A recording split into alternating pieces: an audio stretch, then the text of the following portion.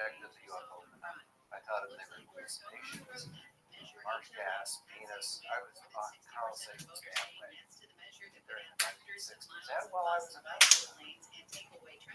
After I left NASA, I really began to learn what it's like to be the target of scoffing by people who would normally be my friends and colleagues, just because I would inquire into areas that were outside of their box. But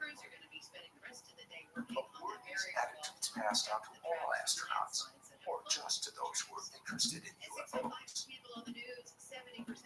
Some of my fellow astronauts and astronauts who did go up and who have observed things very clearly, they were told not to report it. It is these reports which lead UFO researchers and other experts without a solid answer to their biggest question. Why does NASA continually avoid the subject of UFOs?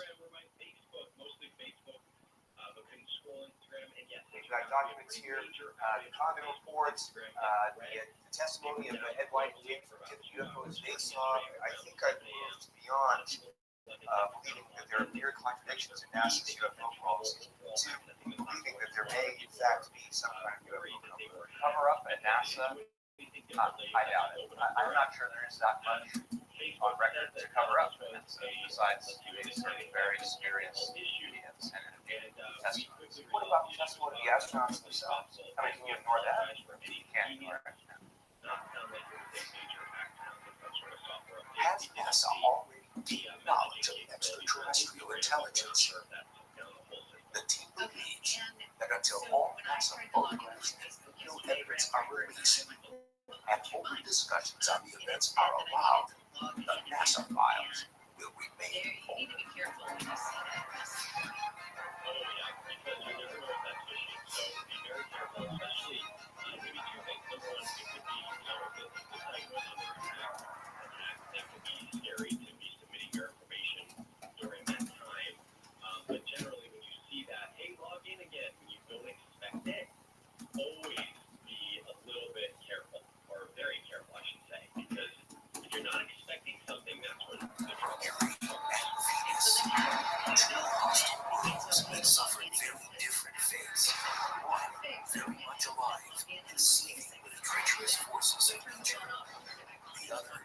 Planetary carcass gouged by millions of high velocity events. Both demonstrate the true horrors of planets gone wrong. Mercury and Venus, the inner planets.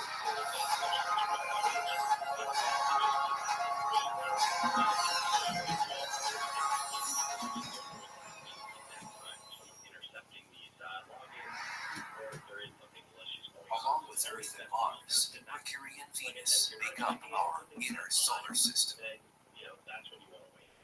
We get that caveat emptor thing with so many things in life today. Saturn, Uranus, and Neptune.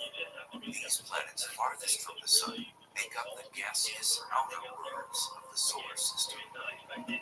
Over 4 billion years, the inner planets bound enough interstellar debris to become rock solid. Why do we study planets? Why do we study astronomy at all? We someday need to go beyond the planet Earth if we expect to survive as a species for a very long time. But we need to know what's out there and what the nature of the universe is. We're studying worlds where things are exotic, but the basic processes of physics and chemistry at work are really the same as we see here on Earth. Millions of miles separate us from our rocky cousins. The jewel around Venus and Mercury reveals a common DNA. You go to Mercury and Venus and really look at these as places as worlds with their own histories, and then contextualize our own planet's history. Venus is the sixth largest planet in the solar system. At its closest, it is 26 million miles away from Earth. A year on Venus lasts 225 Earth days. If you weigh 150 pounds on Earth, you weigh 136 on Venus.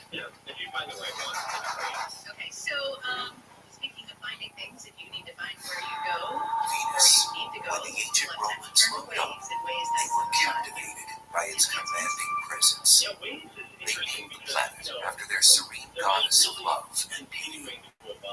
It's such a beautiful presence in the sky. It seems obvious that the connection there.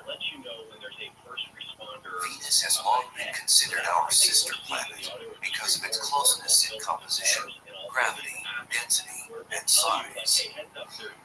Venus and Earth are almost twins in a lot of ways. They're almost the same size. Venus is slightly smaller than Earth. So if Earth was a regulation basketball, Venus is a soccer ball, slightly smaller. And Venus is the closest planet to Earth. So for a long time it was thought of literally as a twin planet. For ages, scientists thought this twin, like Earth, was a planet covered with deep oceans, lush rainforests, and had a climate that would give credibility to the notion that intelligent life could exist there.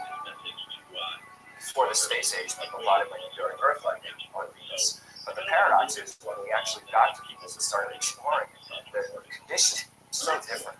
It turned out Venus was less of an exotic sister to Earth and more of an evil twin. They're going to have two very similar planets in their sort of polar properties, but they evolved to such different states, and that creates an interesting problem in understanding planetary evolution. A sort of controlled experiment to these two similar planets and let them go for 4 billion years, and then why they end up so different. First, some of the basic differences. Venus has been hit hard with meteors. One so strong that some scientists think it may have reversed the planet's rotation. Venus has a very slow rotation, and it has what we call retrograde rotation, so it spins backwards compared to the direction of spin of all the other planets. Because of this retrograde rotation, the sun rises in the west and sets in the east. And the Venusian days are long ones. The amount of time from one sunrise to the next is about 8 Earth months. Thank you so much, Rich. But the orbital pattern and long days are what make Venus so intolerable. In part, it's the wicked climate. With a surface temperature of 900 degrees Fahrenheit, Venus is the hottest planet in the solar system. Travelers there would have their trip cut short in no time. It would take a matter of seconds. Maybe 1 second before they were gone. North Carolina's Republican Lieutenant If you're an astronaut sitting on Venus without a spacesuit, then your skin's going to crisp up. You're going to cook just like a turkey in an oven, except much faster. The unforgiving heat wave is created by a process called the greenhouse effect, the identical process that keeps Earth's climate in check and teeming with life. But a closer look at Venus tells us how this common trait can be a cycle of life and a cycle of death. Coaches, medical professionals, and active military members were among those arrested. So was a former Polk County detention. Today, our room temperature is on the rise, and scientists found the possible cause behind it up on Venus.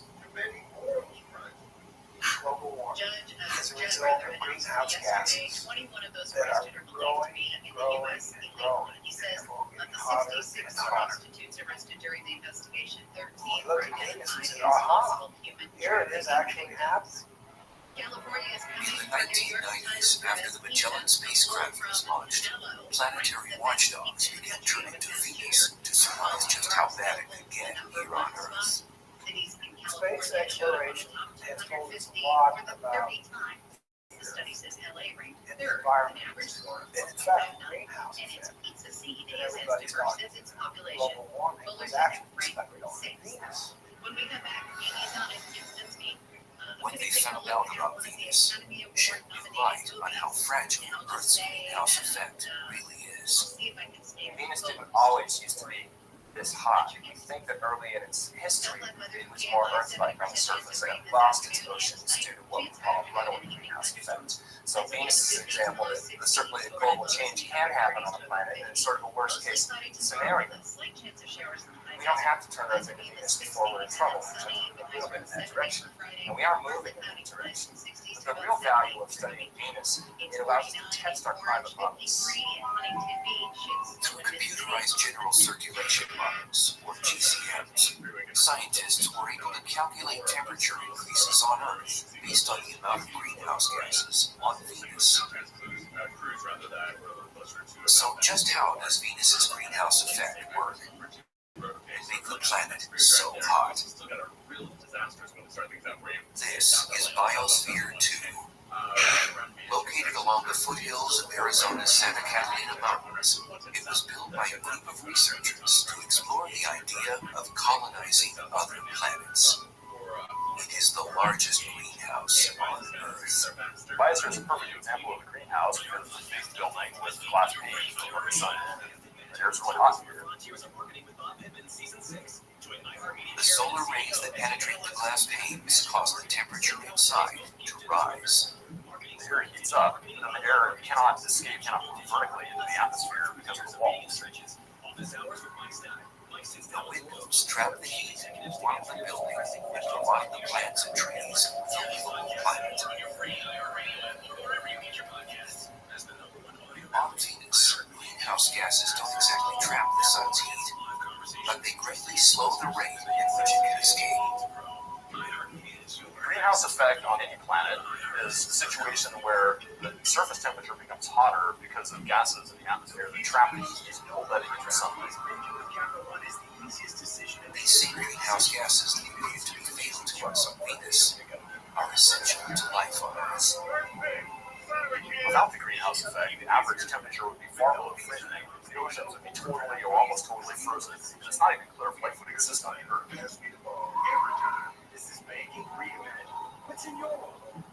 talked about how hot it was. Why is it so hot? The answer has to do with the atmospheric composition.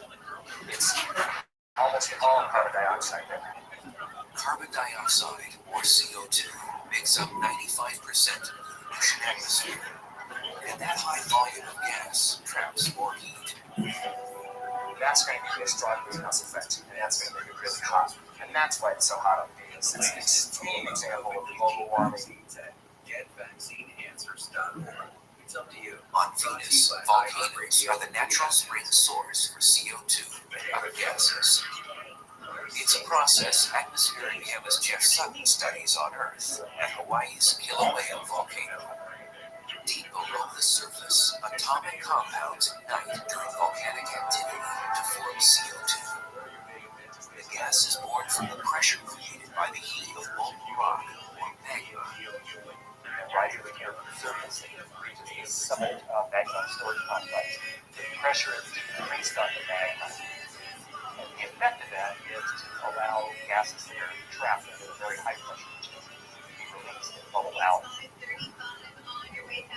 The Venusian surface would likely have cracks in the lava similar to these vents, where gases escape into the airstream. Somewhere between 80,000 and 30,000 metric tons of carbon dioxide boil out of the magma chamber each day. And it amounts to something on the order of 3.5 to 5 million tons per year. And that's just one volcano here on Earth. Venus has more active volcanoes, and that means more heat-bouncing gases. So all the CO2 just builds up in the atmosphere of Venus, which just makes it hotter and hotter. The 900-degree heat is the only trait that makes Earth's twin seem a menace. 30 miles above the scorching ground of Venus, there's havoc occurring on the planet that makes 900 degrees Fahrenheit feel like a cold front. Electrical mayhem, where split-second jolts can reach 50,000 degrees. Each spark of light contains 100 million volts of electricity. Lightning occurs on both Earth and Venus when electrical charges store up enough energy until they release a spark. Brand new or older, or it's a series, or it's a documentary. There's a lot of Piers content out there. Oppenheim So teaches planetary physics to students at Boston University, relatives to and sometimes. researchers like him get in on the action at Boston's Museum of Science. In their cage lighting exhibit, 30-foot-high domes float around to simulate how lightning is generated on Venus. And then it's showtime.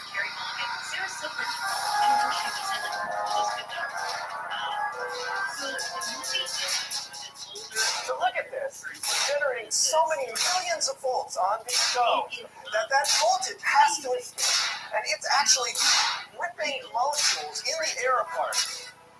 The air in the domes, like within the Venusian clouds, stirs up the electrical distribution of tiny atomic molecules. So the ripped molecules make that light as they reassemble themselves. And that's what a lightning bolt is. Cosmic particles from exploding stars way out of the galaxy. Yo, what up, Anna? How are you? In the atmosphere, they provide that spark. These are particles that come from Hello? way out in the universe. Into the atmosphere, it causes a shower Oh, of hold on. charged Let me make it particles. so you can come up and speak. And on Venus, you probably have real lightning to an extreme extent, contain enormous amounts of energy, and go for miles and miles. On average, lightning hits the Earth more than 3.1 billion times a year. The number of I times have lightning seen you hits the ground somewhere. on Venus, 0. Harry Potter Obama Sonic Penny. Atmospheric pressure on Venus is 90 times greater All right. than on Earth. I sent you an invitation. The atmosphere created by Hopefully you can gases accept it. is I'm just doing some testing of the features that we've got here. If you don't know, I stream my life 24 hours a day, 7 days a week, 365 days a year for world peace. I don't want people to have war anymore. I've been doing so now for almost 3 years. I have more data on the internet than any person in global history. You can check out my setup. You're live on. Let's see. Hello. Homie, your stream's pretty cool, and I would love to be a friend and fan. Okay, cool. So I've got. You're live on 9 different streams on each one of these devices, so it's a really big deal. You can see, look at all these devices. It's huge. I'm going to invite you to speak. Feel free to speak if you'd like. If you don't want to speak, do you want thing, girl? I'm not here to be your boss unless you want that. All right, so moving on. If you're like, so you mean you just stream your life all day, Rabbi? Yep. You don't do anything else? I do other things, but that's for the most part it. And I set up my streams and I test. I do all kinds of things. In fact, I gotta say some prayers, believe it or not. And if you're like, you're gonna say prayers? Yeah. So just one moment. It's like all on a calendar, and I gotta do it within a certain amount of time. So, if you're like, okay, well, why don't you say your prayers? I have to log into some accounts as well. And if you're like, you mean to tell me you put streaming ahead of logging, ahead of prayer? Generally, like I have a little bit of time to be able to do this. Okay, so we are in there. Okay, I don't care about boosting my security right now. And what I want to do is I want to get one of these accounts into this. So how do we anticipate doing that? You should also know I am stalling because I'm trying to get my little one of my extra accounts into this. And I'm trying to be as entertaining as possible and failing miserably at it. Alright, found it. Cool. So here we go. Let's see if this works. We're going to follow this account.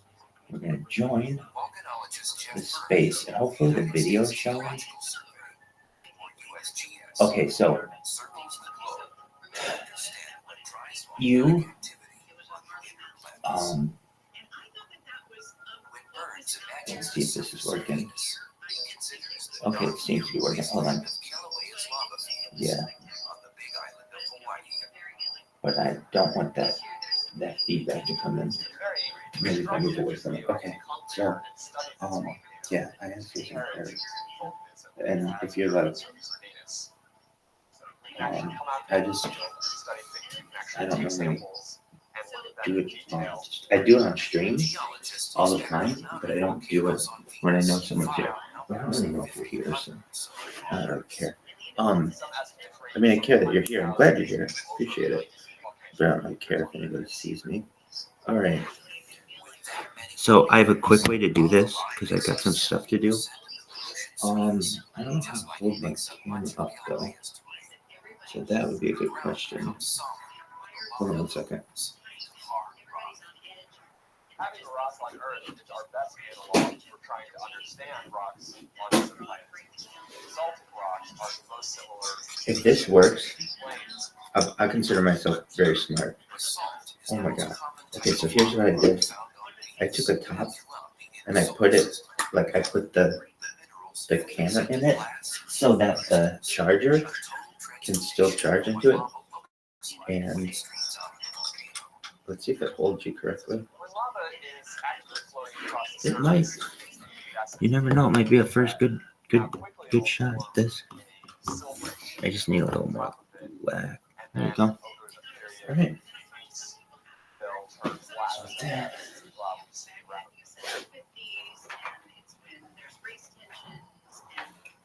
At 5 miles high, Mount Mars is the largest volcano on Venus. It has left some tremendous lava channels in its wake, just like Kilauea did. Now, as you can see, the structure, we have levees here on the sides, and then internal structures as well. This is similar, perhaps, to how large channels called canali form on the surface of Venus. However, they formed at a much larger scale. Large enough to create seemingly endless miles of canali across the Venusian landscape. Consistent in both width and depth, the canali are much longer on Venus than on Hawaii because of environmental conditions on the planet. The dense atmosphere and hot temperature slows the magma from cooling into solid rock. And with little wind and no rain to further cool the magma, lava can cut through the surface for months after an eruption before it hardens.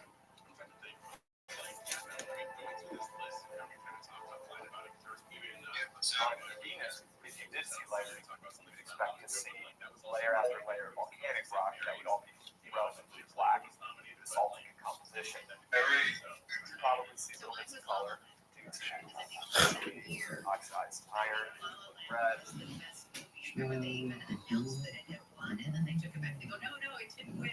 Typically, basaltic lava flows are glass enough that, in fact, it would actually cut your nails. They're extremely sharp. They tend to quench and form glass. We will see what happens this Sunday when they announce the next winner of the Academy And then there are the skies. That heavy Venusian cloud cover diffuses most of the direct We're going sunlight. to be checking in on the gold rush. So we've got ABC's Jim Ryan. A lot darker on the surface of Venus Now here's during the Nick day to tell than us it all would be here about on Earth. problems continuing. Where are Also, because the light is scattered from very deep emission, we tend to lose shadows. So everything is lit very consistently across the surface. Then additionally, because of the composition of the atmosphere, everything will tend to have more orange.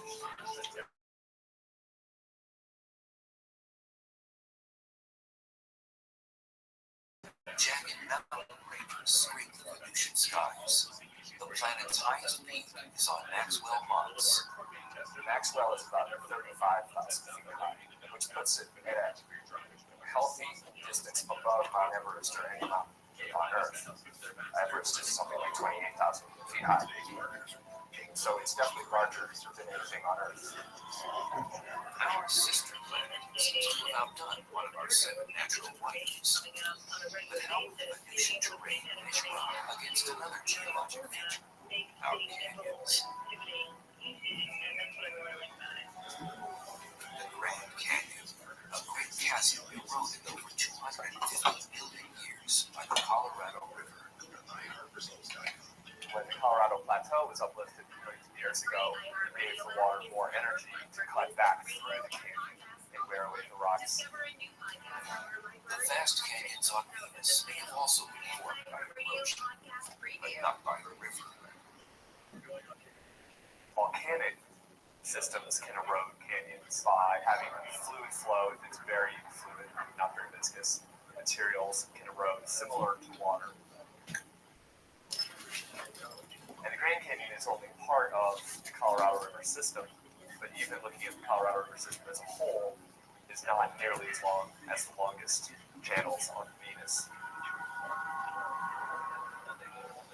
Had the ancient Romans known about the volcanoes, acidic clouds, lightning bolts, toxic air, and that scorching heat, perhaps they may have named our evil twin planet after something other than their goddess of beauty and love.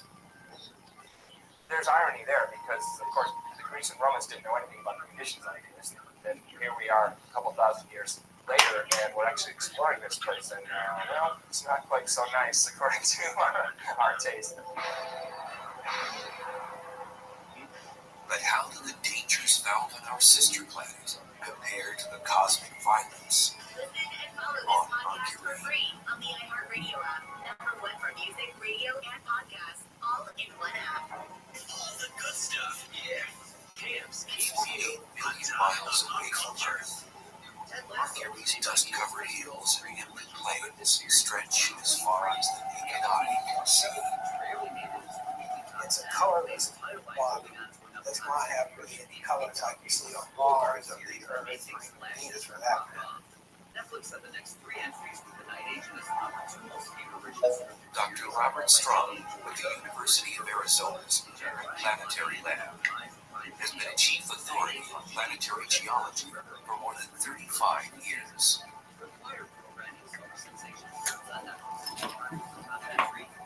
Mercury is the innermost planet, and it's quite different than anything else in the solar system. At 36 billion miles, Mercury is the closest planet to the Sun. The planet has no known moons. Mercury has no atmosphere. And it's a naked eye planet, visible on Earth during the twilight hours.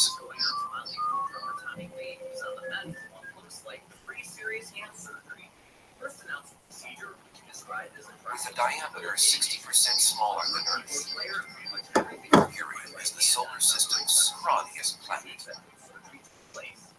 Much too small to generate the strong gravitational field needed to retain the atmosphere. Gravity depends upon the mass of the object. It's larger the mass, the more you gravity. So on Mercury, the gravity is less on Mercury. Since the planet's gravity is so weak, if you weighed 150 pounds on Earth, you only weighed 57 pounds on Mercury.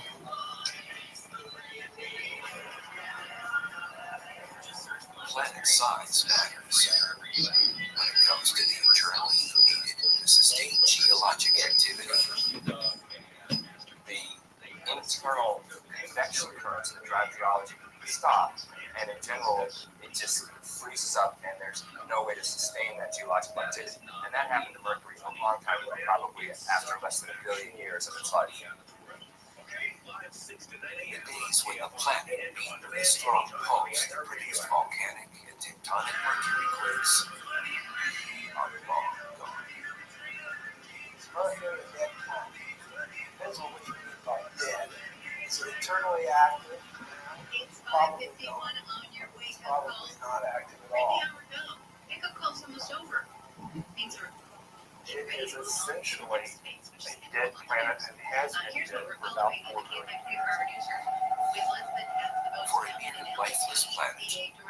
still have some movement.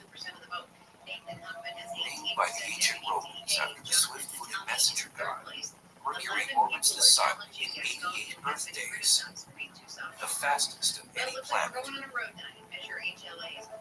But when it comes to the time it takes Mercury to spin on its own axis, the planet holds the record for being the slowest. Length of time? Around 180 Earth days, about half a year. The sun's gravitational force creates a tidal friction within Mercury, which slows down its speed as it spins on its axis.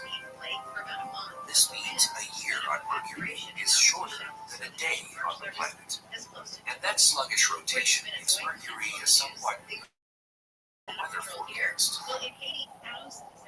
For 6 months, the side exposed to the sun reaches 800 degrees Fahrenheit. On the other side, the temperature drops to 300 degrees below zero. Has a long time to heat up, side facing the sun, and a long time to cool down. The other side, that's why it has huge temperature extremes. Despite its close proximity to the sun, Mercury is a bit of a black sheep planetary family. Its skies always seem like starry nights. The skies would be black. The reason we have blue skies on the Earth is because of our atmosphere. Nitrogen scatters light preferentially in blue. So that's why the sky looks blue. Earth doesn't have an atmosphere, so the sky looks black. Legend holds that Mercury, the Roman god, invented the sport of boxing. This is one planet that's taken the lion's share of the ring.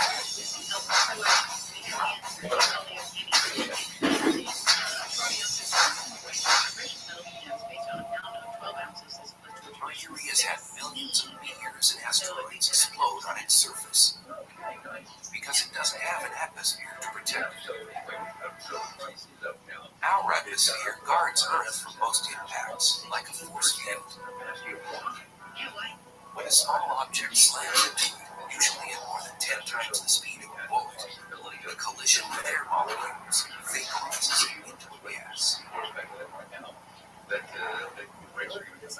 Shielding from small impacting objects by this wonderful thing that we call the atmosphere. And certainly for small objects, big objects, they will completely destroy by those forces long before they get to the geological system.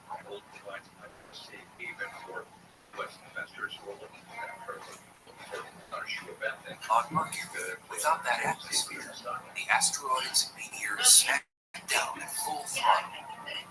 This makes Mercury the most heavily cratered planet in the solar system. You cannot take a step on Mercury without the impact. Back in 1974, the Mariner 10 space probe mapped half the planet's surface, including the largest crater ever surveyed in the solar system. The most prominent feature is a feature called the Caloric Basin, which is a very large impact crater that is about maybe 900 miles in diameter. 900 miles in diameter. That's a couple hundred miles broader than the entire state of Texas. Researchers speculate the iron meteorite that made that impact stretched for more than 60 miles before it crashed into the surface. Moments after impact, seismic waves converged to the antipodal point, the spot on the exact opposite side of the planet. The seismic waves and shock waves from this thing travel and they concentrate simultaneously around the other side of the planet and literally shook apart the surface. This seismic turbulence jumbled up the crust and twisted the terrain into unusual rock formations. All this weird terrain. In fact, the technical term is weird terrain. Because you look at it and it's just weird. It's jumbled up and really it doesn't make any sense according to most geological activities. It's just very rough and looks as though somebody kind of scooped up the surface and just kind of dropped it down. Pre-existing craters suddenly became crude hills, some 6 miles wide and a mile high. fact, the amount of surface elevation could have been on the order of a kilometer or two in just a few seconds. It would have been horrendous. Scientists have no way of knowing exactly when the caloric impact happened, but they can surmise one thing. If an asteroid the same size crashed into the Earth, the impact would be catastrophic. Wipe out human civilization.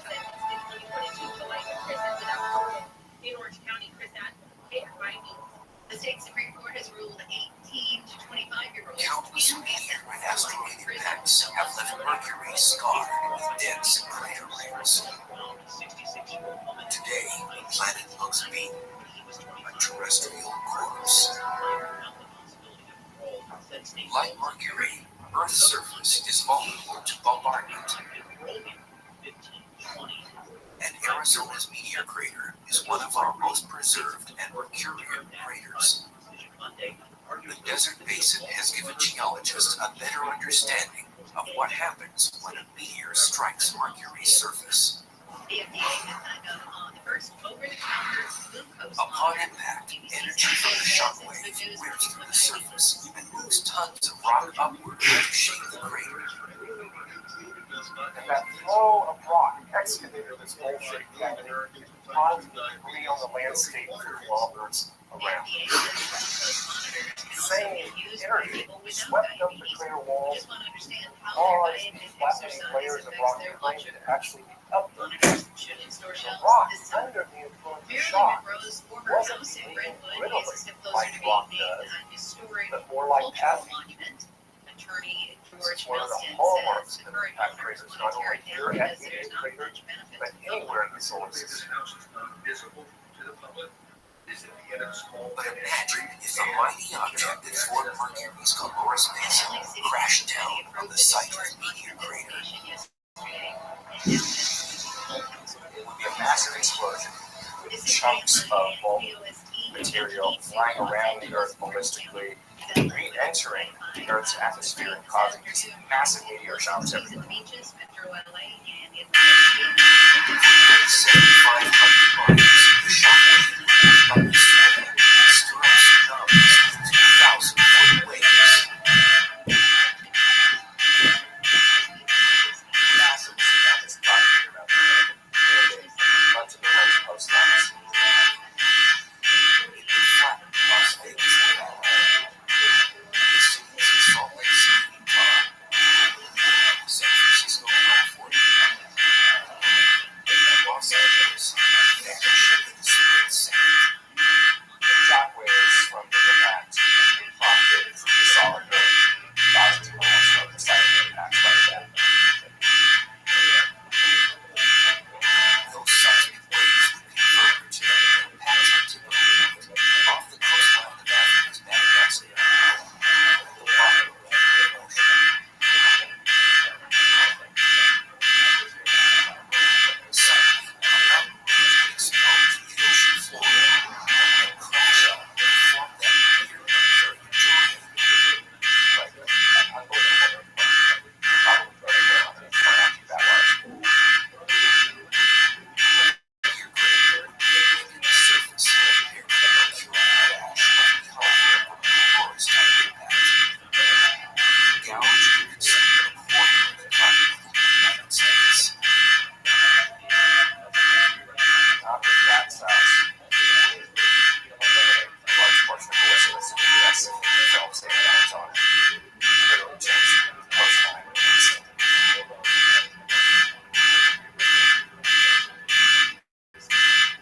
Back on Mercury, those craters give an iconic statue in the solar system.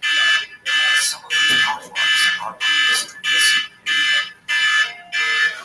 When the radar in Puerto Rico's Arecibo Observatory homed in on Mercury's poles, it picked up something that left researchers befuddled. Ice. Well, one of the hottest bodies in the solar system. It has ice. Oh. The reason it has ice there is because Mercury is a heavily cratered surface. And so craters and polar regions, the inside of them are constantly in shadow. That's because Mercury is vertical relative to the plane of its orbit. So some crater floors never receive light or heat from the sun. But with no obvious water source on the planet, that begs the question, how did the ice get there? Scientists believe the mystery ice could have come from a comet. Comprised of rock, dust, gases, and ice, comets come from the outer reaches of the solar system, where the temperatures are much colder. Does this ice just be on the bottom of carbon-initiated craters? Or could it be ice that's sort of covered up by a layer of dust which is shielding it from sunlight? We really don't know. Besides these common collisions, there is yet another type of crater on the planet, and they weren't formed by anything that fell from the sky. Instead, an Earth-like force of nature created these holes and generated deep within the planet's core. Only how understanding God's word sometimes. Get in touch with you on iHeartRadio provides biblical teaching. Mercury. A closer look at its terrain by scientists reveals that some of its craters could have been formed from something other than asteroids, comets, and meteors. We do understand that the dominant geologic process that affected Mercury, at least Mercury's surface, is impact craters. The second most important geologic process to affect Mercury is volcanism. Although we haven't seen any definite evidence of volcanoes on Mercury, we do expect that there has been volcanic eruptions in the past.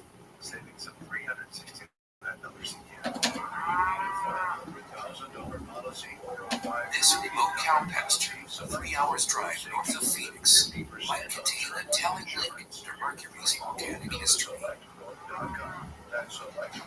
The crater hills are extinct cinder cone volcanoes, and geologists suspect similar ones can be found on Mercury. This is a cinder cone. You can see behind me there's a large crater in the center, which is typical of cinder cones. These volcanoes do have their differences with Mercury cinder cones.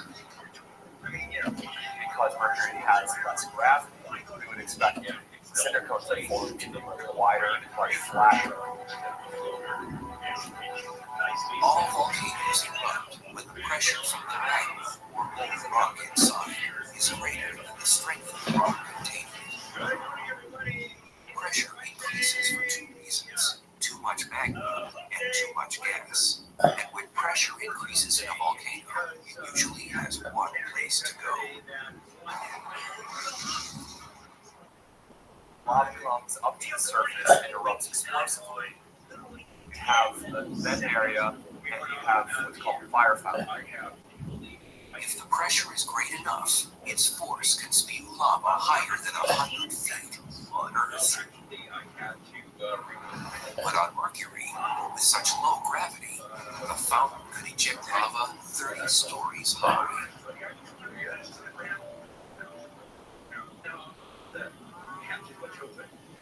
While these cinder cones in Arizona may illustrate our shared volcanic heritage with Mercury, to witness an eruption there firsthand and watch the cinder cones form will be a whole other experience. First, without an atmosphere, a plume of ash and smoke and debris billow across the landscape. That material would go into essentially convecting space because Mercury doesn't have an atmosphere. So that material would break up much more. Also on Mercury, you would be able to hear a loud eruption. Since Mercury has no atmosphere, there's no way of transmitting sound. So if you were on Mercury, you're playing a guitar or a ukulele or a piano, you would not hear anything because there's no atmosphere to transmit that sound. So it would be just complete silence. Back in 1974, Mariner 10 surveyed only 45% of Mercury's surface on a flyby mission.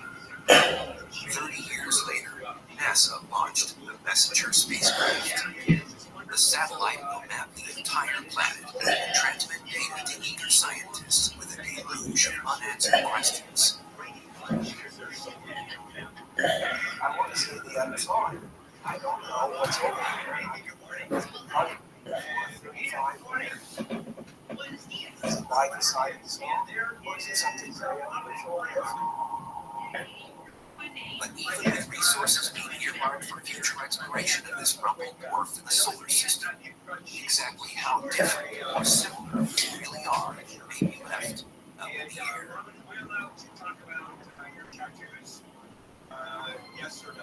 Despite the harsh conditions on Mercury and on Venus, a close look around our own backyards reveals the good, the bad, and the ugly of the inner planets. The universe is this vast, vast thing. And here we are sitting here. It is anywhere. We are not isolated. We see things that happen on these other planets, tremendous climatic changes. The past of having a very short period of time change that. And that can happen down here. Ultimately, it's just our knowledge of who we are, how unique, and how rare an environment like ours and creatures like us might be in the universe. And that evolution, that exploration, that turning the corner, that discovery of new ideas is what we're all about. There's a break.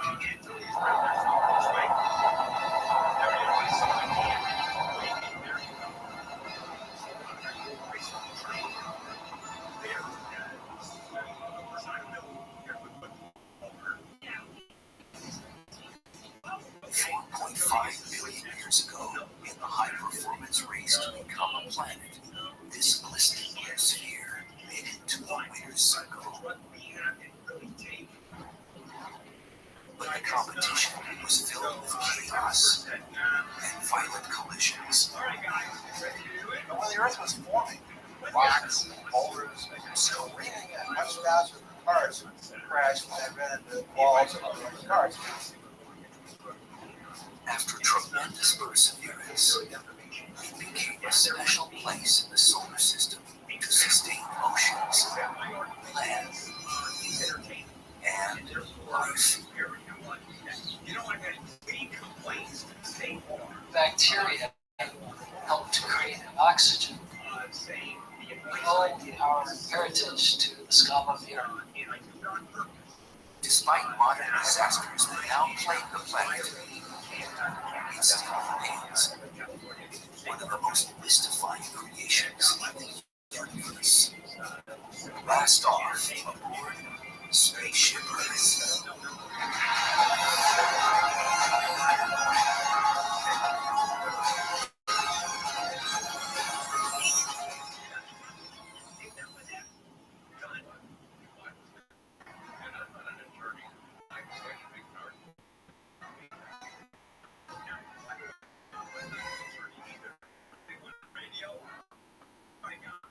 Suppose extraterrestrials truly exist and wanted to own planet Earth. They may for the ultimate cosmic vacation. Earth, whose name may go back to the Greek word eros, meaning crown, is the third terrestrial planet from the sun. But when arriving, visitors will realize that it got its nickname Red Planet because 3/4 of it is covered in water. And vacationers will see that Earth is the only planet in our solar system where humans or advanced life exists. We breathe our oxygen-rich atmosphere, we breathe underwater. Earth can be explored without a protected spacecraft, spacesuit. But tourists will need to adjust their watches. It takes 365 days for Earth to orbit around the sun. Each day is 24 hours, which is the amount of time it takes the planet to rotate around its axis once. Despite travelers' warnings about deadly storms and civil wars, Earth is a relatively safe adventure destination.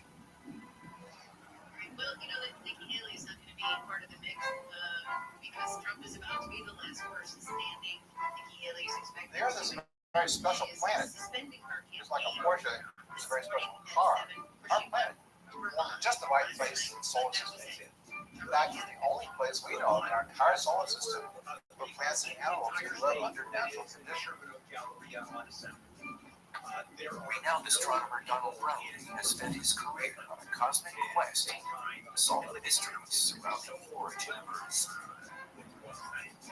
He says in the race to become a life-sustaining planet, Earth was in the driver's seat.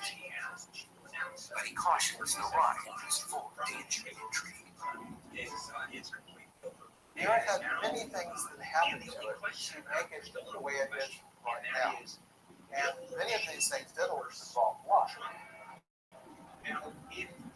4.5 billion years ago, one corner of the universe experienced a colossal fireworks display. A massive but short-lived star exploded as a supernova. The blast from this star may have triggered the gravitational collapse of the cloud that formed the sun. Shortly after the sun formed, it had a lot of material orbiting around the sun. This was microscopic stuff, ice particles, dust. A lot of it wasn't unlike wind that comes out of your dryer. It began to kind of stick together in little clumps. Eventually, some of these pieces became more like sand, pieces of silicate, and it began to stick together into little rocks, little boulders. As the boulders grew larger, so did the collisions. As two objects impacted, gravity held them together.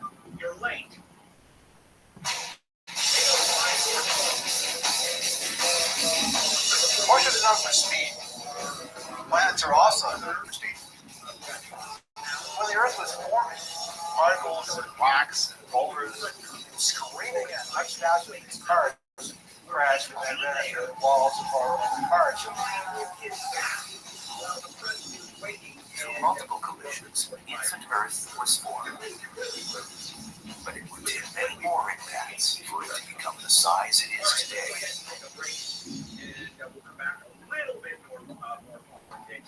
To better understand the formation process, Reed Schultz and his former student Seiji Sugita are attempting to recreate the early impacts on Earth by using the vertical gun range at NASA's Ames Research Center. It's a warehouse-sized room housing a massive light gas gun, which looks more like a ballistic missile. The vertical gun launches projectiles at specified targets inside a vacuum chamber. The fact that this gun can hold up a different angle makes it really realistic in terms of comparison to what happened on the surface of Earth about 3.5 billion years ago. So when a fire is tiny, quarter-inch aluminum sphere into the chamber area. And we use this because it has about the same density as an asteroid entering the atmosphere. So it's going to slide in around 3 miles per second, about 10 times. It's going to smash the screens. The vertical gun will shoot the aluminum beam into the vacuum chamber filled with atmospheric gases. There, it will impact a sandy mound resembling early Earth's surface. We're in a vacuum chamber. Putting back in a gas that will simulate what the Earth must have looked like. Let's go ahead and make a bunch of craters. What the very landscape of the Earth must have looked like. Because these things are happening all the time. You had to have a lot of craters. Okay. The plan is to come in, hit the center of the target, and watch the Earth. And you'll see the destructive power of the even though it's a tiny bit, it's going to be expressed. High-speed cameras will document the impact. Schultz and Sugita nervously watch a monitor located outside the gun range. It's just like this moment before From a secure control room, an engineer flipped several switches. Okay, here we go. Schultz and Sugita mix science with a little superstition. Cross our fingers, cross our legs, cross our hands.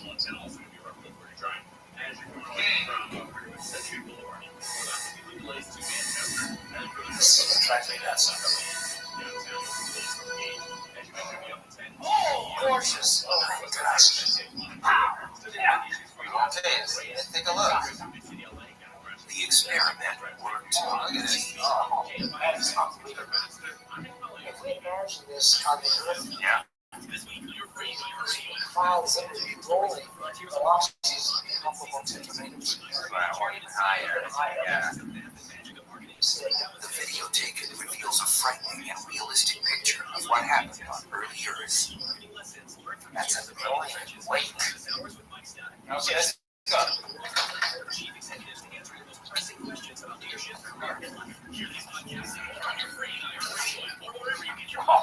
Oh, man. Jeez. Oh, that is absolutely gorgeous. That did some serious damage. Just imagine, this is the asteroid that slammed into the Earth. This must have been happening just repeatedly, doing real damage to planet Earth. And it's just a small scale example of what must have happened.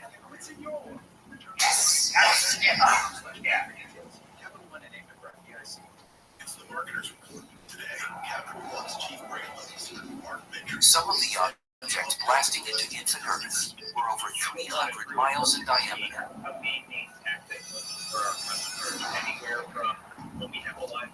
The force of one such high velocity impact created tremendous heat. Earth began roasting from the inside. Iron and nickel melted and sank to the core, generating heat like a massive furnace. The outer rock, or magma, was completely melted, producing a molten ocean. The planet was a raging inferno floating in space, literally hell on Earth. The most severe impact could have sterilized the steam atmosphere, the entire surface of the Earth, above sterilization temperatures. Formation of the Earth's core, sometimes called the Great Iron Catastrophe, occurred within the first 40 million years of our planet's existence, and it had a profound effect on our future. Within the iron core, the rotating ball of molten iron generated a remarkable magnetic field. Set up the conditions for a habitable planet. Getting all the iron down in the center of the hydrogen and solid core would eventually drove the protective magnetic field that surrounds our planet. Without the magnetic field, Earth would be an airless waste devoid of life. A gusty wind of material speeds from the sun past Earth at 1 million miles an hour and could erode our atmosphere to nearly nothing in a few million years. But Earth's magnetic field deflects the solar wind and preserves our air. But even with the magnetic field, violence and chaos continue to plague our planet. Above the Earth's iron core, its rocky mantle was melting, forming volcanoes that rose to the surface and burned up noxious gases and lava. And the collisions kept coming. One impact would forever change the course of Earth's history and the fate of mankind. In the last few weeks of the campaign, was really keen. About 50 million years after the Earth began forming, it experienced a collision that would steer it in a new direction. An object the size of Mars slammed right into Earth, which was already 80% of its total size. The explosive impact melted both the planet's outer layers and fused the two together to form a larger Earth. Some molten debris that didn't blend together coalesced to shape our moon. Sports figure that ends up going, hey, you know what? Bruce Jenner. But that hasn't been a Republican who's won statewide since. Planetary scientist Bill Hardwick first proposed this theory after NASA's first mission to the moon. When the Apollo astronauts brought back rocks, you could actually see what the rocks were made out of. They found out that the rocks are like lava that you can find on Earth, which tells you that the moon material and the Earth material are very, very similar. Earth's intimate relationship with its moon gave the growing planet a competitive edge. The moon is what causes the seasons, because some parts of the year the North Pole is tilted toward the sun, and later on the South Pole is tilted toward the sun. The moon holds that tilt steady. The various gravity forces that are exerted tend to act in a way that holds that steady. After the epic collision which created our moon, our planet was over 90% of its total mass. The planetary migration process involved almost a biological competition. Many bodies bashing into each other at very high speeds.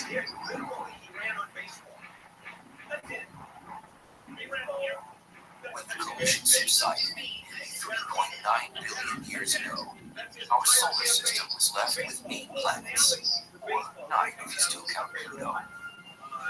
Earth secured the third orbital position from the Sun, which is now 93 million miles away.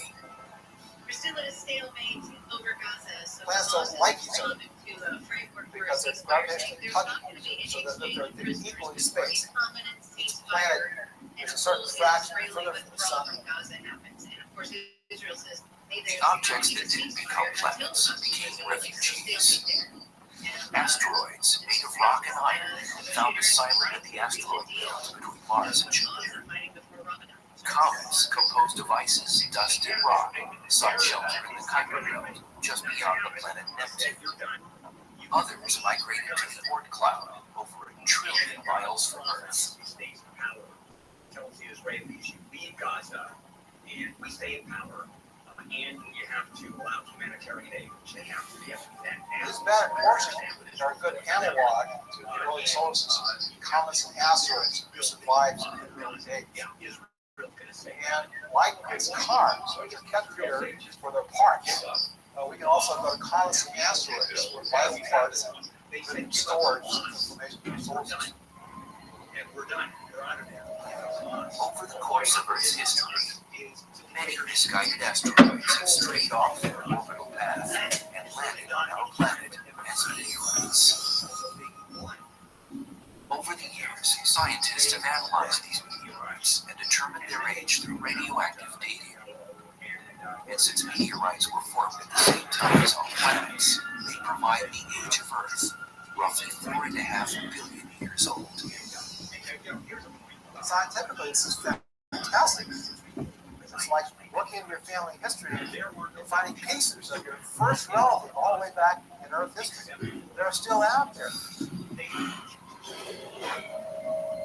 Asteroids and comets may also shed light on the origins of water on our planet. For another view of all the mess that's going on there in the East, you've got 3 U.S. C-130s roughly 3.9 billion years ago, the Earth cooled, forming a thick silicon crust over its mantle and iron and nickel core. Warm liquids covered the planet's surface, except for a few volcanic islands dotting the globe. One of the Earth's lucky properties is having been born in just the right place. It's what's called the habitable zone. It's the right distance from the sun, where its ocean does not boil away, make it too hot, or too far away, where its ocean is too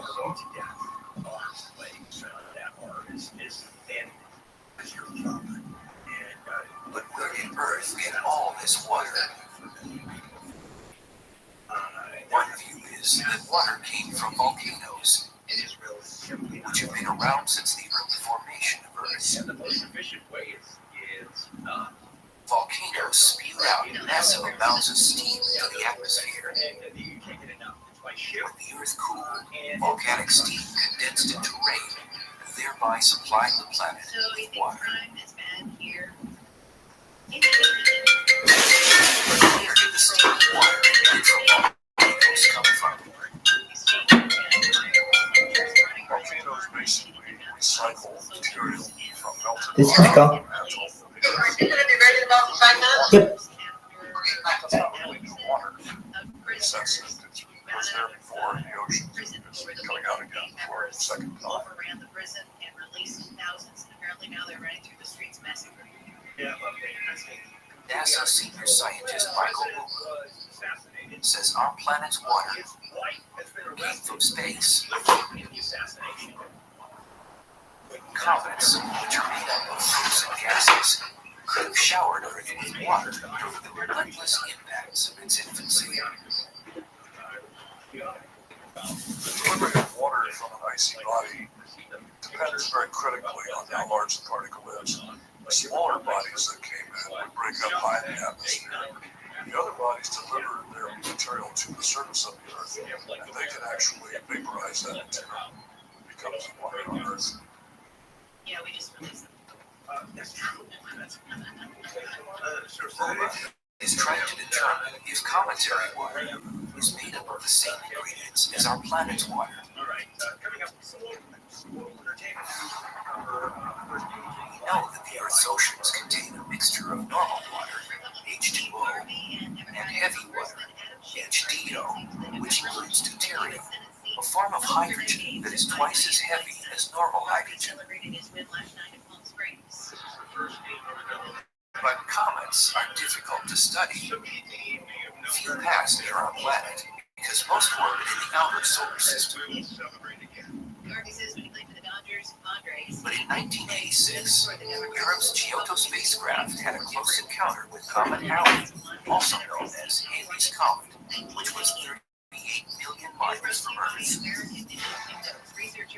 One of the ways we analyze samples is to fly mass spectrometers through cometary debris, depending on the comet when it's active. We measure gases very accurately in this way. This is done for Comet Halley. Comet Halley's water is similar to that on Earth. However, the other comets analyzed so far have twice the amount of HDO, or heavy water, that's in our oceans. We know now by looking at other compounds in comets that they're not all the same. So we don't know whether Comet Halley was exact representative of all comets. Most comets studied thus far have come from the Kuiper Belt, located in the outer solar system. So they probably didn't help form the planet Earth.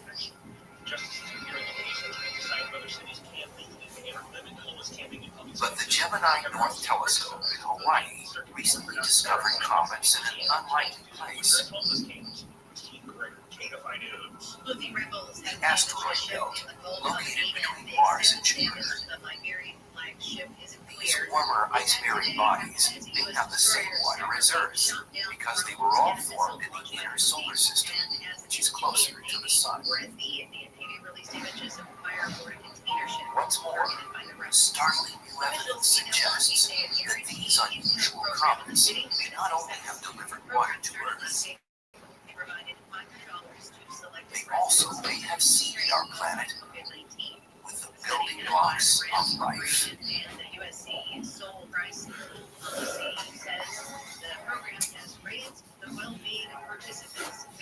The origin of life. It remains one of the most puzzling and controversial questions about our planet Earth. One thing is certain, 3.9 billion years ago, humans would have lasted for only a brief moment. Earth's atmosphere consisted of carbon dioxide, water vapor, a little nitrogen, but no oxygen. Yet could primitive life have endured in such an environment. And ferments, it was like 4.3 billion years ago. We think now that the conditions are awesome. The oldest fossils on Earth only date back 3.7 to 3.9 billion years ago. Some of these remains once evolved in ancient ponds or lakes. There, atmospheric chemicals and energy formed a primordial soup of amino acids, the essential elements of life. But could the building blocks of life have come from somewhere else? Perhaps from an extraterrestrial object? Meteorites contain organic materials, including amino acids, formed somehow in the early solar system. So there is this delivery of organic material from space. But if asteroids and comets gave the building blocks of life for a space shuttle ride to Earth, how did they survive the high velocity impact?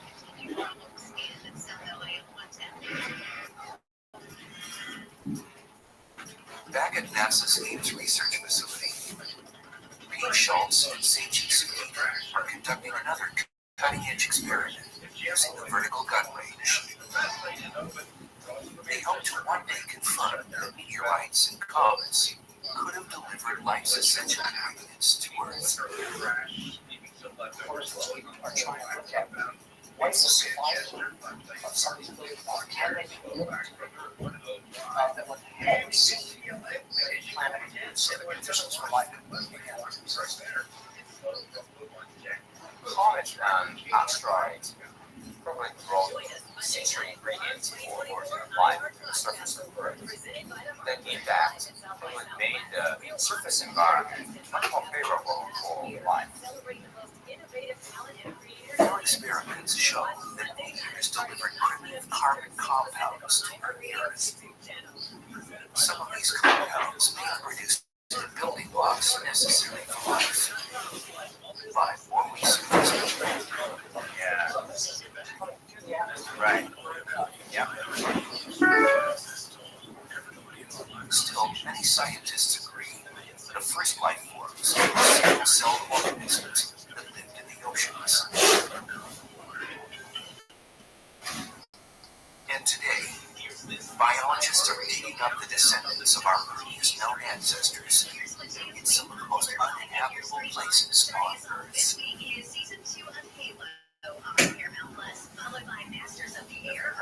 Cadillac today as modern life. Ancient life was more like a bicycle. There are no remains of these organisms other than their chemistry. And I think it's important to keep in mind that for the first 2 billion years of this planet's living history, it was all microbial. Professor Ken Nielsen is a bona fide microbiologist. He scours the planet for the tiniest forms of primitive life that still exist today. The earliest Earth was full of hydrogen, slate hydrogen sulfide, and a lot of methane, some carbon dioxide. It was a place full of energy. The microbes exploited virtually everything on this planet of energy. Some have dubbed these early life forms extremophiles or thermophiles, organisms that can live in extreme environments. Let's say there was a massive meteorite that hit the Earth, and the temperature of the Earth went up 40 degrees. Well, that would be just perfect for these extremophiles. One of the things we know, for instance, is that the quote, oldest organisms, the ones that are nearest to the last common ancestor, are all thermophilic organisms. And you could say, well, that proves that life evolved at high temperature.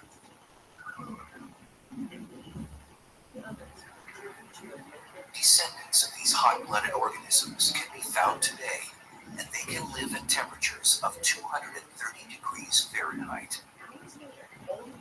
If you want some so-called thermophiles, then you go to Yellowstone. You see these bubbling lakes, cauldrons of smelly water. And for years, people associate sterile, but they're full of life.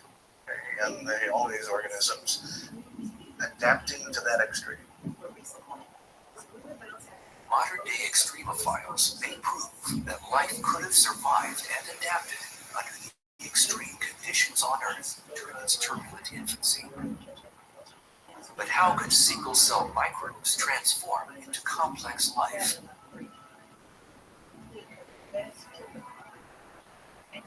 Approximately 3 billion years ago, primitive life soaked up energy from the sun. Underwater microbes formed a green pigment called chlorophyll. This enabled them to trap sunlight and produce a chemical reaction which converts carbon dioxide and water into food.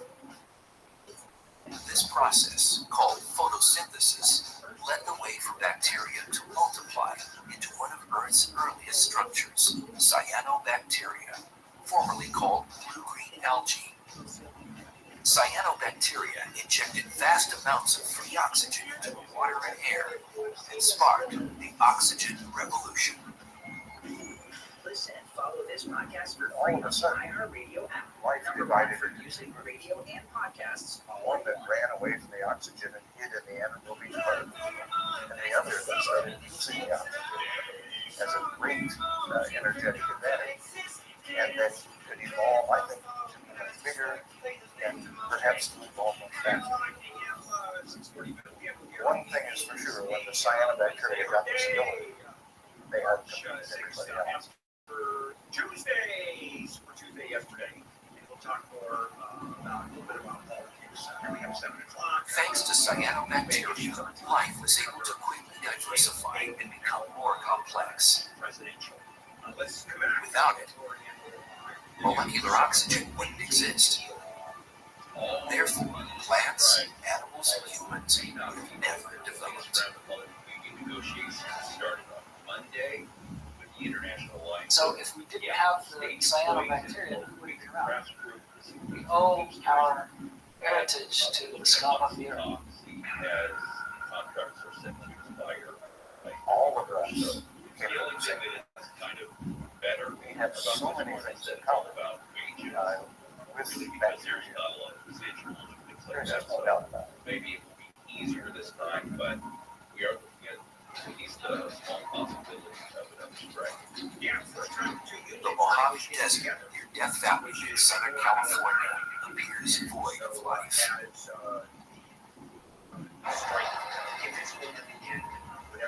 Below the surface of this dry lake bed, mankind's ancestors thrive. Hey, what happens when sign makers go on strike? Hold up. It's a good point. Then they grab the signs on the Planet freeway Earth's over earliest life and forms turn around. may have adapted and persevered under extreme conditions. Was it another magic bullet? The owner of the prop firearms supplier for the movie Rust says he never Today, in the parched and barren Mojave Desert in Southern California, geobiologist Ken Nielsen is searching for the secrets to life. He's discovered that modern microbial organisms also thrive in some inhospitable places. that were used in another film shoot.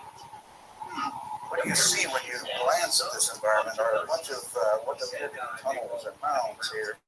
And these are made from the gases produced by the microbes moving in this flat area. If we were to take water and rehydrate this piece of dirt, put this under the microscope, it would be bright abundant microbes swimming everywhere. And this is the life cycle on this all of which we call extremophiles. You tell their existence in a mud flat like this. Now these rounds, they have shape. Apple bearing or something. Microbes reigned supreme for much of Earth's history. They revolutionized the planet and paved the way for a myriad of sophisticated species. But it was land that gave life a new home. It's believed the emergence of landmass began roughly 4 billion years ago. Plate tectonics created heat and pressure that produced rock lighter than the ocean floor.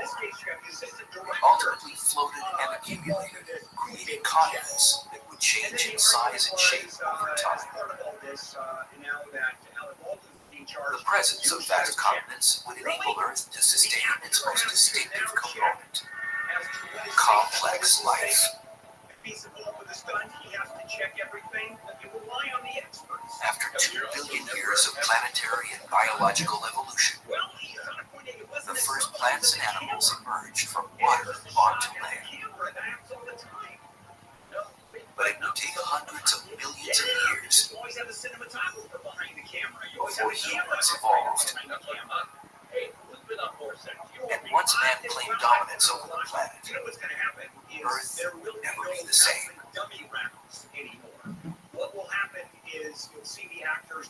Planet Earth now holds the best real estate for mankind in our solar system. 7 diverse continents and countless islands are home to 6 billion people.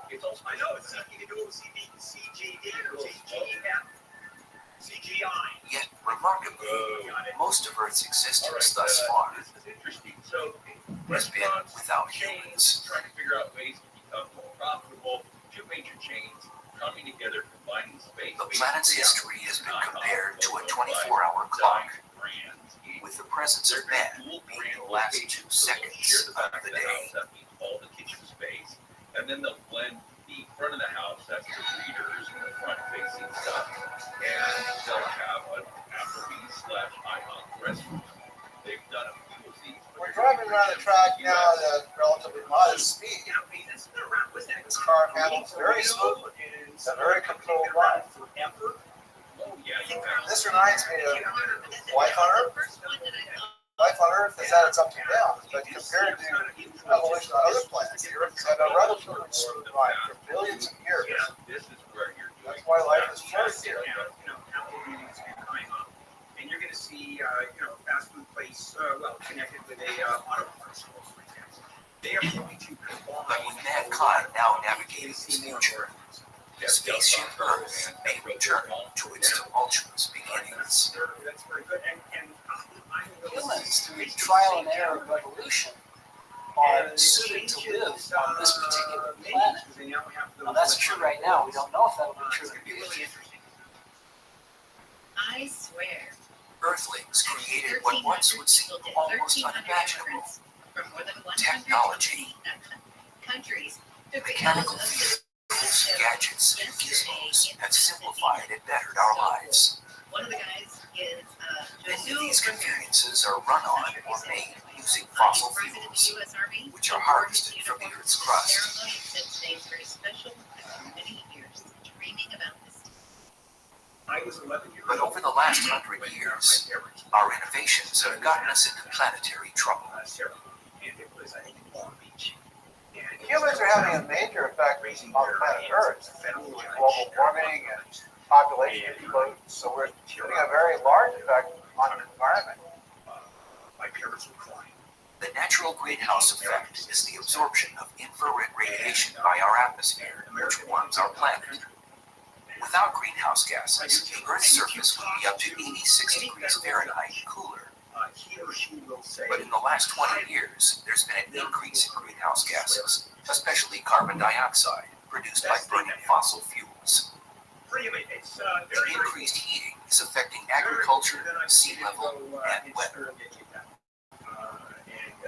In the past, carbon dioxide levels have spiked due to natural causes such as volcanic outgassing. However, today's rises seem to be happening much more rapidly. DA George Gascon will be headed to a November runoff. He's To physically witness the drastic changes, 22% of the vote. Former U.S. one needs to travel to the barely habitable zones on planet Earth. Tommy's in third place. Vote counts There, become official. mankind's future is literally melting away. Millionaire Bass will lead a delegation of city leaders to Paris today to see how India is getting ready for the 2024 Summer Olympics. Ahead of LA hosting the Olympic Games in 2028. City Council President Paul Council members The Earth's north and south poles are known as the cryospheres. regions blanketed with snow and ice. They help regulate climate temperature and water levels around the globe. NASA senior scientist Walid Abdullahi investigates the frozen parts of our world. The feeling of being on ice is pristine. Places probably my boots first touched the ground there. It's very humbling. You stand there and it's so vast and impressive. But in the last century, scientists like Dr. Abdullahi have personally witnessed Earth's ice shrinking. The reason? Ice and snow are white. They reflect sunlight and cool the planet. By contrast, the open oceans absorb sunlight, which heats the globe. However, as ice melts, it creates more open water, which sucks in more sunlight and increasingly warms the planet and melts more ice. It's unstable, say, because even the slightest change tends to amplify itself. And it's essentially a runaway effect. Earth's polar ice caps are in peril. Continually melting of these precious landscapes may one day produce catastrophes across the planet.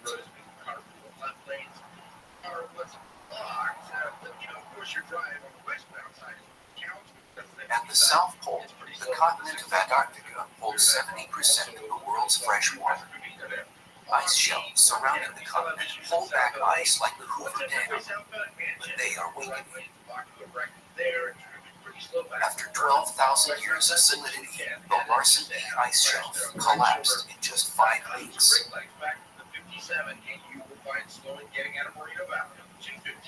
At the North Pole, some predict that the Arctic Ocean will be ice-free during the summer in the next 40 to 60 years. What's causing the warm temperatures? Certainly there's an element of natural variability, but there is also human uncertainty.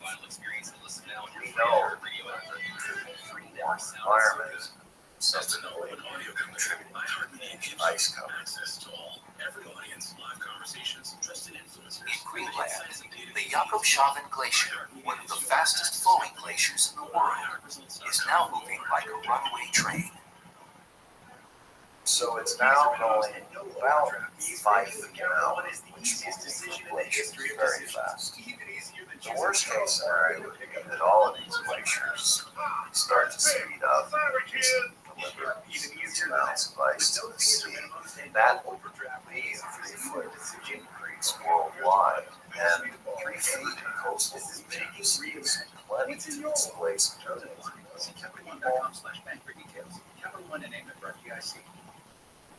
Imagine the best place you've never been. No, never been. Although humans may be able to stabilize man-made pollutants, it might take decades. How much persistence? At the same time, there are natural processes at work that might determine mankind's fate. Every day, we're working to bring the Planet's going through its own customer service that puts you first. What we do to the planet affects us. It doesn't affect the planet. Blue Shield. So we may muck up the atmosphere for 2,000 years of global warming and so forth. But this is actually just a blip. It's an important blip to us, but it's not necessarily a blip in terms of planetary evolution. Ibrance 125 milligram tablets with an aromatase inhibitor is for adults with Don HIV Brownlee and colleague Peter Ward have measured our planet's vital signs, and its prognosis is bleak. Earth, as a place for animal and human life, is nearing old age. Why? Our sun is getting brighter and hotter.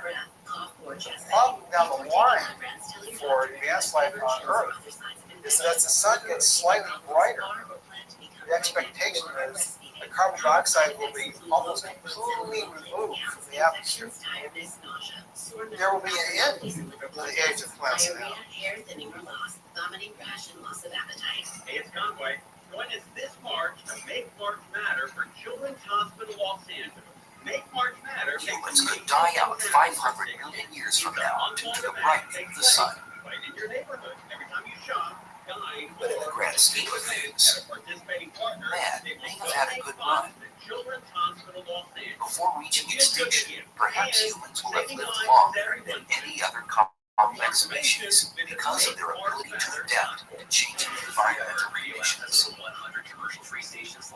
From a human standpoint, the Earth will remain a tortured planet probably for another half a billion to a billion years, which is a truly awesome time scale from a human standpoint. Same location. They fill it in. Next time it rains, I got a pothole in the exact same place. As spaceship Earth maneuvers through uncharted waters, humankind can reflect on the planet's awesome achievements and steadfast survival in the tough neighborhood called the universe.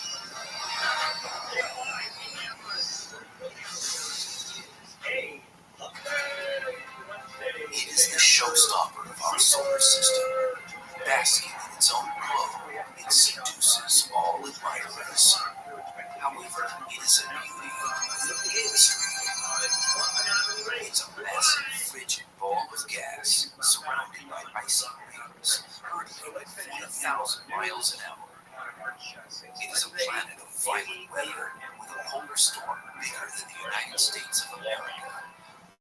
Saturn has some of the most powerful weather in the solar system. The lightning can be 1,000,000 times more powerful than lightning here on Earth. But its winds are even more exciting. The geysers on Enceladus are erupting water vapor hundreds of miles into the air because of the much lower gravity there and the fact there's no atmosphere holding them in. Another has an atmosphere with oceans and mountains. Could life exist on one of these worlds?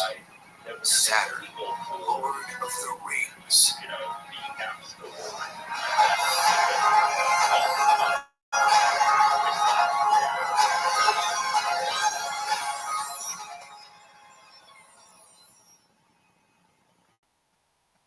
This may be the weirdest race roadblock ever. At the Iditarod race in Alaska, a 5-time champion Dallas Seavey shot a bull. At the start of the race, he was about 14 miles outside. If there is one planet that represents the majesty, mystery, and awe of the universe, became entangled with the dogs and it is Saturn.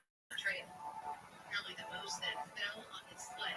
It stirs emotion even from scientists who are stunned by its cosmic perfection. And he packed up. Took a little rest, stopped to feed his dogs, and headed to the next chapter. You gotta hand it to Saturn. The most beautiful thing out there. And my favorite one since I first saw it was television. While it looks sleepy and serene, the sixth planet from the sun is anything but. So, isn't that a Queen song? Shot up those. Saturn is a dynamo whose beauty is skin deep. Saturn is an absolutely frigid place. You wouldn't want to step out on the surface. For one reason, you'd fall because there is no surface. And secondly, you'd freeze to death instantly. Saturn is a hunk of hydrogen and helium that races around its axis, distorting its shape. Then you have reported to a race official at the next checkpoint, and then the teams that are behind you When you watch a have to help you. professional toss a pizza, as it spins around and flattens out. So it's the same kind of idea. Because it's spinning so rapidly, it's actually sort of squashed and bulges in the middle. It's called an oblate spheroid. Yeah, well, it's the thought of them having to cut it open. I thought he was going to say was Even though it's much more massive than our own planet, it actually weighs slightly less on Saturn than it do on Earth. very vocal about his A 150-pound human would weigh only 137 pounds on Saturn. That's because Saturn has such a low density, the only planet in the solar system less dense than water. Saturn is so bloated, the gases take up so much space compared to the total amount of mass in Saturn that its density is less than 1. So if we could get somehow some really big ocean and put Saturn in it, it would float. Here's another one of those in Florida, Amy. Florida's going to stay a little bit woke for a Saturn while is the longer. second largest planet in our solar system. It is a gas giant, a mass of hydrogen and helium, 750 times the size of Earth. A day on the planet is 10.6 hours long, and it takes 29.5 Earth years to orbit the sun. It has 48 moons.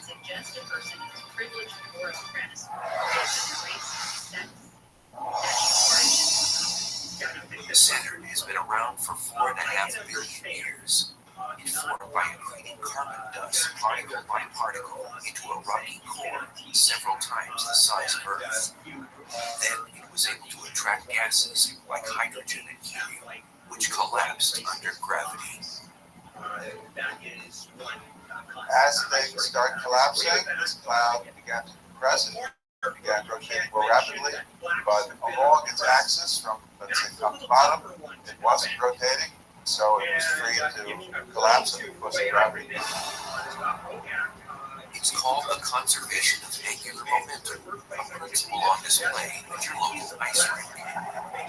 If you push your arms out, if you're an ice skater, you'll go more slowly. If you pull your arms in, then you'll be more concentrated towards the axis of rotation, and you'll have to spin faster.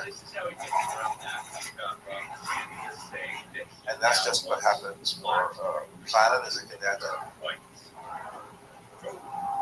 A spinning Saturn came out of this collapsed disk.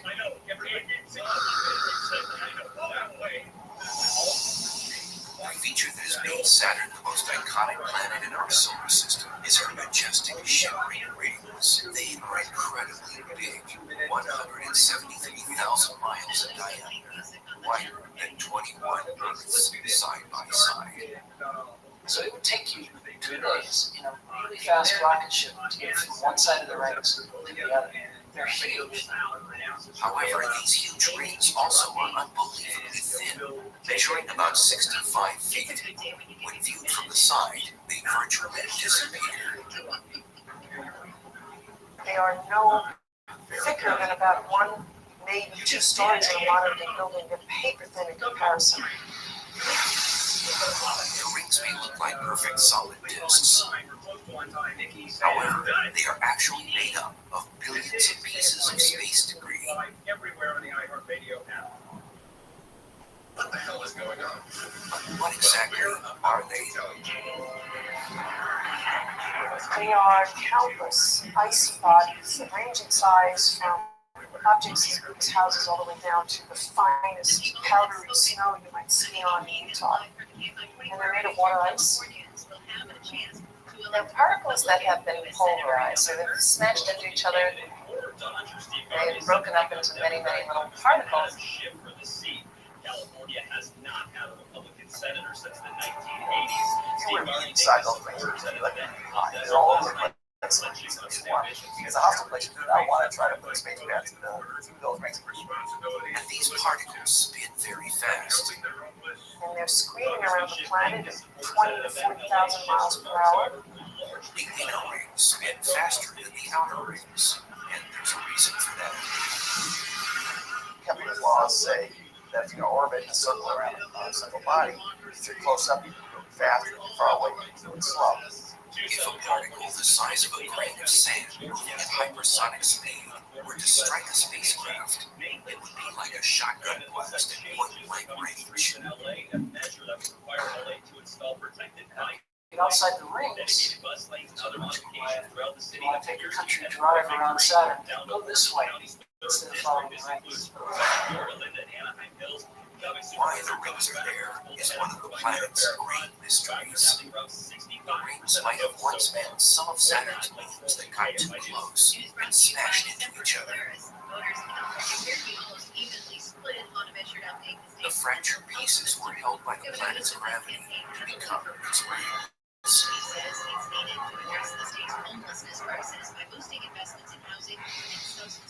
According to another theory, something big and fast might have crashed into one of Saturn's many moons. Broken shards were sucked in by gravity and fell into orbit, forming the rings. Spending her campaign for president. She's expected to make the announcement in anytime now. Although scientists disagree as to how the rings were formed, they do agree as to who first studied them.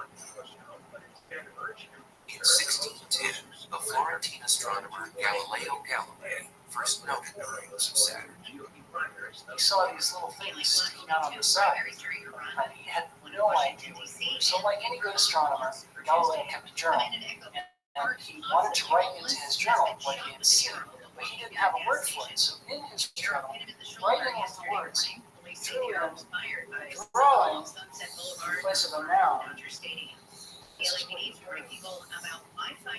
Here's Saturn. Here's these two things. Unfortunately, Galileo never really figured out what it was. He had to wait for a later astronomer to do that. 45 years later, a Dutch physicist, Christian Huygens, had an answer. He knew that there wasn't just one ring, but several giant rings. Today, there are 7 known ring regions. There's the A ring, the B ring, the C ring. So those are the 3 main rings. There is a ring interior to the C ring called the D ring. And once we got there with Voyager, it showed us the F ring in all its glory. And then there are some diffuse rings outside, the G ring. Each of these rings has a different personality. The A ring is almost transparent, which is why light easily passes through it. The B ring is dense, chock full of material. The C ring is even more transparent than the A, while the D ring is barely there. There's a lot of things those rings. So you can't think of it as a homogeneous body. You got to think of each particle inside those rings and what each one's doing. These distinct qualities are what we see as colors, shapes, and shadows. The wonder is Saturn's rings. And then I underwent bariatric surgery that literally changed my life. The reason we can see them at all is due to the sun. They've changed the life. Just as our moon glows with reflected sunlight, so do Saturn's rings. It is a phenomenon called ring shine. Just imagine yourself on the night side of Saturn, looking up and having the rings just completely covering the sky. It's much brighter than if the Earth had a full moon. They shine and they're brilliant and they're bright. And that's because they're mostly made up of ice particles, which reflect a lot of sunlight. However, there is evidence that the glowing marvels of our solar system won't be around forever. Some scientists are asking, just when will they disappear? Just last week, my mother, a first-generation immigrant, got to vote for her daughter for president. Only in America. I am filled with the gratitude for the outpouring of support we received from all across our great country. For all scientists know about Saturn's rings, they remain a huge mystery. I said I When want they appeared Americans to is a have point no of much resistance. debate. I have done. Scientists used to believe that the rings were formed at the same time as And Saturn, although I will no longer 4.5 mention it, billion years I will ago. not stop using my voice for the But things I because believe. we don't understand what holds the rings together, and our best guesses as to how long the rings can stay together is only a few hundred million years, there's something wrong with this picture. It is necessary for our survival. The There road to are socialism reasons is to the believe road they're to no older growth. than a few hundred million years old. Those reasons lie in trying to estimate how much erosion is taking place on the rings because of the hailstorm of micrometeorites, small tiny bodies that, particles that come in at a tremendous speed and chip away at the rings and therefore erode them. Neptune, Uranus, and Jupiter also have rings, but theirs are sparse and dim. Saturn's are bright and full, leading scientists to suggest that they haven't been exposed to erosion for long, As important, while we stand and strong for therefore the are cause of freedom, relatively new. we must bind together as But does Americans. this gradual erosion mean that Saturn will lose its most magnificent feature? I will continue to promote The idea is that over as is the right long periods of time, the material can just get so small that it can be charged, end up acquiring a charge in Saturn's magnetosphere, and then it can just get zipped away, taken away by the magnetic field. I very much look forward to enjoying. In all likelihood, Donald Trump will be the Republican nominee. Or it just spirals into Saturn itself. I congratulate him and wish him well. That is a scenario for the death of the rings, is that they finally get eroded away. In order for Saturn to continuously have rings, they need to be refilled. I have always been At the moment, Saturn has a tremendously large ring system, but the actual material in the rings does have to be replenish. Strangely, another kind of assault might be necessary to preserve them. They have to get renewed by an errant comet coming in and crashing, adding some mass going around there. And that kind of question is still being debated. At its best, politics is about bringing people The into your debate continues with theorizing as to when the rings will vanish. Hundreds of millions of years, probably, maybe billions of years. We don't know. That's a matter of debate right now. Whether the rings are young and they're going to die an early death, or they're old and they're going to remain with us for a very, very long all Americans, but especially to so many of the women and girls out there who put Of Saturn's 48 named moons, there are small moons called shepherds do for not good be reason. afraid. Do not be discouraged. They have gravitational pulls that help keep the rings intact by In hurting this the campaign, I particles. have seen our country's greatness. Saturn's experts are interested in the complicated choreography between the planet's moons and its rings. The contorted F ring is especially intriguing. And then there's the two shepherd satellites on either side, Prometheus and Pandora. And they are having gravitational effects on this ring. It's being tugged in a variety of directions. So it looks wild and, misbehaved, if you will. And it's a dynamicist's playground. I mean, we're very, very interested in watching what happens to the F ring because it tells us how moons interact with rings.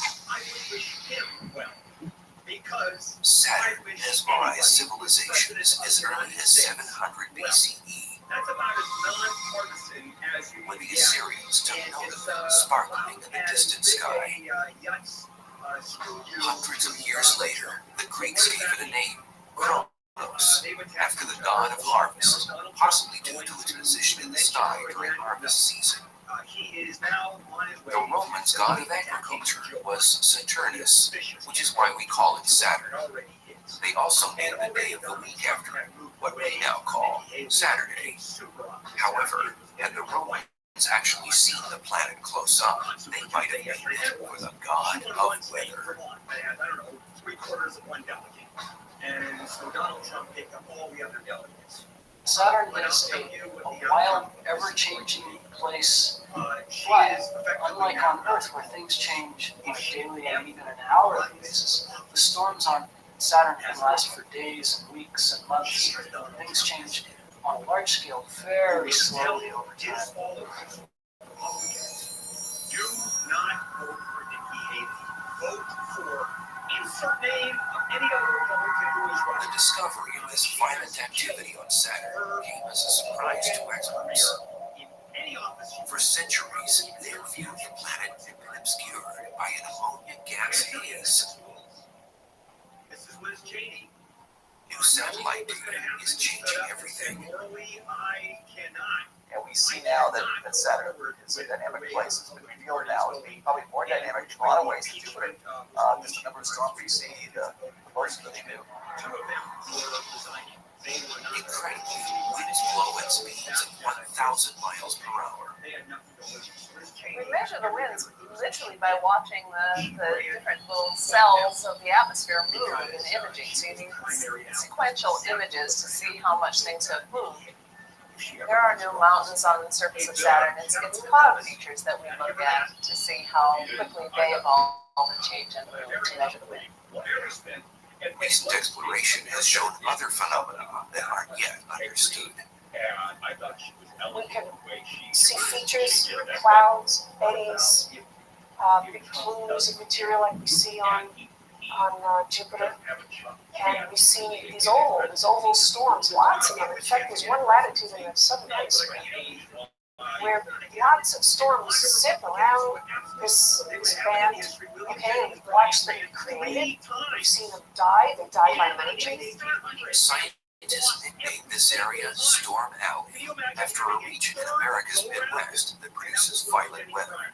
Okay, at his age, it's unlikely to say. It is believed there's lightning there, though no one has seen it. There's a technical reason for that. To see the lightning, you have to get around on the night side. And the lightning flashes aren't all that bright. So darkness. The night side is really bright all the ring light. It shines down on the night side of Saturn. So it's very hard to sort the lightning from a little cloud. The hellish weather on Saturn has one more astounding surprise. It is a true monster. One of the freakiest storms on Saturn was this hurricane-like thing that they found down at the South Pole. Now this storm is bigger than the United States. The Great Red Spot on Jupiter is merely hurricane-like. That storm doesn't have an eyeball. However, the South Pole storm has the characteristics of a terrestrial hurricane, including an eyeball, making it the only such storm on another planet.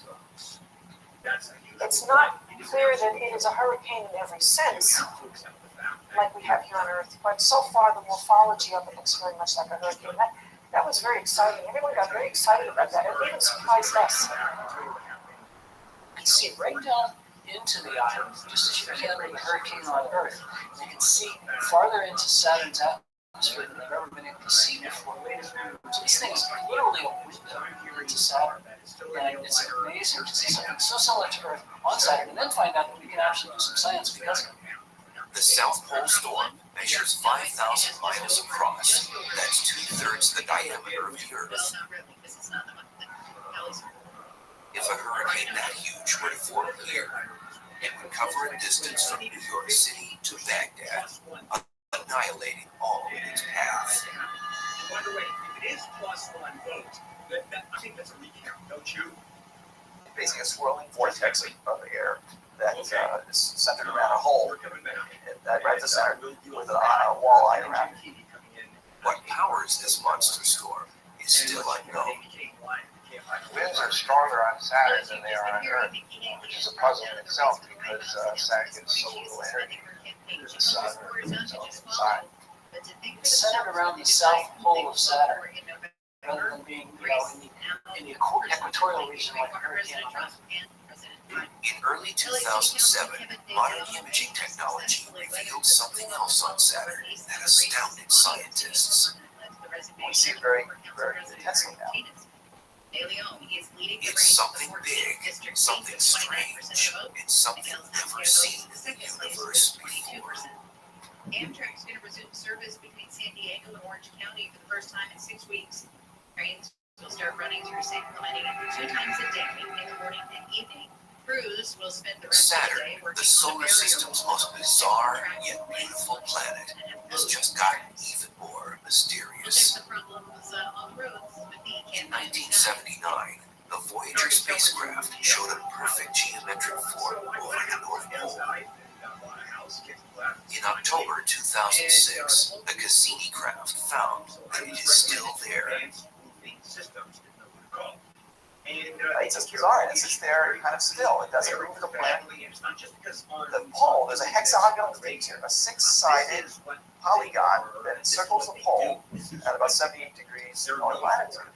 And it's sitting there as a set feature. Only the finest roofing materials, primarily from GAF, the largest suspected roofing material manufacturer. The hexagon is similar to Earth's polar vortex, which has winds blowing in a circular fashion around the pole. Not only does advanced roofing systems have these Saturn's vortex can fit 4 Earths inside of it and extends 60 miles deep into Saturn's clouds. let me suggest What's more bizarre is that Voyager saw multi clouds going around at 500 meters per second, which is about 100 miles an hour, going around this racetrack. Well, maybe it's a temporary thing. How could it stay there? It's been there now for at least years ago going, what is it? Cloudy with rain this afternoon. Chance of thunderstorms. Highs in the 50s to low 60s. This report brought to you by your Amazon Fresh grocery store from the Southern California Toyota dealers and traffic these center. thick Let's clouds. go places and check in with Will. It's slowing in Corona on the 91. The deeper you go, the more intense the pressure is going to get. To the point where you just implode. Your spacecraft can't make it any farther. As you head westbound on that 91. Now on 41, and we've been talking about this problem on the 110 freeway. It looks like it's clear and fine. 110 southbound, right there at Manchester. We had 4 right lanes closed for a long time. For now, visits to Saturn's orbit are reserved for unmanned spacecraft. But surrounding the planet are at least 48 moons. Venturing to one of those is more feasible. What's interesting now that we're going to these planets is that we're learning that in some ways the moons are where the action is. We've already been to one of them. Titan is the only moon other than our own to have been explored. The event was beyond significant. On January 14, 2005, science fiction became fact. As part of the ongoing Cassini mission to Saturn, the unmanned Huygens probe descended onto the surface of Saturn's biggest moon. Titan lives up to its name. It is the size of the planet Mercury. In fact, it is the second largest moon in the solar system, 50% bigger than our moon. The principles of measurement are the same, but the parameters that you measure. It is seductive in many ways. What we find is our investment is paying for For itself. one, Titan looks much like Earth. That was the thing that hit me over the head. Just how remarkably similar in process the surface of Titan looked. And the recall of the brand, how much I am. Also, it has been very beneficial for us to integrate some of our campaigns into the native content of. We have river channels that feed into these lake beds. We have winds. As the #1 audio company, iHeartMedia gives marketers access to the audiences of trusted influencers and data. And then in other areas we have dunes. Go to iHeartResults.com. The free iHeartRadio app. The equator region Music, of Titan, at least on one side where we've gotten good radar imagery, has hundreds of miles of these dunes that are 100 meters high, several miles apart, and they just go on in this vast sea of dunes.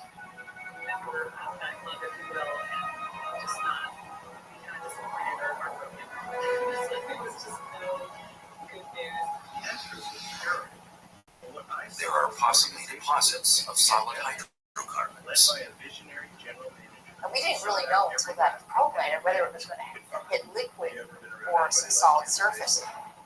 It seemed to kind of fall on what looks like kind of pudding. It doesn't seem to be liquid or solid. It seems that Titan was so good on the surface. So it was kind of neither land nor sea, but something between. That's very amazing. Amazingly, Titan, like Earth, has an extended atmosphere. No other moon does in our solar system.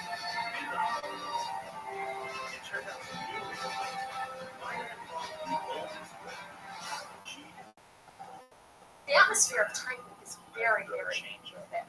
Very, very massive. It has a mass that's 10 times the mass of the Earth's atmosphere. So you have a very, very thick layer of gases. So it's thicker than the air as we know it. The particles in the air are also very small, and so I would characterize them more as a haze than as a fog or clouds. The haze is 200 miles thick, resembling something else on Earth.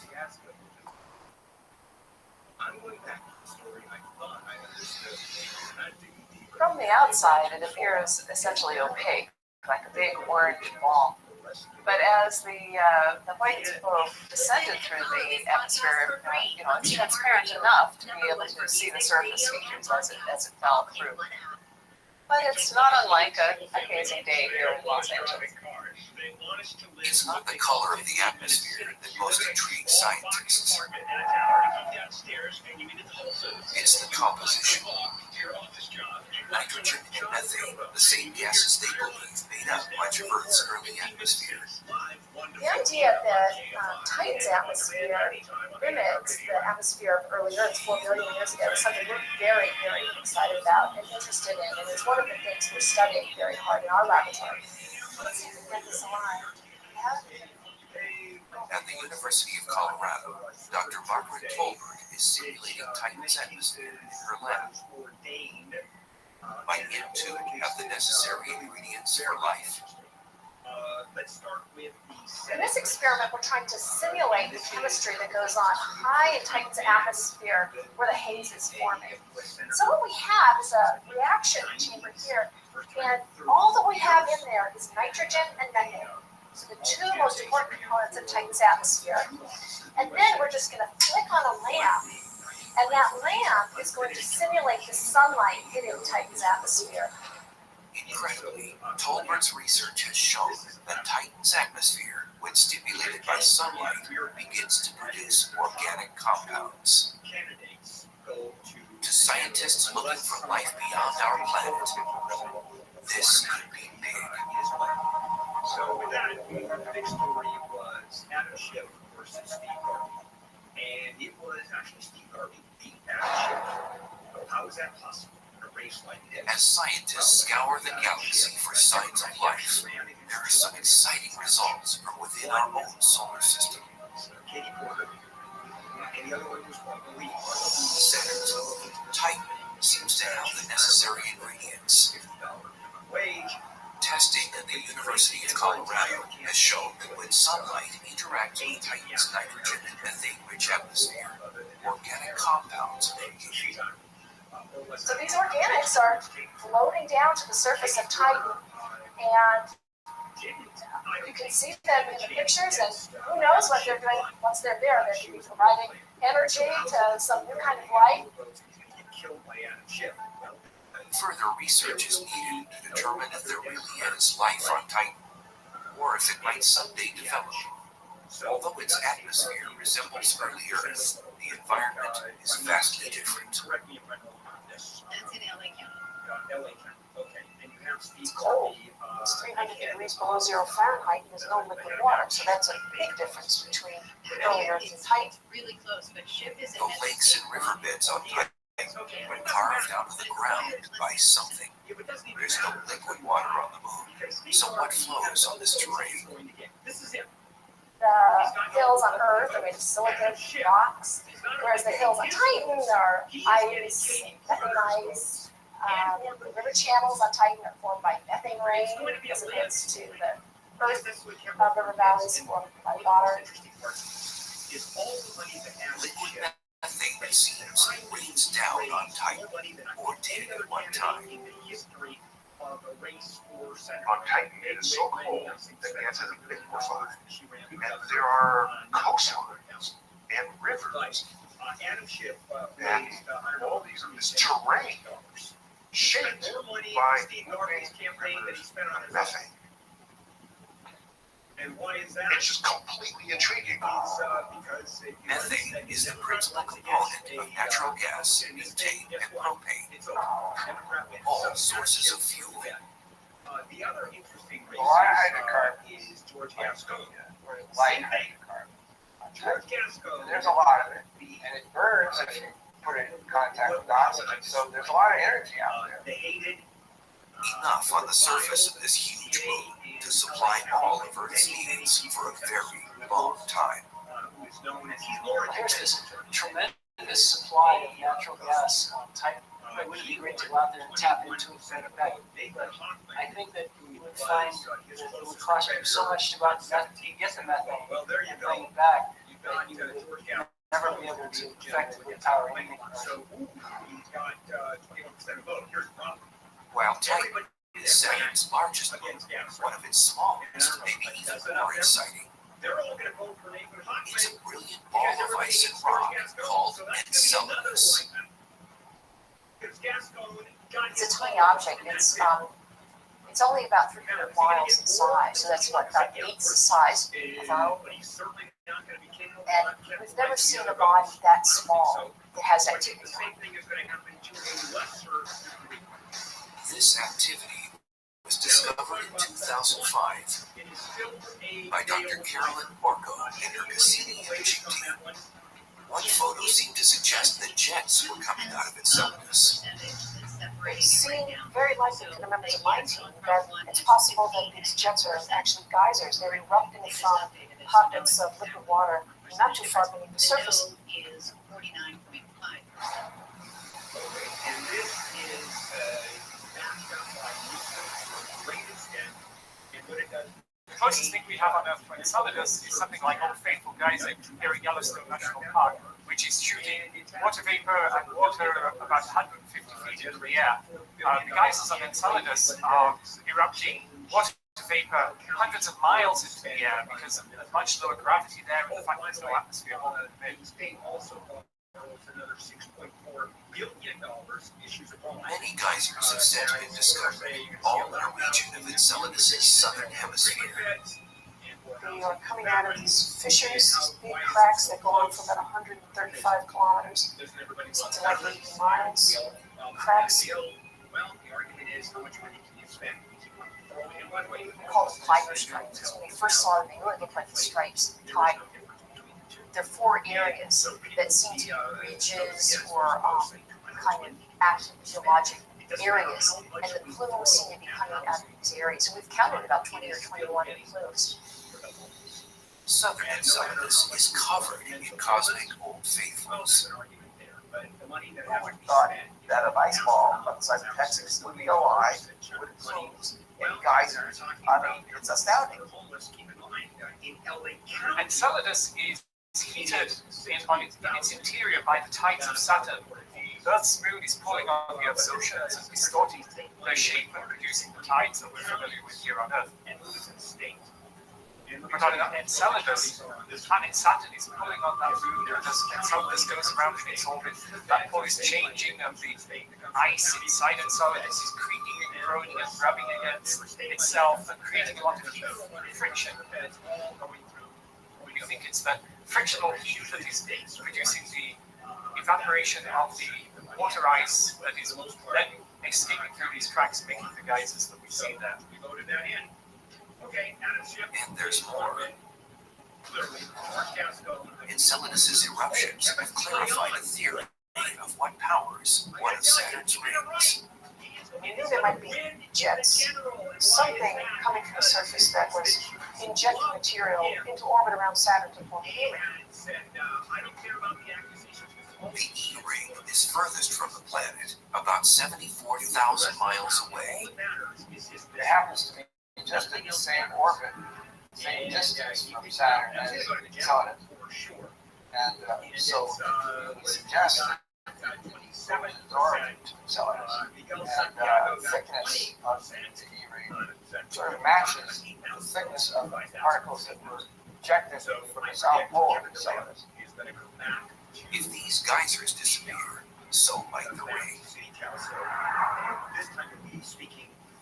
Ultimately, the liquid jets suggest there is water on Enceladus, and perhaps something else.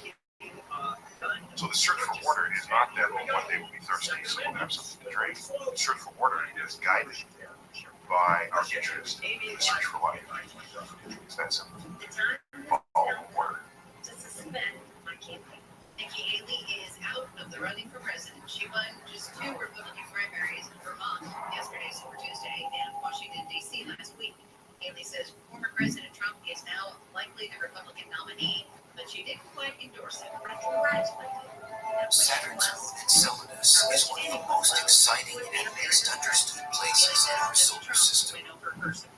Enceladus is a really strange place. The strangest thing that got people's attention first is it's very, very bright. It's the whitest object in the solar system. We now realize that it is covered in freshly fallen snow, which is the ice that's fallen back from these geysers onto the surface. Congressman Schiff celebrated. And it's that ice that has scientists excited. Protesters calling for a ceasefire between Israel and Hamas.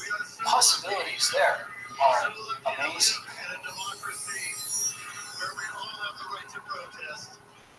The search for water in our solar system is ultimately a search The for small life. surrounding crowd yelled Look for water in ceasefire hopes now that maybe in there will be life. Palestine. They were shooting down the road. Earlier this month, Schiff called on the U.S. to continue supporting Israel. Because of the presence of ice, some experts believe the search for alien life should begin on Enceladus. News brought to you by Sweet James Accident Attorneys. A storm that originated in the It Gulf has last a lot week of other molecules in it, a lot of other exotic things, which show us that there's probably active chemistry going on as underground. much as 8 inches of So snow there's a lot of little above percolating these kind of chemistry going on, and maybe The weather advisory you get will be violent, up from maybe, noon and so today maybe we should through go look. 9 Thursday for the San Gabriel Mountains and the Golden State and This is kind of the holy grail of modern-day planetary exploration, to go and seek out those environments in the solar system where life might possibly have gotten started, and we just stumbled upon it. Is that exciting? No, but of course it's exciting. It's the kind of thing scientists live for. We know the composition of the gases that are coming out because we flew through the spacecraft and we've got the composition, carbon and nitrogen and all those goodies that you need to make life. And then we know there's a source of energy from the frictional heat or the tidal heat in the interior and we can see heat on the surface. So all these elements are there that might be sufficient to sustain life if life would have got started there. So that makes Enceladus a very exciting place. The delegation will meet with French officials, dignitaries, and business leaders. But what kind of life? We're not talking Olympics and Paralympic Games. We're not talking lobsters and fish. We're talking Check the 101 microbes. defeat Can't Hide in the Sky. I think that's about the best that we can hope for on a night like Enceladus. If we ever discover such life in our solar system, it's going to be the simplest possible. It's going to be bacterial, or something like it. If we discover it's something small, would be a huge event. Water that's as good It would change everything that we think we know about our solar system, the universe, and ourselves.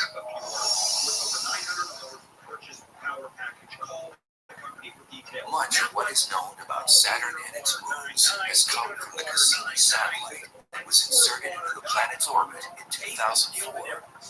Southland weather for KFI, 70% chance of rain this afternoon and tonight. It is currently touring its rings, moons, and the planet itself. By 2008, Cassini will have made 70 trips around the gas giant. Being an orbiter around the planet and being able to hang out there and monitor the system and all the different elements of the system for a long period of time. I mean, that's the best way to study this body.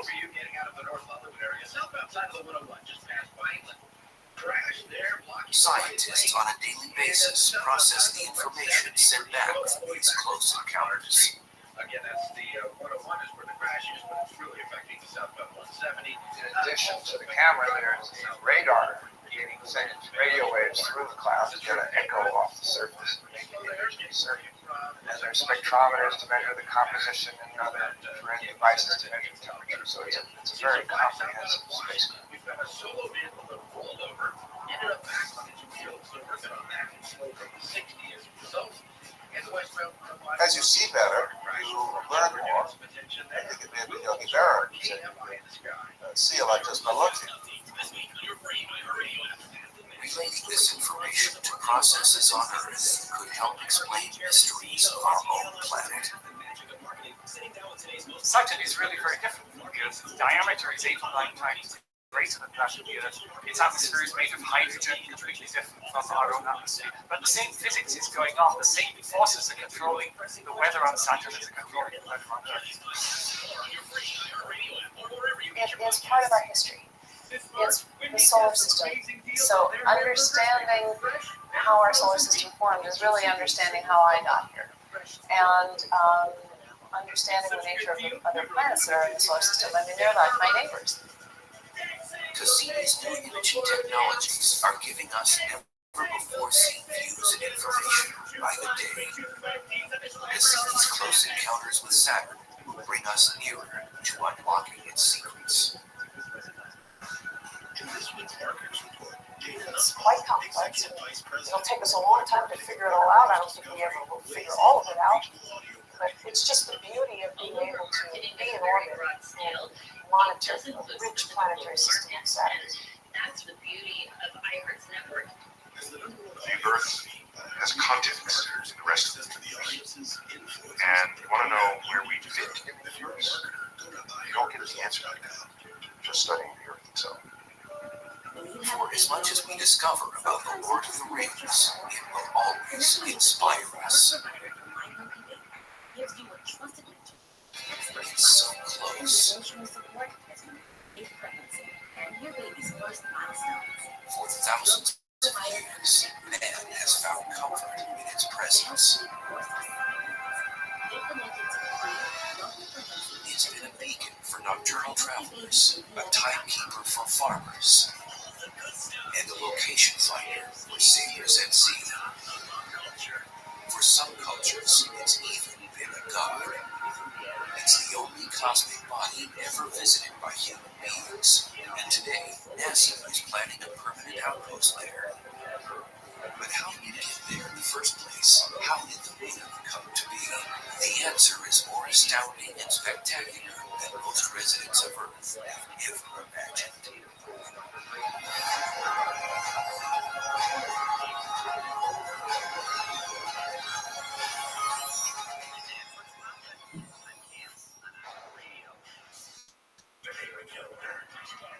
At last count, over 150 moons populate our solar system.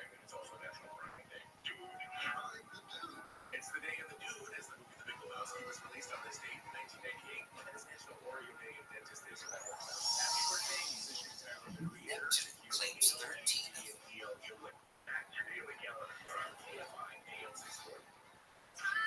Saturn has 48.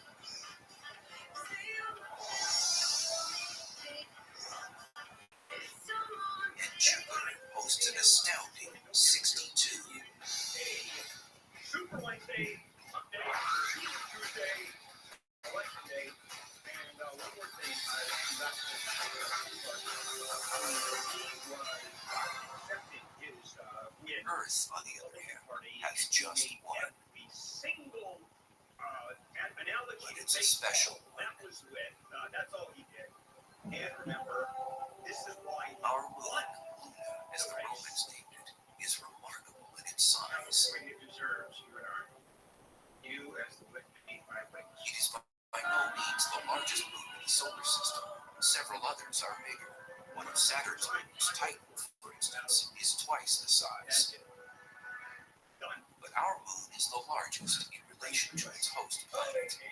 Larger Taylor Green. It's a quarter the size of the Earth. It's really big compared to the Earth. Laser beams coming from satellites. Look through a telescope at the Earth from a distance, you see the Earth and this other big thing. You look at Jupiter or any other planet, you've got the big planet and then little tiny moons right next to it. So our moon is so much bigger, and it's the only one of the now 8 planets that has that situation. The relative sizes of the two bodies are close enough that some astronomers go so far as to refer to the Earth-Moon system as a double planet. The mean distance from the Earth to the Moon is 234,000 miles, a 3-day flight from space. The Moon's diameter is roughly 1/4 the size of Earth's, measuring 2,160 miles. A single day on the moon is the equivalent of 27.3 Earth days. This is because one side of the moon permanently faces us. It's phase locked with our planet. So the moon must fully orbit the Earth in order to make one complete rotation on its axis. Sort of like children in a game of Ring Around the Rosie. They always face inward as they hold hands and move in a circle.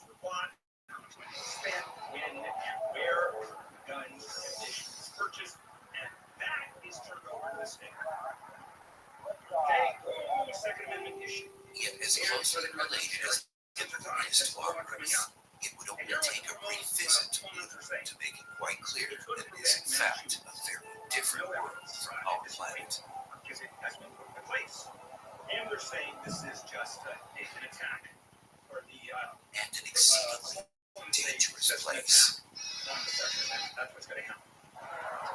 company saying here, reveal information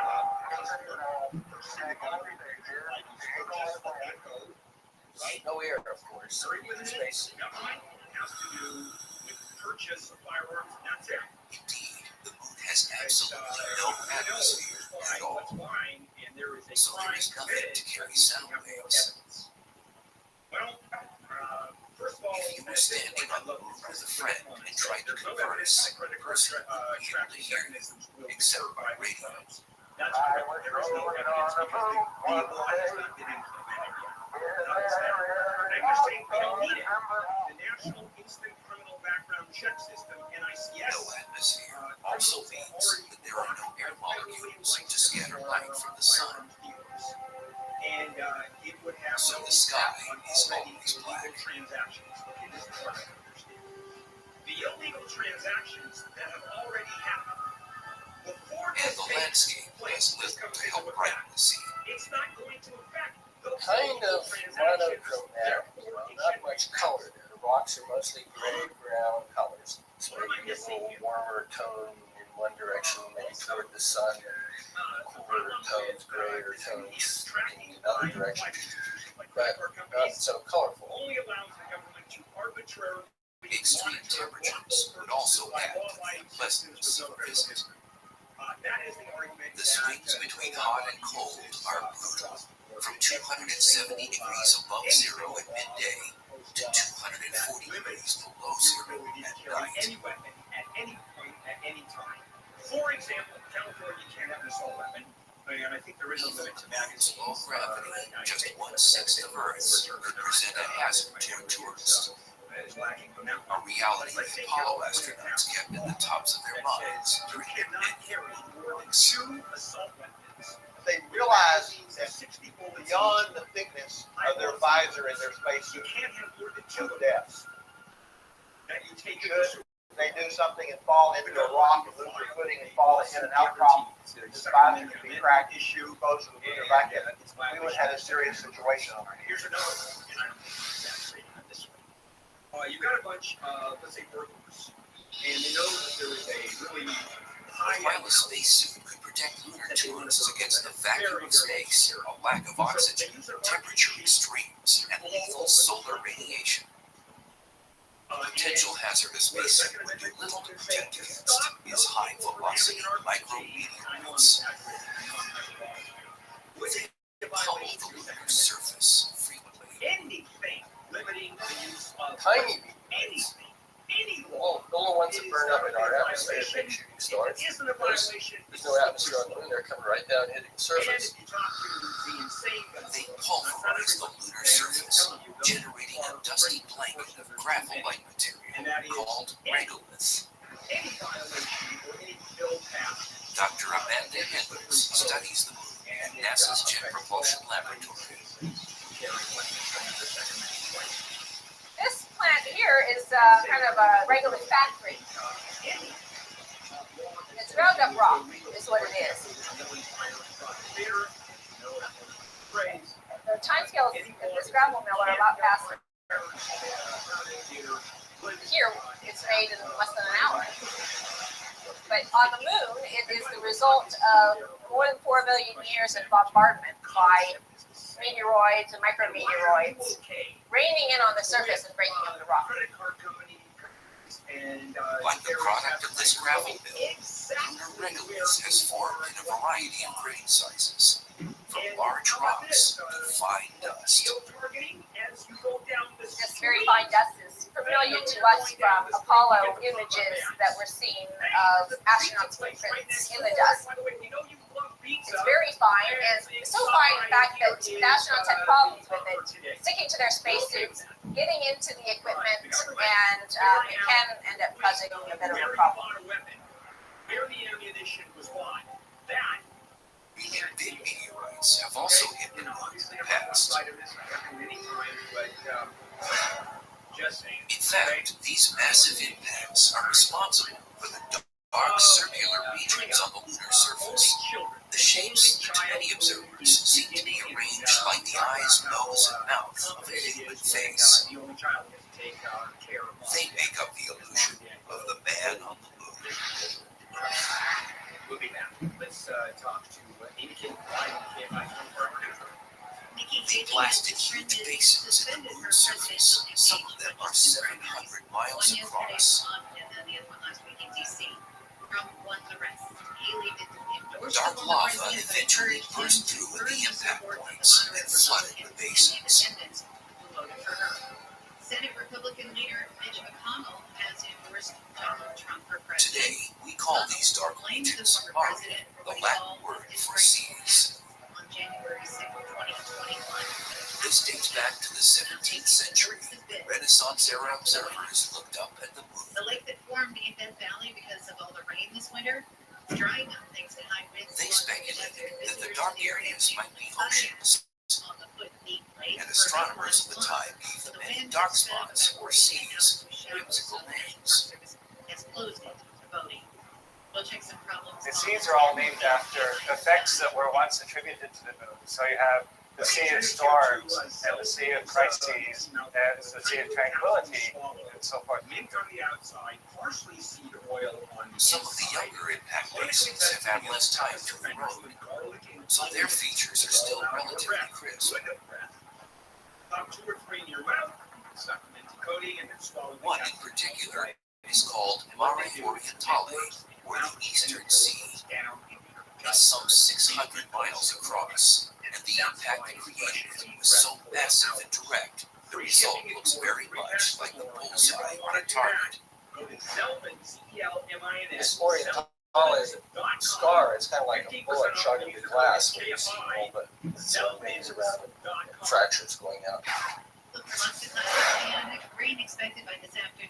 People have often said if that had been one side facing directly toward the earth, we might have had a whole different mythology about the moon.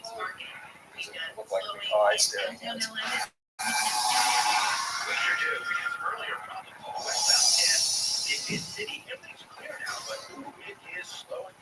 The concentric rings of mountain ranges surround Mare Orientale, and some of the peaks rise to several thousand feet.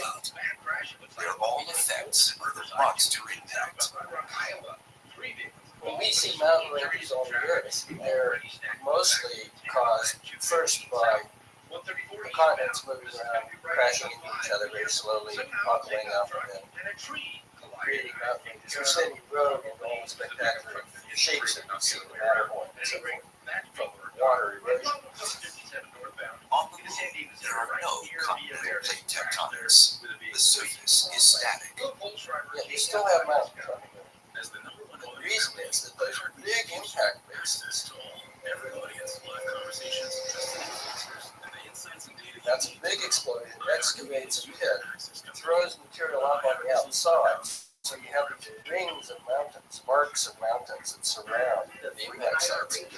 But they're impact features, and they're caused by the external forces, not the internal.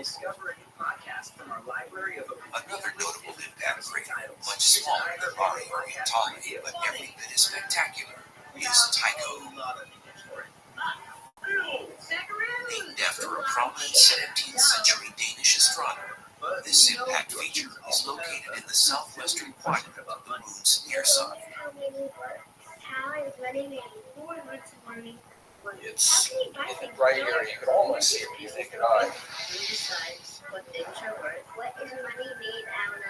And when that explosion happened, as with many other craters, it shot out jets of bright powdery dust, so there's rays that go out from it.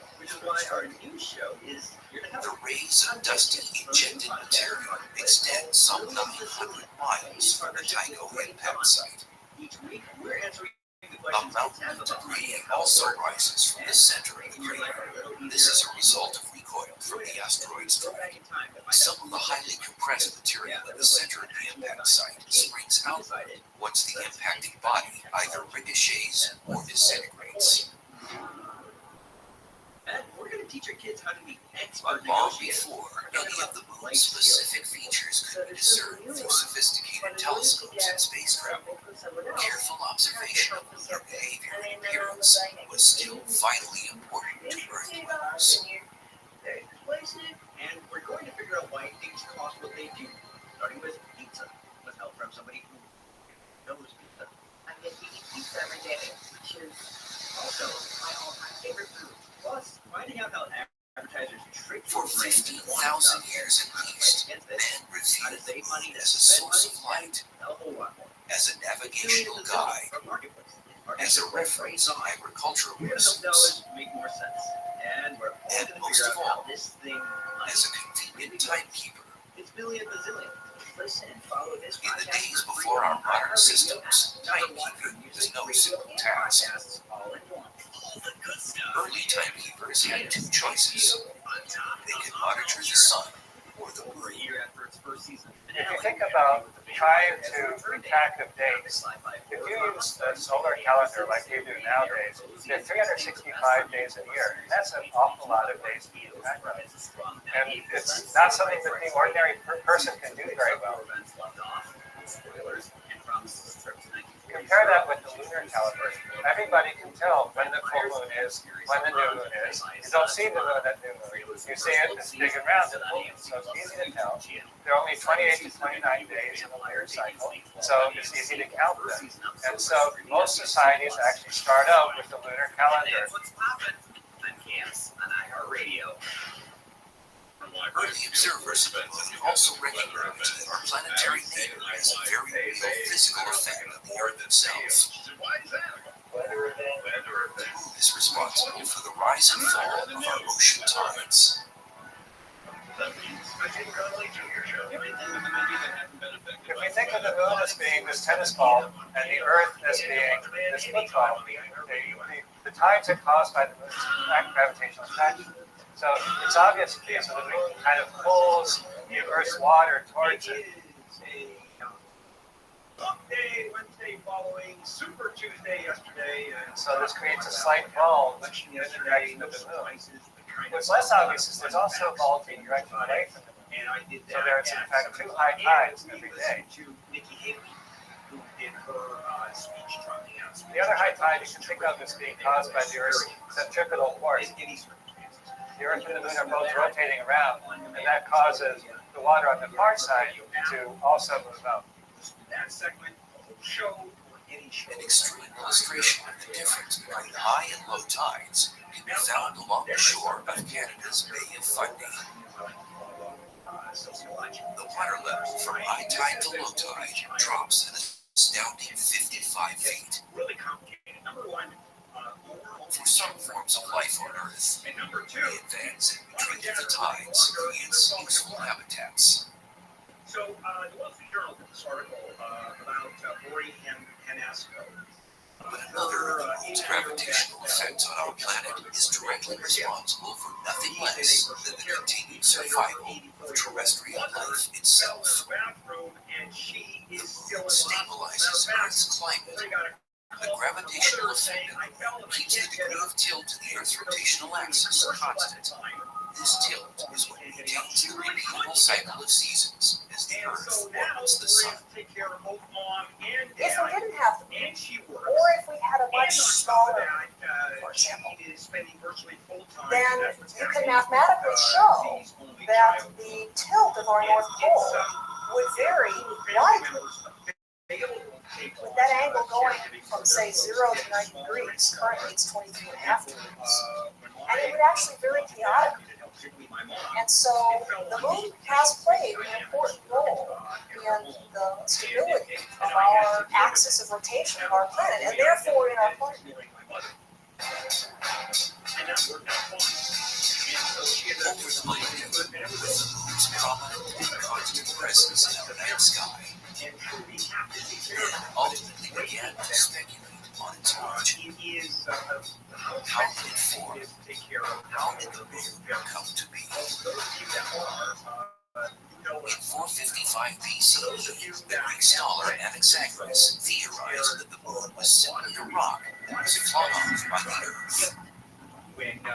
Most of his contemporaries, on the other hand, were convinced that the moon was a god, or maybe a huge ball of fire. So Anaxagoras' notion did not get much traction. Quiet speculation no doubt continued, but no hard information about the moon came until 1609. When Italian astronomer Galileo Galilei pointed one of the first telescopes at the moon, recognized that he was looking at a landscape, the terrain of another world. When you look at the moon through a telescope, it looks completely different from the way it looks to the naked eye. Instead of looking flat the way it does to the naked eye, it really looks round, and you can see the shadows, you can see all these craters that the naked eye does not see, and it just immediately looks like a world. It jumps out at you into 3 dimensions. Galileo made detailed drawings of the small planet's surface and established once and for all that the moon is a solid world, not a god or a fireball. But the groundbreaking astronomer never publicly speculated on the moon's origin, primarily because his interests soon moved to other planets. Not until 1873 did the first science-based theory regarding the origin of the moon publicly emerge. It sprang from the mind of a talented French astronomer named Edward Rothschild. Roche advocated what's called the co-accretion theory, which says that basically Earth and the moon grew up at the same time out of the same materials. In Roche's day, many scientists began to believe that the planets might have formed from hot condensing clouds of gas.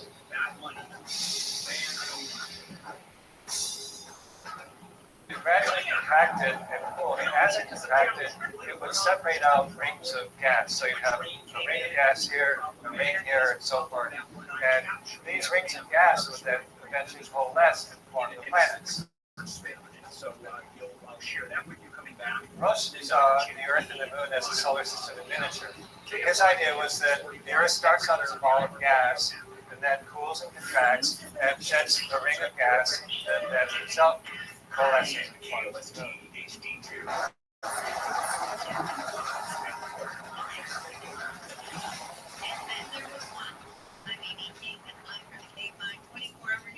But there are problems with this theory. Thank you, America. For one, our moon has a much lower iron content than the Earth. If the two bodies form from the same materials, their basic composition should be the same. They are not. This and other inconsistencies soon led fellow astronomers to quest for new ideas to explain the existence of the moon. And wish him well. But Haley didn't endorse Trump. She quoted Margaret Thatcher and said people should make up their own minds. In the last third of the 19th century, advanced theories about the origin of the moon started to emerge. In 1873, French scientist Edward Roche proposed that the moon suddenly formed alongside the Earth out of essentially the same nebular cloud of particles and gases. But this idea had a fundamental weakness. The moon has a much lower iron content than the Earth. It's much less dense. The big thing to remember about the moon and its composition is that it doesn't have any iron core like the Earth does. Look at the Earth.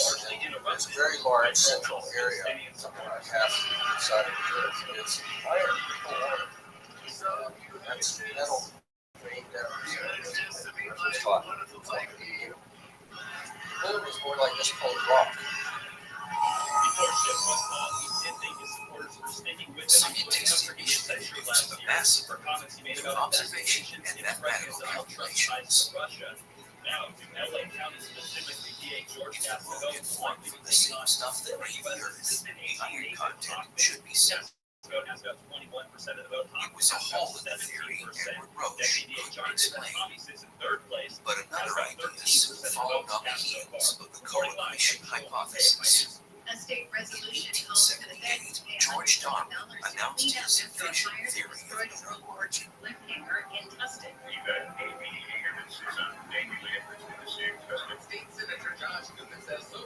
This idea received some attention, in part because Darwin had a celebrated father.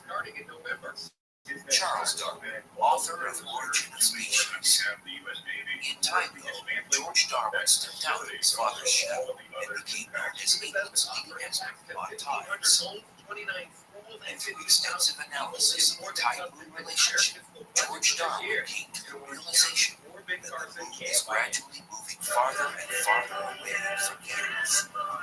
It wasn't proved until 95 years later when astronauts landed on the moon. They put little mirrors on the moon. Conspiring to sell handwritten lyrics to Hotel California and other Eagles And you hits. can shine a laser at the moon, and the laser will bounce off of the Earth, come back, and you can actually measure the exact distance of the Earth. And the rate at which this is increasing is 3.8 centimeters per year. 3.8 centimeters is about an inch and a half.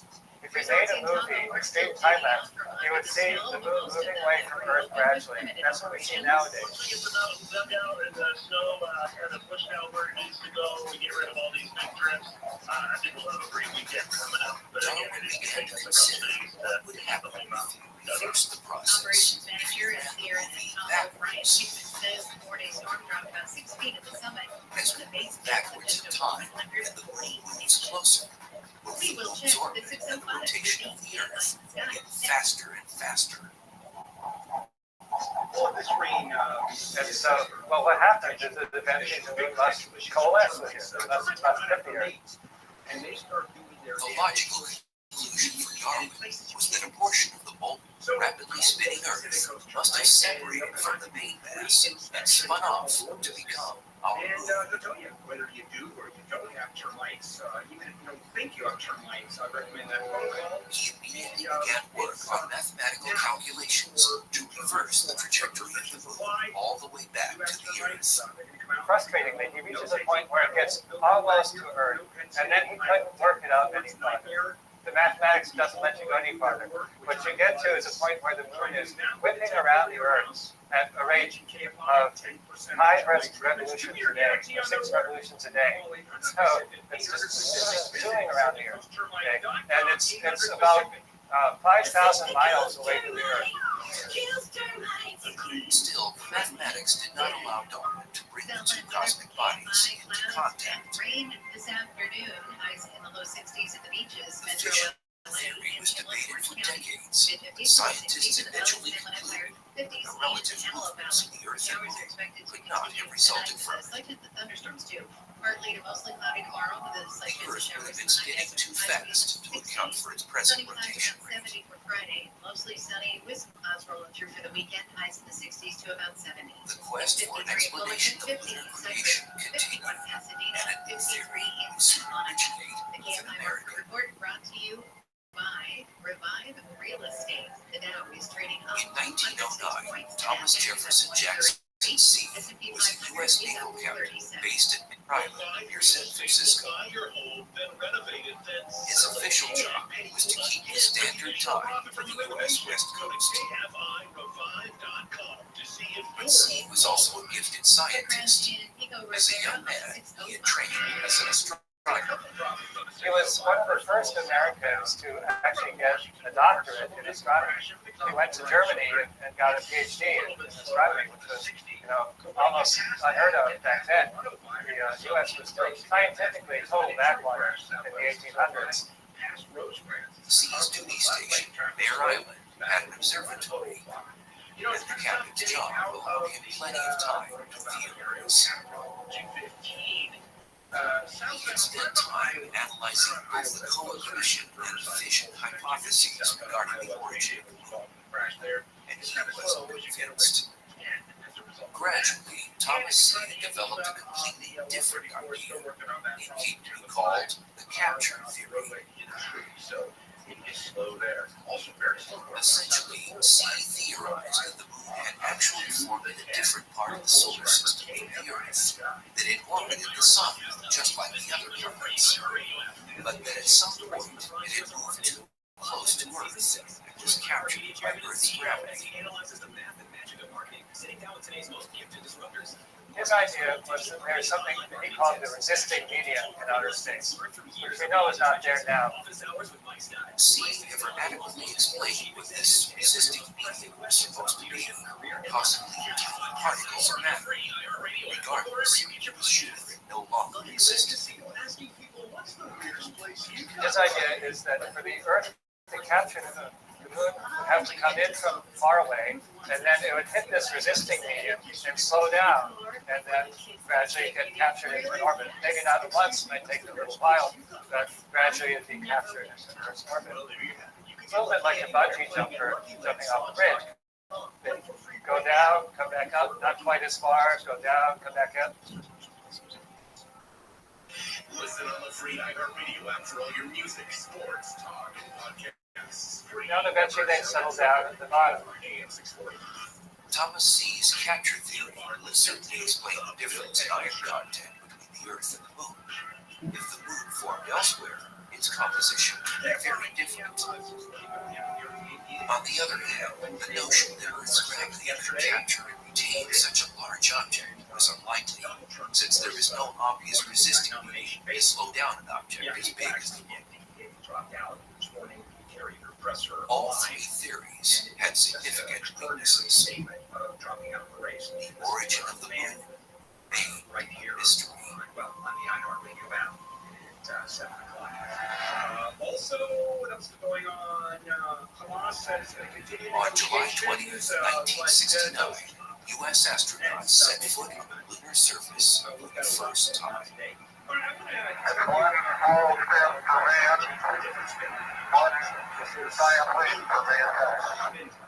They had landed their lunar module on a hardened lava plain known as the Sea of Tranquility.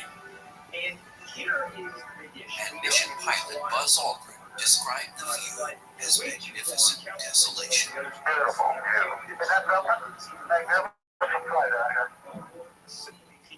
The astronauts brought back 48 pounds of red rocks and dusty soil, or regolith.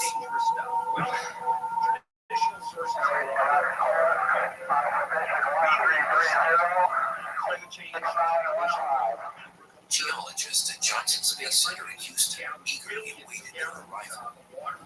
Rainwater across asphalt, rain gutters, and now what scientists and municipalities. The excitement when samples first came back was just electric. It was just incredible. Nobody really knew quite what to expect.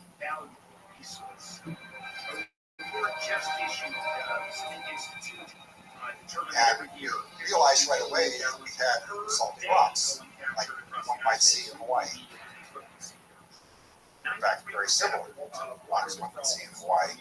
The NASA geologists were intrigued to find not only basalts, but rocks of another sort. Rocks called breccias. Breccias formed during asteroid impacts. So if you could imagine a large impact body hitting the moon, it's going to be very chaotic. It's going to throw up debris. Debris is going to come flying out of this, what winds up to be a crater after it's over, and you can see the many craters on the moon. The debris gets all jumbled up and lands on the ground around the crater, and then it gets compacted with the heat generated by the crater and gets turned into rocks that look very chaotic. You see all sorts of pieces of the rock in different sizes, shapes, all pieces of the rock that made the area impacting body impacted.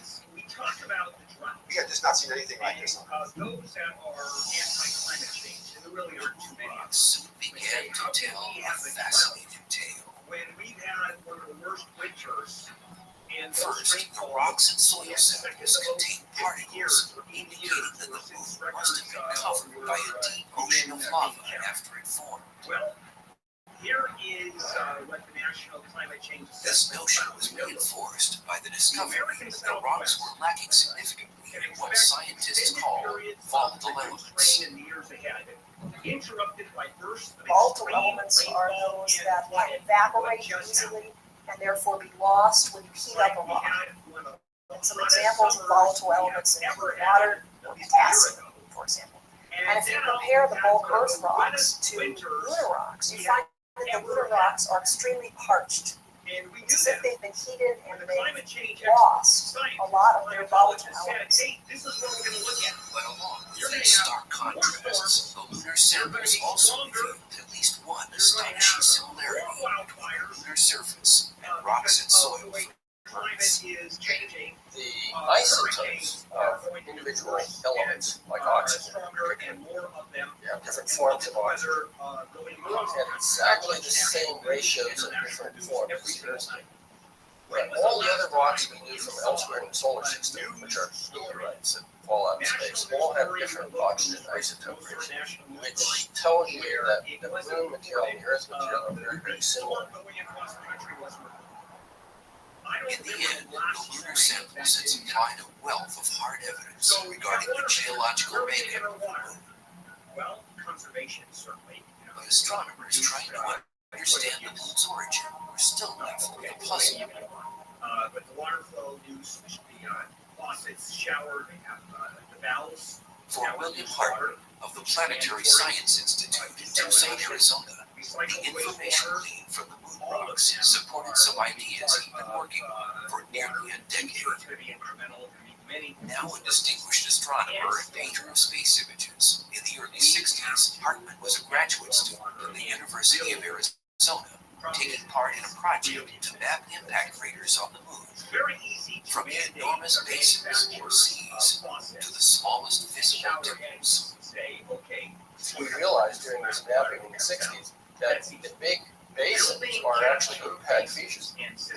Very large asteroids hit the moon and made huge explosions. Some of those are 600 miles across. How big an object does it take to do that? Something like 100 miles across.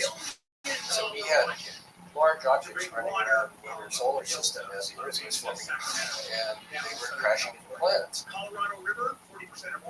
For Hartman, the notion that 100-mile wide asteroids once impacted planets begged a couple of questions. Could planet-sized objects have ever collided? And could that have something to do with the formation of the moon? By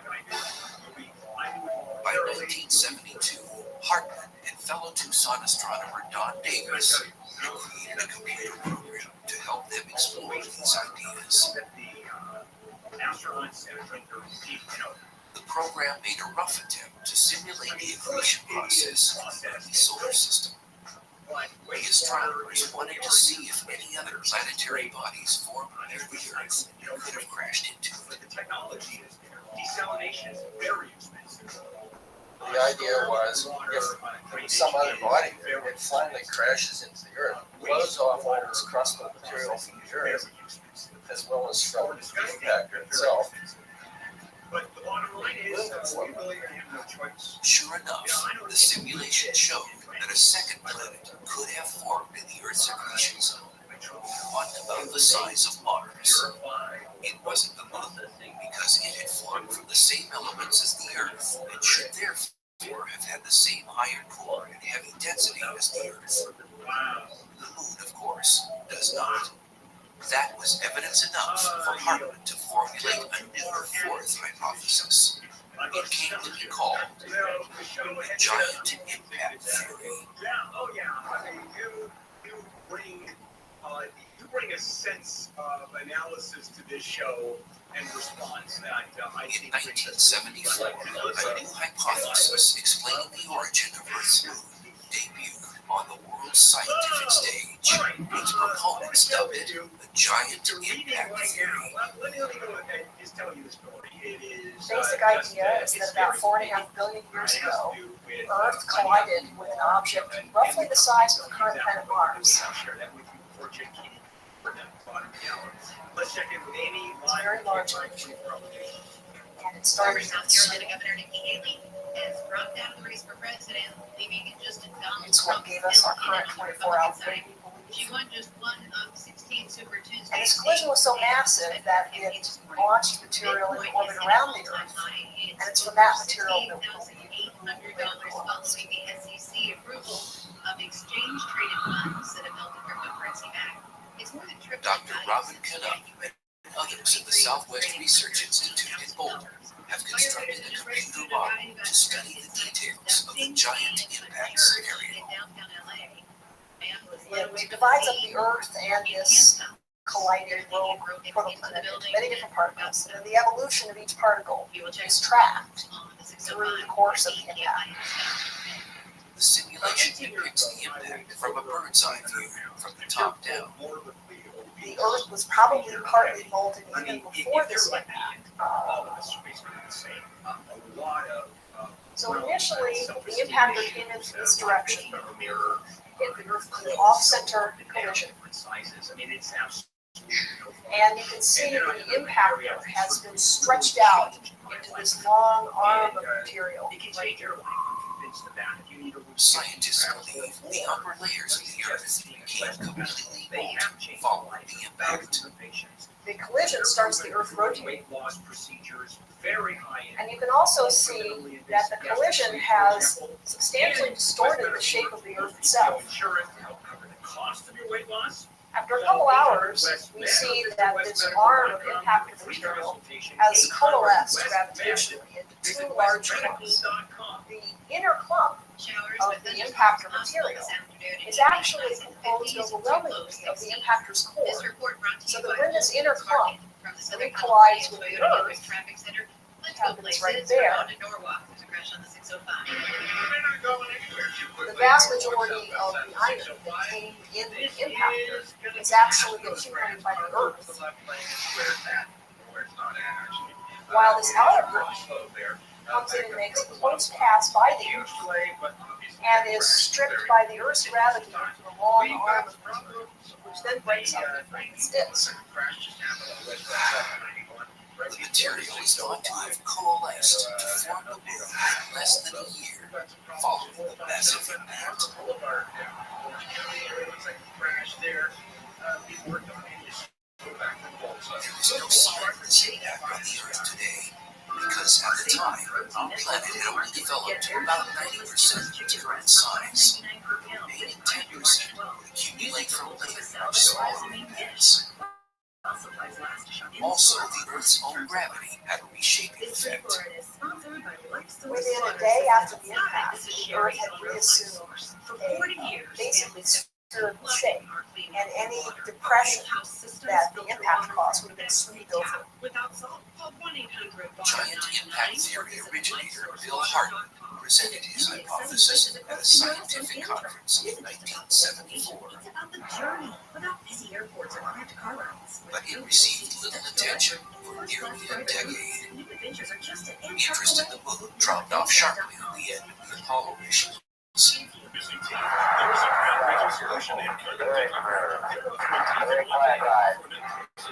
Finally, at a lunar conference in Hawaii in 1984, 12 years after the last moonshot, the world's foremost astronomers reached a consensus. The giant impact theory was the most acceptable explanation to date of the origin of the moon.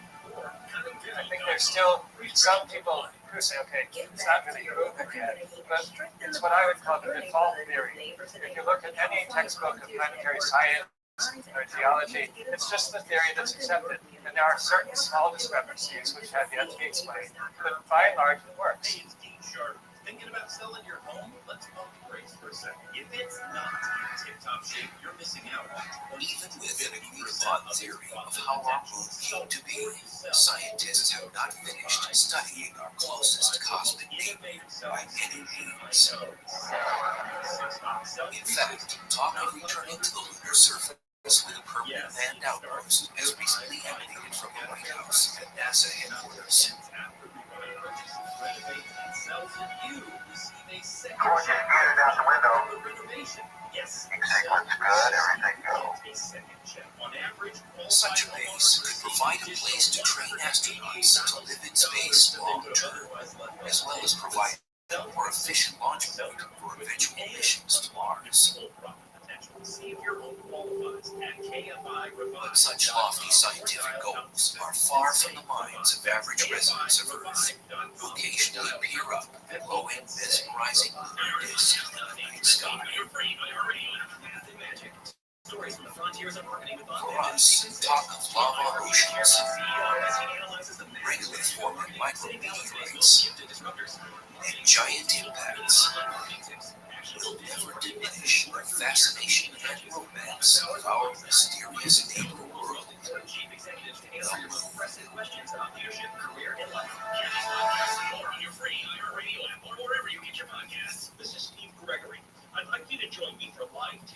can't find news specials, sex, drugs, and social media. It's an important look at how social media has become a gateway for kids and deadly and dangerous activity through social media platforms. With the Planet Fitness Black Card, you can bring a friend for free and more. $1 down, $24.99 a month. Deal ends March 15th. Space is limited. It's free to attend. Go to KFIA640.com. I'm in Tijuana, Bolivia, where the Incas say mankind was created. Not far from here are the mysterious ruins of Pumapunku, which feature magnificent megalithic blocks.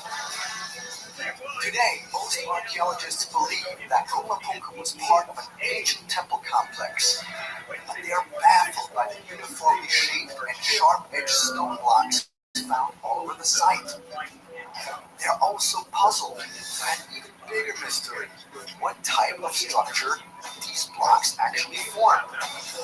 Could it be that the ruins of Pumapunku offer evidence of advanced extraterrestrial technology being used in the ancient past?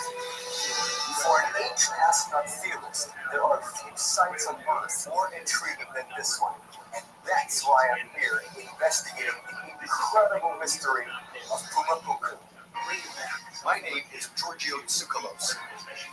I explore the world that exists between reality and speculation, the known and the unknown.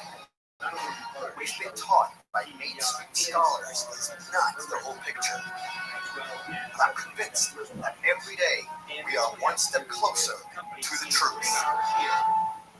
Companies like Walmart, Starbucks, and Chevron are using AI to monitor. High in the Andes Mountains, in the Altiplano Desert, is Tijuana, one of the most rugged and desolate places on Earth. This region of Bolivia has seen its fair share of warfare, invasion, and turmoil over the years. But I'm here to see and also experience contact with extraterrestrials.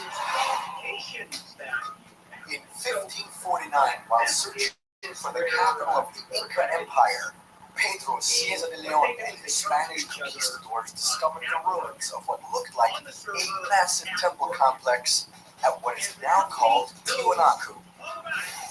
Mainstream archaeologists suggest that these ruins were once the center of Tiwanaku civilization, with approximately 40,000 inhabitants. But little is known about the people who lived here or the structures they left behind. Of special interest are the walls of this large, square-shaped courtyard, which features numerous carved stone faces that suggest those of extraterrestrial visitors.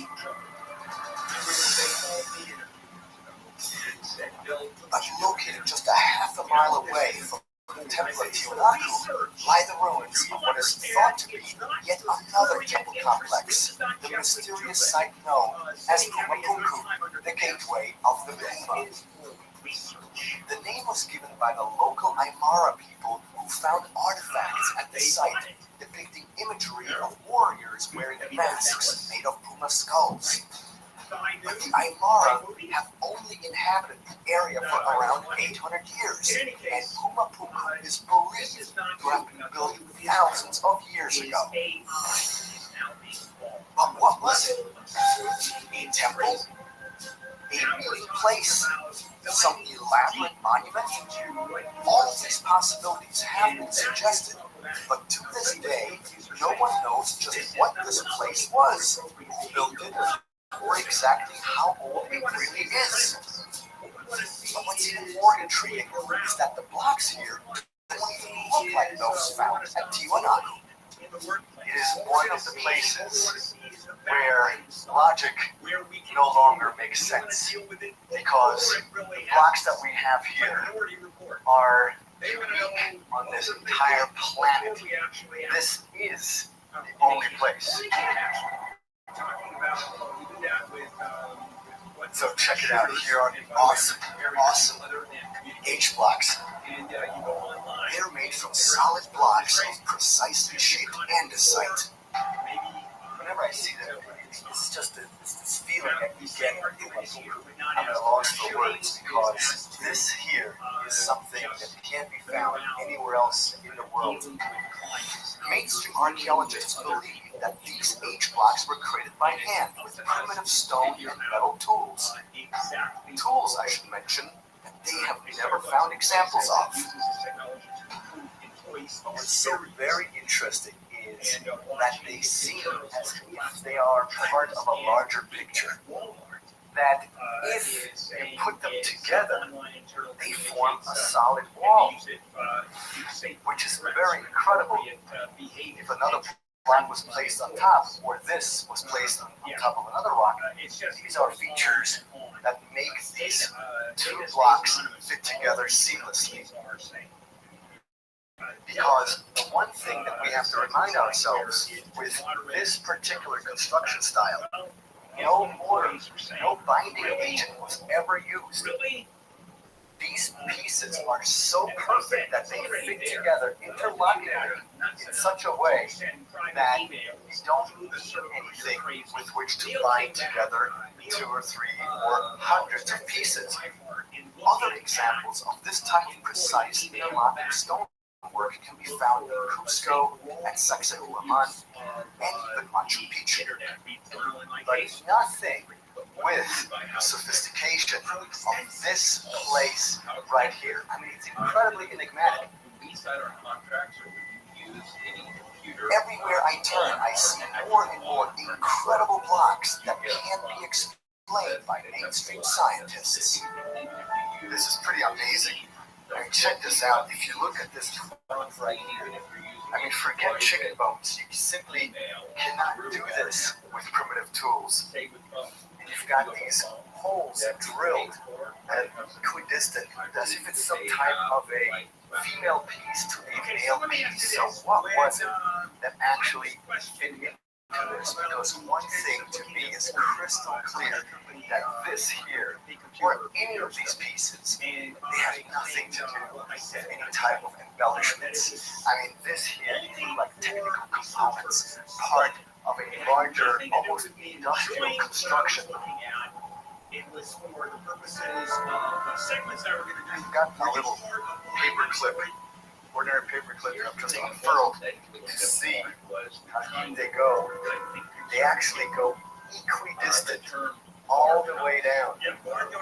That is something that cannot be achieved with chicken bones. As far as I'm concerned, these stone blocks have to have been cut with some type of advanced technology. But what? Back in 2012, I met up with machinist and toolmaker Chris Dunn at his workshop in Danville, Illinois, to put a Kumapuku stone sample through the ultimate test. We're going to sample of the laser cut. This is the diamond wheel cut. At the top surface is the original cut surface from a puncture. So now we can compare the difference between all 3 cuts. Looking at an actual piece of precision cut stone from Kumapuku under a microscope, Chris compared the 2 modern cutting techniques with the part of the stone cut thousands of years ago. Even taking into account centuries of time and weather, Chris's comparison revealed incredible differences. Got vitrification of the laser cut side, and then of course you've got circular tool on the side. Side cut with the dinosaur, and then whatever tool they use to cut the ancient surface is coming in a different method. Now, do you think it's possible that some type of a diamond precision tool was used for the old surface, but because it was such a long time ago, that over time the surface became a bit more rough, and we're talking 10 or even 15,000 years ago? That is a reasonable speculation. I think we have to start examining a little more sophisticated tools that no longer exist. The cuts from the diamond saw is the best comparison to those found on the stone blocks at Kumapuku. So we're talking about the sharpest, most sophisticated cutting tool we have today.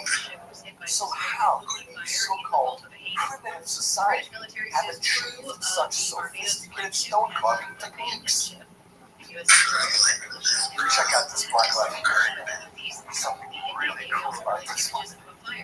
First, I wanted to show you true north on my compass, which, as you can see, this is true north. The U.S. is urging Now all watch what Americans happens. in need to leave the country as it works to restore security following a mass prison breakout linked to armed gangs. National Security Council's John Kirby said yesterday the U.S. is trying to help divert the violence. Here, even more so down there. This is wild. Gangs So, currently what's going control on about here? 80% of Clearly, Haiti's capital. this The rock country's two biggest has been prisons somehow raided over magnetized. So was it exposed to some electromagnetic waves? Or is it like this because at some point these blocks underwent or came in contact with something strange? I mean, this whole place is bizarre. Below the plateau where the H blocks are located are the steps and walls marking the edges of the Pumapunku mound. Now I can truly see the scale of the site.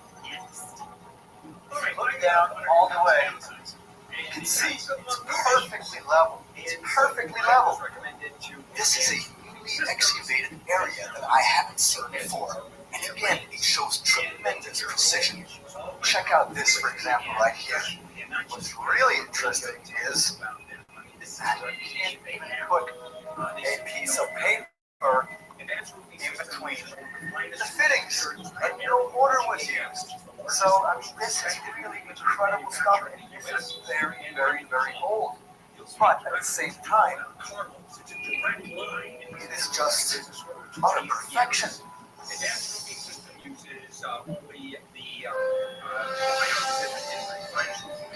Located at Tiwanaku, just a half a mile from the H blocks at Pumapunku, is a giant stone structure called the Gate of the Sun.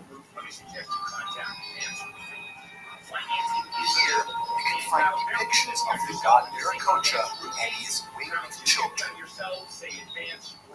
Look at those incredible carvings. It's one giant piece, a monolith made of andesite. It's incredibly difficult to carve this with any type of tool because it has to be harder than the current andesite. 70% chance we're going to get wet this afternoon and tonight. Chance of afternoon and In evening the thunderstorms. 1960s, at this same location, a wall was excavated with a fascinating array of stone heads. But who do these strange heads represent? There is one structure here that may provide a clue. This is a place where the Bennett monolith was discovered, and it's a representation of Pachamama, 21 feet tall, the largest monolith ever uncovered here. Pachamama essentially means the cosmic mother, because Pacha means cosmos, and Mama, well, I'm not going to explain that. And so the idea is that this is a place of creation. And I find that interesting because if you look at the different heads are built into the wall, some look very different than others. So the question arises, are these heads representing different races of humans? Or are they depictions of the so-called gods? Alien visitors came down from the sky. It's fascinating to look around and see these huge monuments at Tiwanaku and Pumapunku. I still wonder just how old these ruins really are. Before I began my investigation, I made a trip to Switzerland to talk with my good friend and mentor Eric von Daniken, who gave me some great insights into the history behind these incredible and mysterious sites. Eric, tell me about Pumapunku. What I find interesting is, according to some translations, somebody suggests there is a calendar there. And this calendar goes back some 20,000 or so years. Now this calendar, Giorgio, referring to the Alphabet booklet by Dr. Edmund Fish, And 50, 60 years ago, by Dr. Professor Bellamy, I knew him personally, he explored, and they absolutely deciphered this calendar of the Awanat. And it dates back at least 24,000 years in the past.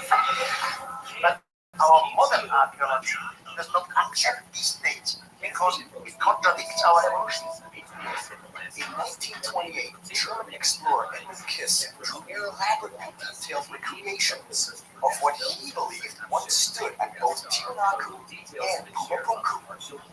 He became one of the first to suggest that the ancient structures were far older than the traditionally accepted date of 200 AD. Another German researcher, Professor Hans Schindler-Bellamy, dated Pumapunku to be before 10,000 BC and theorized that it was destroyed by a flood. The Spanish conquerors, when they arrived, they were up there with their soldiers, and they took the Inca, the ruler of them, and they showed them his ruling to Pumapunku. And they asked them, how did you make this? Because we, Spain, we were not able to do such gigantic rocks. And then the Inca ruler said, it was not us who made it, it was the gods who made it. In one simple night.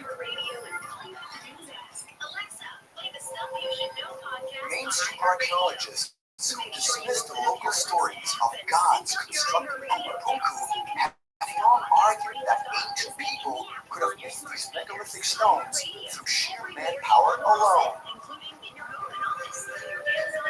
During an experiment conducted in 1966, members of the Bolivian army attempted to drag a 2-ton megalithic block and raise it using only rope.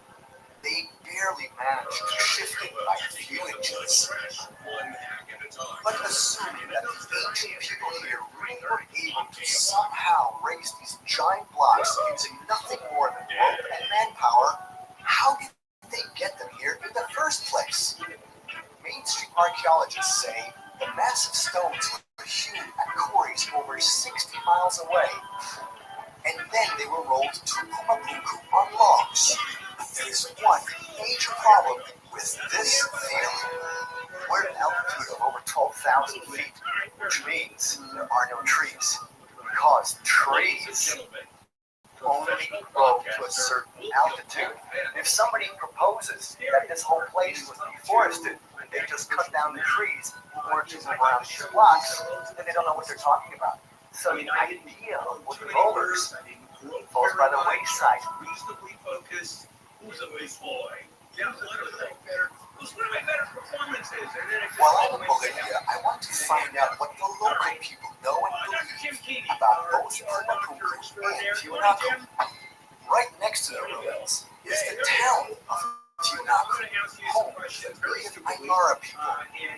The Aymara have inhabited Bolivia, as well as Peru and Chile, for at least 800 years, descending from other cultures in the area that go back as far as 5,000 years. They continue to speak the native language of their ancestors and have kept alive the oral traditions of their people for centuries. With the help of my translator and guide, Juan Carlos, I've arranged to meet Venequez, an Aymara elder and local historian. So, what can you tell me about the legends? How, for example, Tiwanaku was built?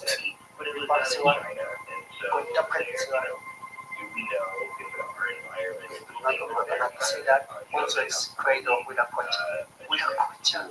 For us, is God will take care of us every day. The sun god Viracocha is the Andean creator and destroyer of worlds. According to ancient legends, Viracocha was born on the Isle of the Sun on nearby Lake Titicaca. Eventually, Viracocha disappeared over the water as if it were land without sinking, never to return. He was sitting near the Lake Titicaca. It's an ocean, Yes. ocean. I'm shocked to hear this Aymara elder mention the term watchers because the watchers are a key component of the ancient astronaut theory. So to hear this term associated with the ancient stories of Bolivia is pretty awesome. According to the Book of Enoch, ancient Hebrew text found among the Dead Sea Scrolls, the Watchers were a group of 200 angels sent to Earth to watch over the early humans. When they mated with human women and created a race of giant hybrids known as the Nephilim, they angered God and were banished from returning to heaven. Now what's really interesting is that the Inca also tell of Viracocha creating a race of giants. So hearing Aymara elder historians say that Viracocha was also considered a watcher is incredibly fascinating. Was there a particular reason why it was built?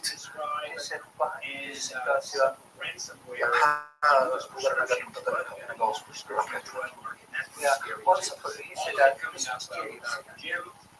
let's check in with the line 24-hour newsroom. that one day there were giants. George Gaston is There was a runoff election. He's leading the field with 12 for the DA jumped job. out from the lake. 22% of the Giants former U.S. Assistant DA Nathan Huffman has 18%. He said that the giants Official all the mail-in ballots stormed something. next week. They LA Mayor were shaking off the investigation of city leaders to Paris today to see how The question I would like to ask is if we look at the gate of the sun, Viracocha in the center, and all those winged City Council beings, President Paul Gregorian and what Council is the Member significance? Yaroslawski will be joining Mass on the head of House of the Dragon Children of the Sun with wings. HBO. Warner Brothers Discovery didn't give an exact date for the They were, spin-off's debut, how but do you it say, like courts of Viracocha. show They takes went place on 2 their years Viracocha's before court. the events of the She said that in We'll big check 22 ceremonies with the Kate for High people, next. they use a special mask. If you were selling your house, Their faces would never be seen you would by the rest of the population. Also, you can see one of them with the mask. According to the Anales de Cuauhtitlán, a document from 1570, Viracocha said, "If my subjects were ever to see me, they would run away." Now, when I hear that, I'm tempted to ask, did Viracocha need a mask because he didn't look anything like his subjects? Could he have been a real flesh and blood extraterrestrial? How does he react when people say, for example, that this place here could have been built more than 10,000 years ago? That is right with you. Because he said about 15,000 years ago.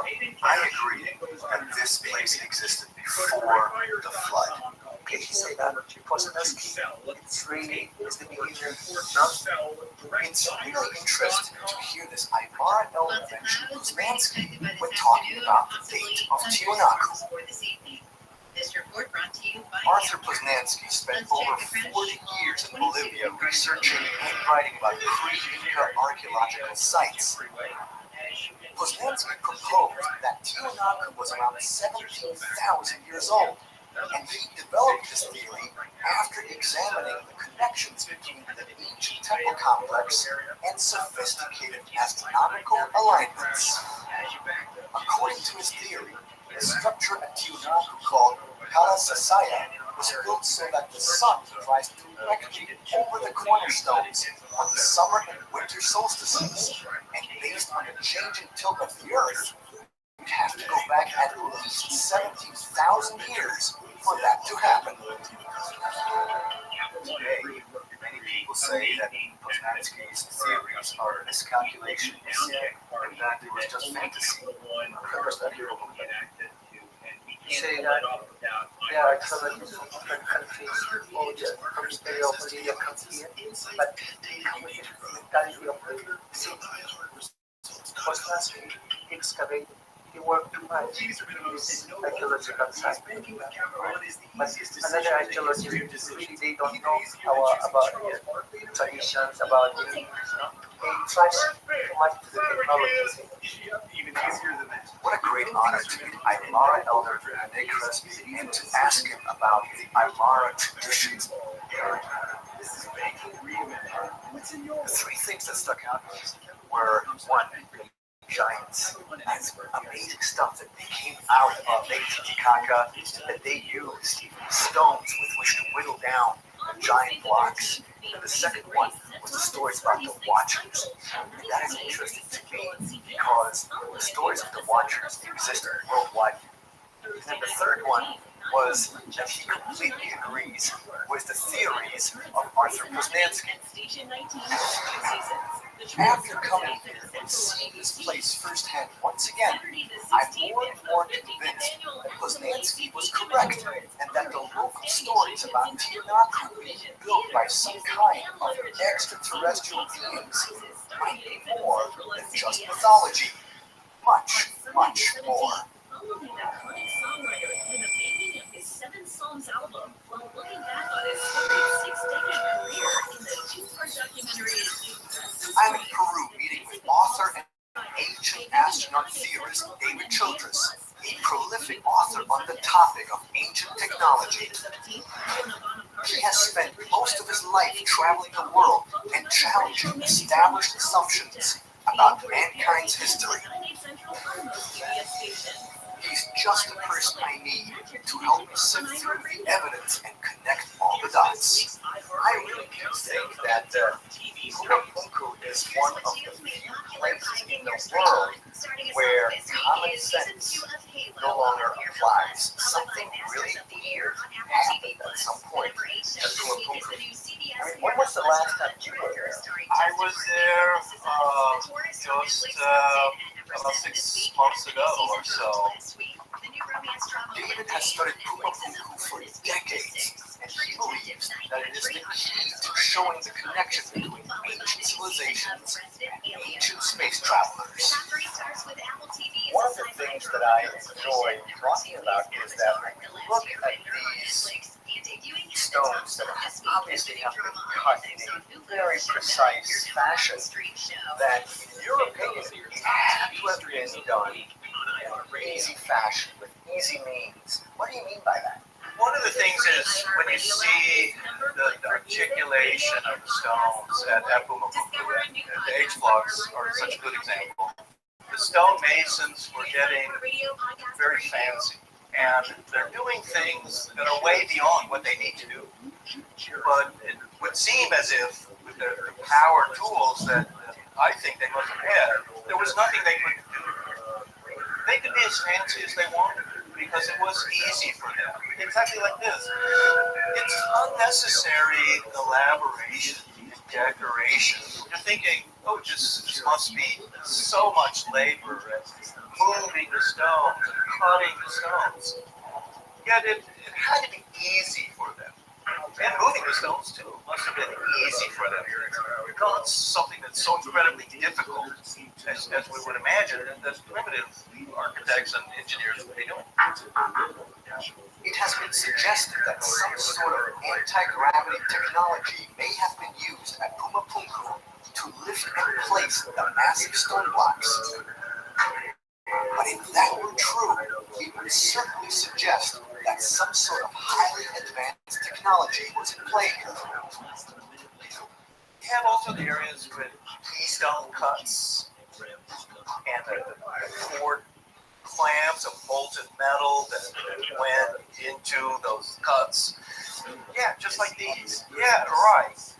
And that's such an unusual way of fitting stones. And that is something that you see at the Sun Temple, Coricancha, in Cusco. You'll find also these keystone cuts. And at Ollantaytambo on the way to Machu Picchu. That's Ollantaytambo right there. Right.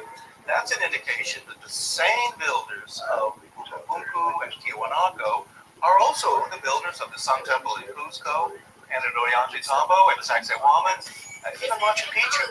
But then you can go around the world and find this unusual keystone cuts in Egypt, in Greece. This is a Giza temple. Okay, there at Giza at the Sphinx Temple.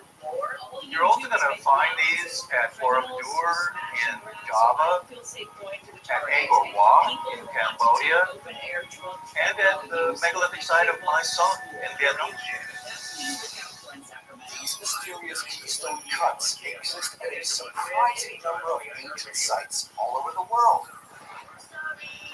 It's a building technique that involves pouring metal to cut rock on both sides of a joint. It has been suggested that the clamps that went inside them were made of copper, bronze, silver, or a mixture of silver and gold. Curiously, in nearly every case where keystone cuts have been found, the clamps have been removed. Or possibly the structures were so old that the metal has been broken completely. And some still contain remnants of metal, which leaves no doubt that the architects had at least rudimentary knowledge of metallurgy. You know, stuff like that is sensational because it would imply one of two things. Either, as you say, they were the same builders, or that they were the same teachers. Because clearly it's not a similar construction style, it's identical. It's not something that could really have been developed independently. And so the mainstream archaeologists are basically just ignoring this, because if they were to discuss this, it would completely wreck their whole theories that these people are isolated from each other. It had to be made by the same kind of engineers and architects.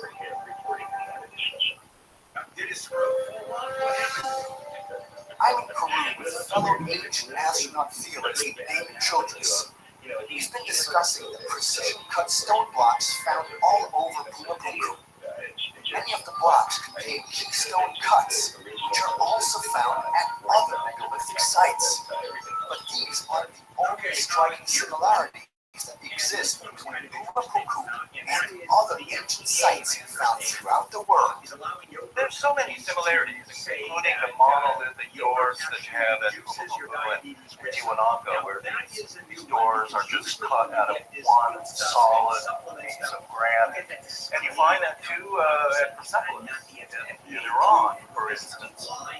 And then on top of all that, you've got the Puente Magna.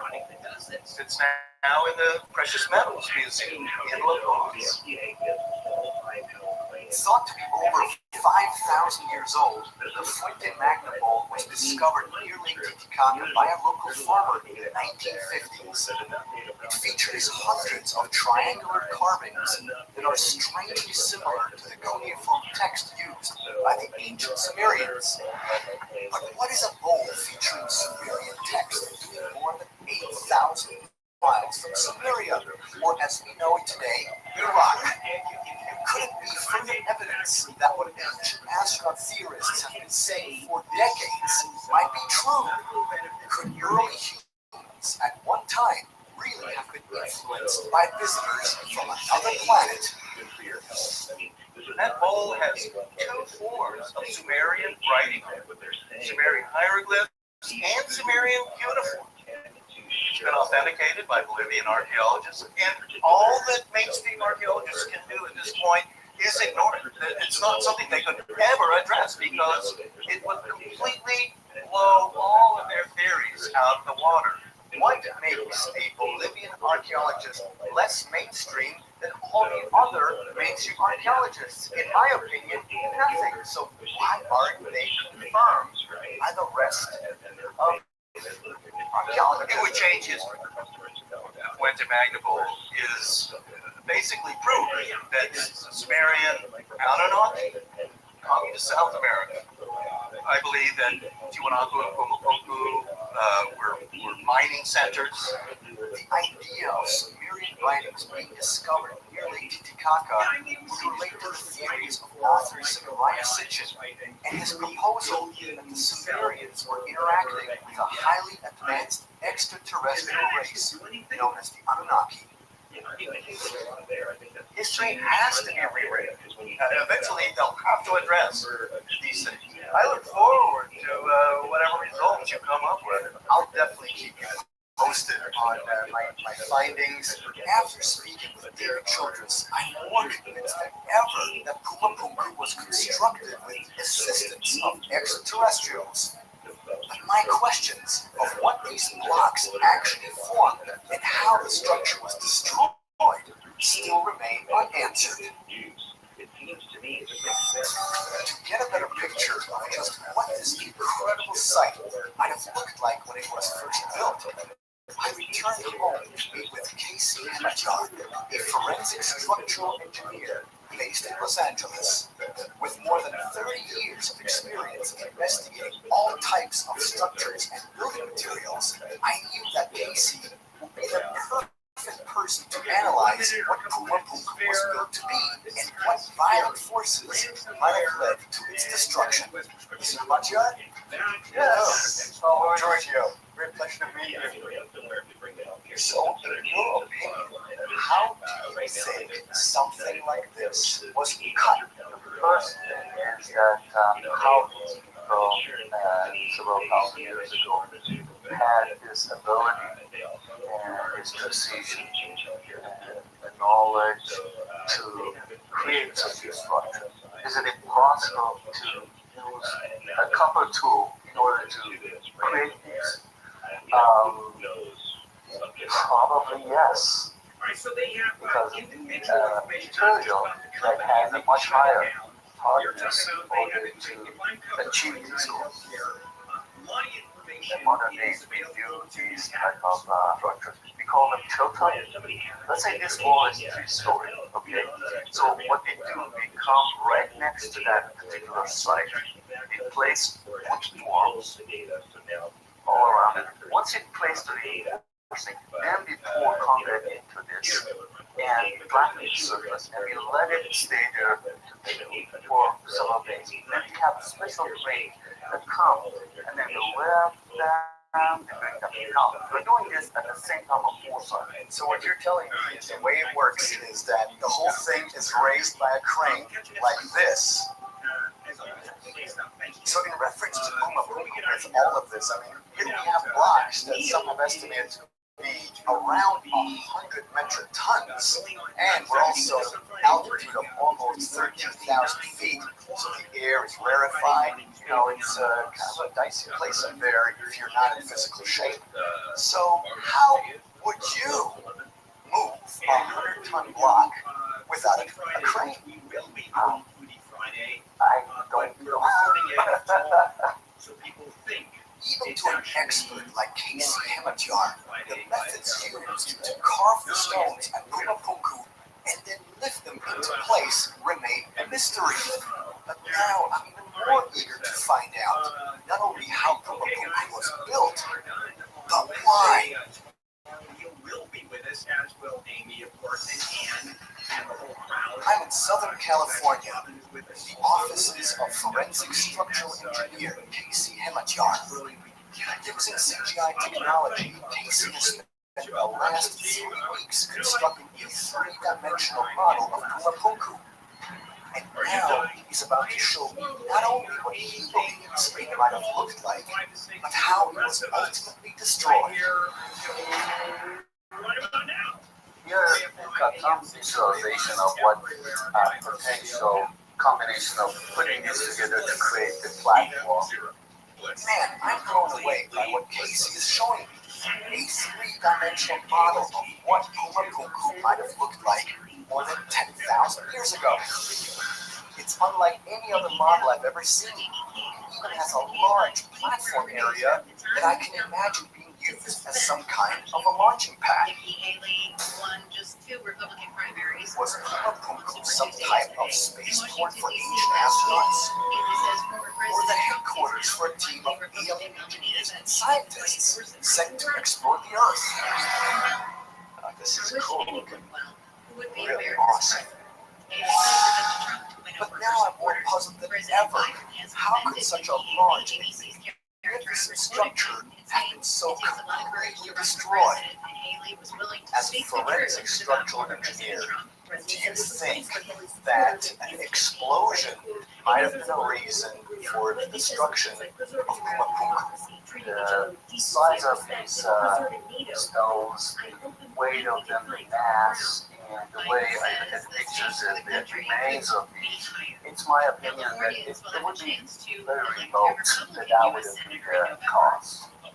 Okay, so then what does that leave us with?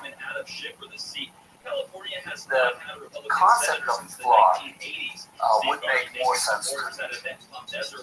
Casey's concatenation of Kumapunku is consistent with various theories which suggest that the enormous stone blocks were somehow lifted up and then dropped down. It's also consistent with what I've been hearing from everyone I've spoken with so far, that Kumapunku was built sometime before the Great Flood. The soil becomes almost liquid, getting saturated by water. It loses its stability. Therefore, it's not capable of providing support to the structure above anymore. And with the movement of water itself, that can cause movement of those objects.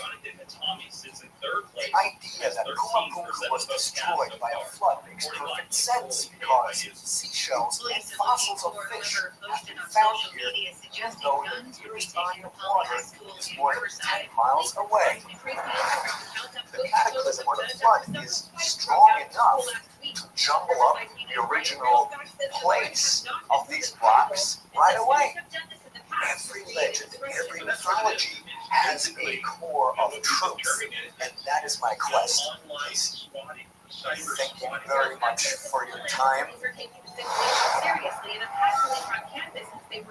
There is now very little doubt in my mind that Kumapunku was built with some sort of extraterrestrial technology, and that its destruction was probably caused by a great flood, perhaps the same flood that is described in the Old Testament. This has been an amazing journey, and while I'm even more convinced that mankind had alien ancestors, I need to find more evidence. So this is why I'm off, once again, in search of aliens.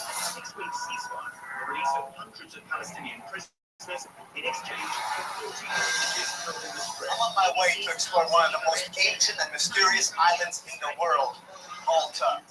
It was here that a prehistoric society built megalithic structures using massive blocks.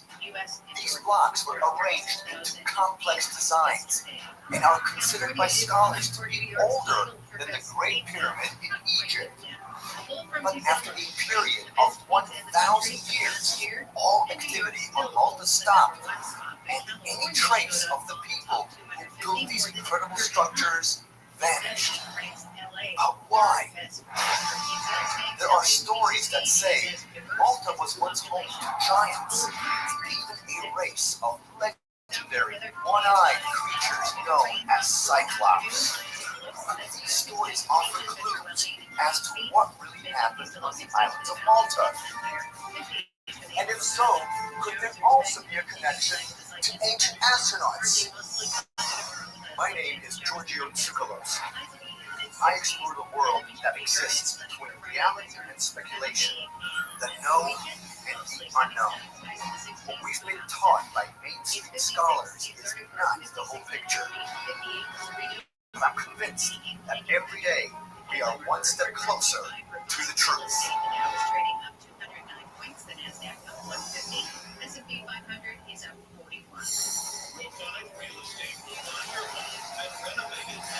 Wow. I've traveled almost 70,000 miles to a place that has puzzled archaeologists for more than a century. Lying just south of Sicily, in the middle of the Mediterranean Sea, the islands of Malta have been of strategic importance from the times of ancient Greece all the way through to the Second World War.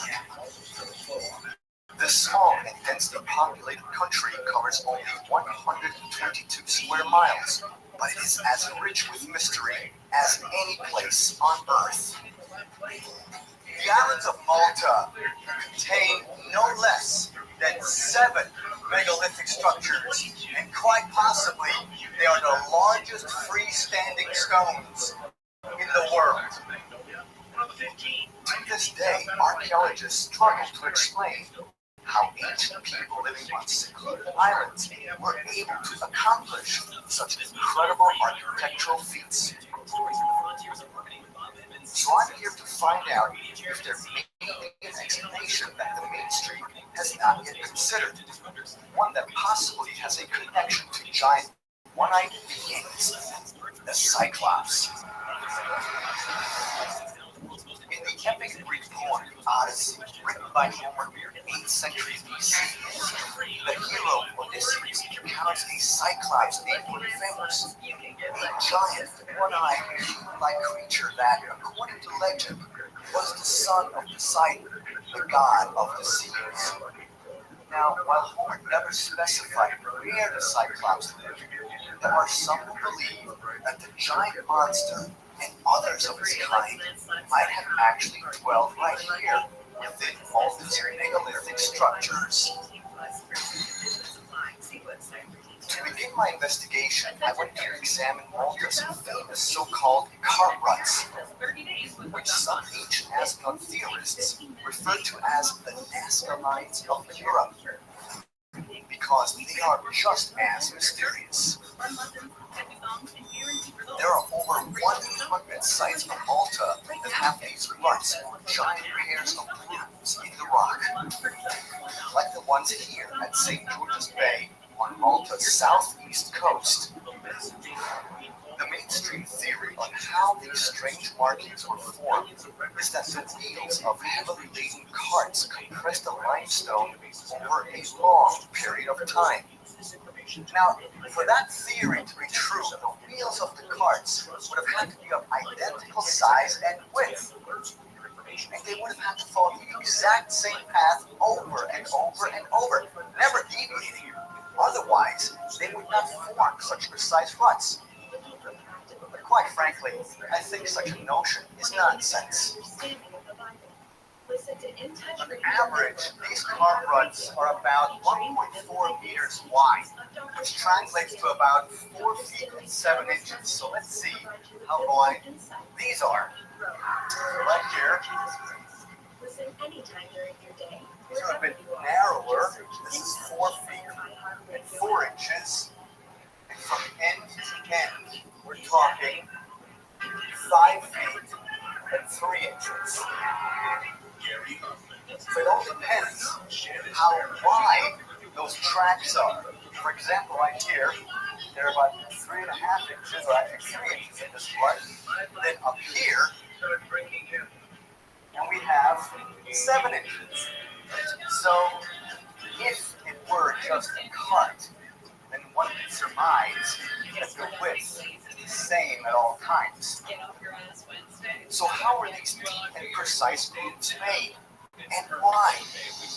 Perhaps there is a link between these strange markings and the stories of giants on Malta. But how the grooves were made is only part of the mystery, because these carpets go straight into the Mediterranean. Archaeologists are puzzled by this because divers have determined that these carpets go about 42 meters into the sea, which is about 46 yards. One area located on Malta's southwest coast has so many mysterious ruts. A visiting Englishman nicknamed it after the busy Clapham Junction railway station in London. Hi, how you doing? Not so bad. All right. To help me find some answers, I've arranged to meet with author Gordon Weston, who wrote a book about the so-called car ruts in 2010. Gordon, here we are at Clapham Junction. So, lay it on me. Tell me what you think. Well, you got a half a lifetime? Absolutely, yes. Basically, you couldn't drive a car down here. The car would be wrecked. Early researchers looked at vehicles that would scrape away the rock because that's what it looks like it's happened. There was 3 devices. The first one was a sledge, probably the oldest form of human transport, but they found that the sledge immediately got stuck. So the 2 other devices that they looked at, one was a device used by the Plains Indians to transport their teepees from camp to camp. The problem is that bolts would be wider than these ruts and touch the ground. The next device is called the slide car. It's a road platform with 2 rungs on it. It's a sensible, ridiculous idea. Practical experiments have seen it just doesn't work. Gordon and I shared several different theories about the origin and purpose of the ruts, ranging from tracks used in the transportation of megalithic stone blocks to irrigation drains. But ultimately, every single one of these theories is problematic. Science is useless for this problem. There is no methodology which can be applied scientifically to these ruts. There's no way a block could be carried by a vehicle at the time the temples were built. The first temple was built in 3500 BC. The wheeled vehicle only just come into existence then. Certainly not Malta. Malta was still in the deep Neolithic at that point. The presence of these ruts all over Malta is truly inexplicable. And there's one other aspect I took note of at St. George's Bay that baffles me most of all. So in St. George's Bay, in a city called Bersabuja, there are a couple of ruts that go straight into the Mediterranean Sea. They are famous, right? It is interesting to see the ruts go into the sea. They also said to have come up on the other side of the bay, but it is now built up. So how do you explain it? And then there was a More pivot and this more, morning I'm after convinced Daily that Drop the Shop. people living in Malta are much more technologically advanced than most mainstream scholars believe. But who were they, and how were they connected to ancient stories about bizarre one-eyed giants? I'm beginning to believe that these islands have been the home of a highly sophisticated civilization. A civilization that may have actually included extraterrestrials. I'm in the village of Crendi, about to meet with Dr. Anthony Bonanno, a professor of archaeology and classical literature at the University of Malta. Dr. Bonanno is one of the foremost experts on Malta's megalithic temples, so I'm excited to have him help me with my investigation. Hopefully, he can bring me closer to finding out whether or not a legendary race of one-eyed giants known as the Cyclops actually existed here, and if there might even be an extraterrestrial connection. I wanted to ask him if anyone believes that those prehistoric temples might have been built by giants. Yes, there's this association, even in Maltese folklore tradition, between the giants and the temples. There is a legend that the Gandhia temples were built by a giantess, a giant woman. Really? Yes. How old do you think the megalithic structures are? Speaking of a bracket, certainly between 3600 BC and 2500 BC, there have been claims that they would be older. If what Dr. Bonanno suggests is correct, then these Maltese megaliths are at least 1,000 years older than the Great Pyramid of Giza. But after seeing Malta's mysterious ruts running straight into the sea, I believe they may date back further. Perhaps I'll find more evidence at the first site Dr. Bonanno is taking me to, the temples of Manidra, located on the rugged and isolated south coast of Malta.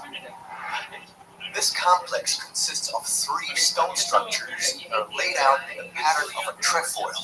That is to say, structures which have three interconnected circular chambers. Moon is a fairly small island, but the ratio of how many megalithic temples exist here on this island is astounding. So why such a small island with that many prehistoric megalithic temples? The question which we find difficult to answer. The concentration is normally attributable to some sort of children library, which spurred on this mad idea of children one temple after another. Mad idea, I like that. You know, people have been possessed to build this.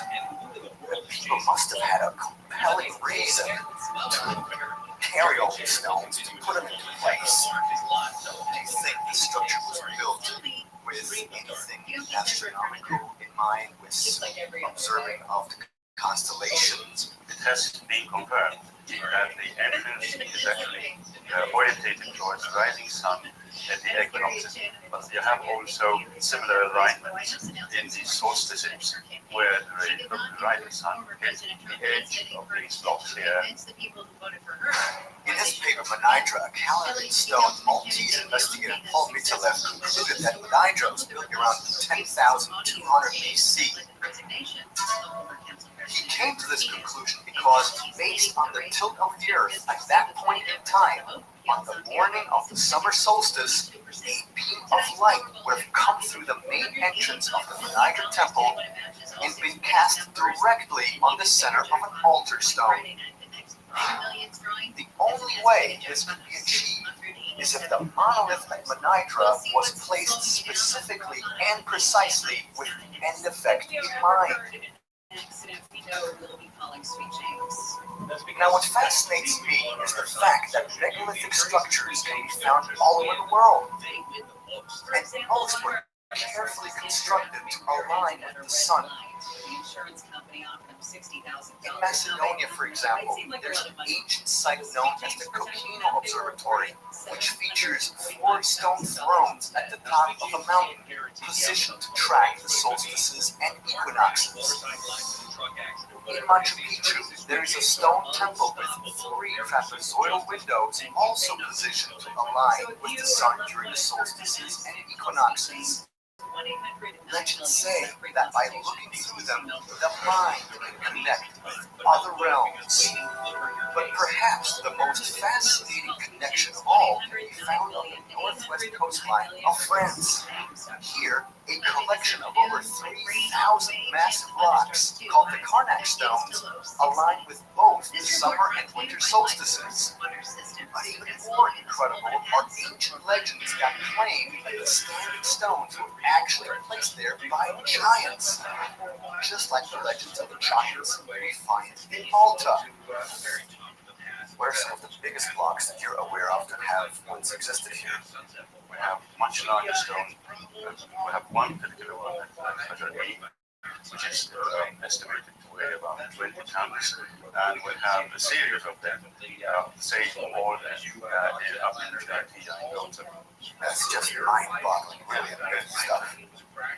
Between carved ruts that go into the sea in a megalithic temple that could date back more than 10,000 years, I'm beginning to see just how Malta could connect to stories about a race of one-eyed giants known as the Cyclops. But before I can draw any conclusions, I still need to gather more evidence. I'm exploring the tiny Mediterranean islands of Malta, looking for evidence that the legendary Cyclops may have lived here thousands of years ago. As my search for clues continues, Dr. Bonanno is now taking me to the temple of Hajja'in, which contains what is possibly the largest monolith on the island. What does Hajja'in actually mean? Hajja'in stones and even primarily worship or standing. So stones of worship or standing stones. Like this one. Check this out. This is huge. Yes, 3 meters high by 6 meters 50 wide and about another meter thick. That makes about 20 odd tons. Minutes. Yes. 20 tons is around 40,000 pounds. That's the combined weight of 16 mid-sized cars.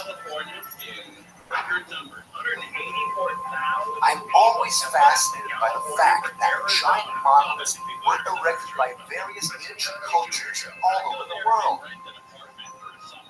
For example, you can find them at Stonehenge in England, Karahunj in southern Armenia, and even as far away as Easter Island. So you have to ask yourself how and why were so-called technologically primitive people erecting these enormous stone monoliths without the help of any large machinery. This is incredible. So this is one of the largest freestanding stones. I mean, when I see stuff like this, that's when I wonder how did they carry it? How did they wanted it? Yeah, I mean, so how do you think these stones were brought here? Yes, they must have been dragged on straight off rollers. While some ancient archaeologists suggest that giant blocks of stone were moved from quarries to the temples with the use of carts that ran along the so-called cart ruts, others claim that they were moved by placing them on the top of stone balls and hauling them across the countryside. But while it's true that a number of spherical stones have been found at Malta's megalithic temples, it still doesn't explain why such enormous stones were even used in the first place. When I see this, I mean, it's just this massive rock. The weight, I just don't know if the spheres would have withstood 20 tons of, because the spheres were made of limestone too. And the rock surface would explain why these spheres were actually different sizes. But never bringing it here and then just, keeping it up. That is another way. It's like just this obelisk just standing about more than 15 feet. I'm still in awe of the size and complexity of Hajar-Im. A 17-foot tall monolith? How did supposedly primitive Stone Age people move something this enormous? Today, we would use the most advanced of heavy machinery, and so the idea that some other type of technology was used becomes very plausible. And the idea that these structures today are considered to be temples implies worship. That they worship the gods. In my opinion, that is when the question begins, because we have to then ask ourselves, who are these gods? So, there's something else I would like to I'm excited to explore the interior of Hajar-Im because there is something I've heard about within this structure that leads some ancient astronaut theorists to believe that this temple dates back much earlier than 3600 BC. If this proves to be true, it could fall in line with the evidence I've already discovered that could indicate a civilization that existed on Malta as far back as 12,000 years ago. So, beyond a long covered corridor, we open up into a courtyard flanked by two apses, one on each side. And each apse is accessible through a porthole entrance.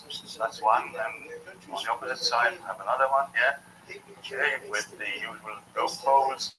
And it is in this place that the famous Venus of Malta, about that side, was discovered. So this is where it was discovered, right? Okay. According to Dr. Bonanno, mainstream scholars believe the Venus of Malta is approximately 5,000 years old. But I find that very hard to believe because this clay figurine bears a striking similarity to one I've seen that is much, much older. In 1908, almost 7 years after the Venus of Malta was discovered, a nearly identical statuette was found in Austria called the Venus of Willendorf. It bears uncanny similarities to the Venus of Malta in both subject matter and its exaggerated style. But what I also find truly incredible is that the Venus of Willendorf has been determined to be at least 25,000 years old. The implications of this are truly staggering because if the Venus of Malta is 25,000 years old, then that would suggest that the entire megalithic structure known as Hadra'im could very likely also be from this same era. Now, while I've yet to find concrete proof that the Cyclops really existed here in Malta, I see more and more evidence that the incredible structures here are much older than what most mainstream scholars believe. But what exactly does this all mean? In 1902, a strange underground temple known as the Hypogeum of House Ephraimi was discovered on Malta.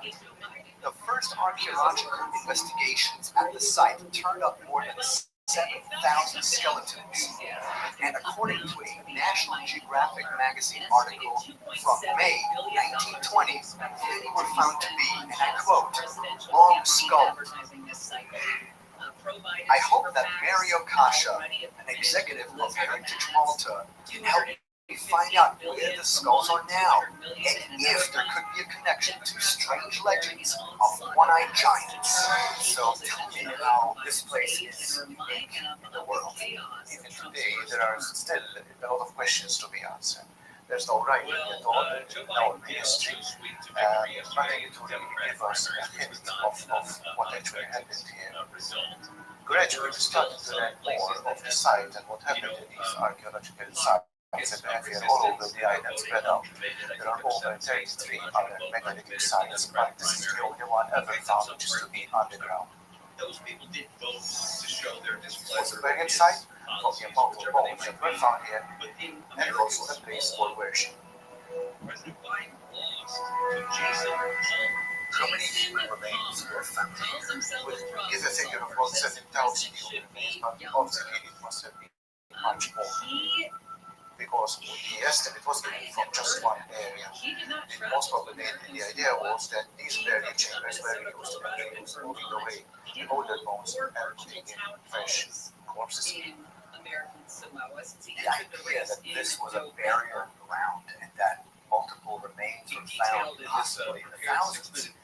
Where have those remains ended up? Where are they? Do you have any ideas? From the Second World War, or the East South. It's a tragedy that more than 7,000 ancient skeletons were supposedly lost. But I've actually seen old grainy photo of some of them, and they definitely appeared to have elongated skulls, similar to those found in ancient Egypt, and as far away as Peru. Luckily, a few of the elongated skulls that were found in the Hypogeum were sent to Malta's National Museum of Archaeology shortly after they were discovered. In 1907, they were put on display and caused a sensation.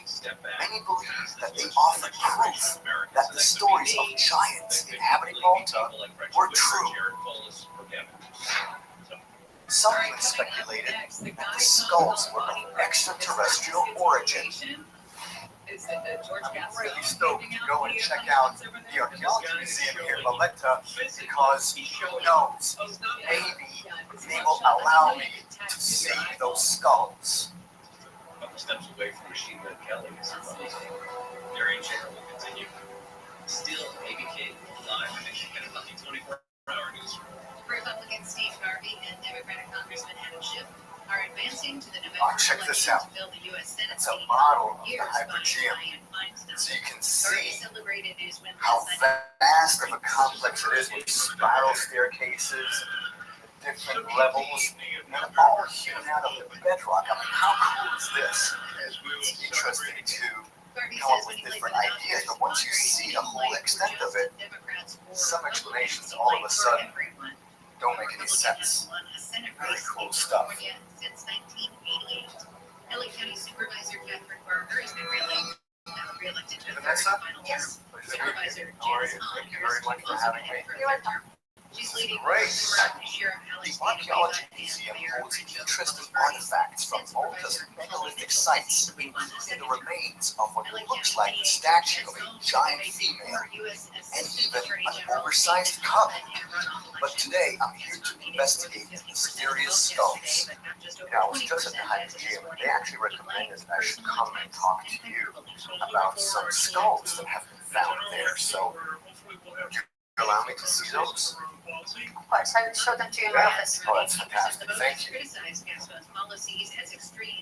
What an incredible privilege.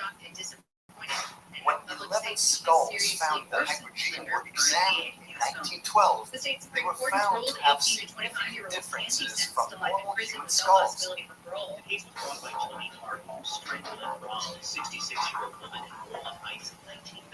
When he was 25 years old, Art was sentenced to life without the possibility of parole. So these belong to the Temple period. So we're speaking about 5,000 years ago.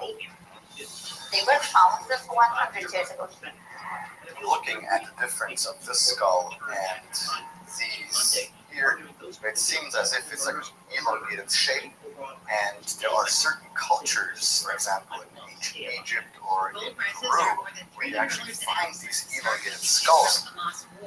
In 1928, 300 elongated skulls were discovered in Caracas, Peru, and were estimated to be more than 3,000 years old.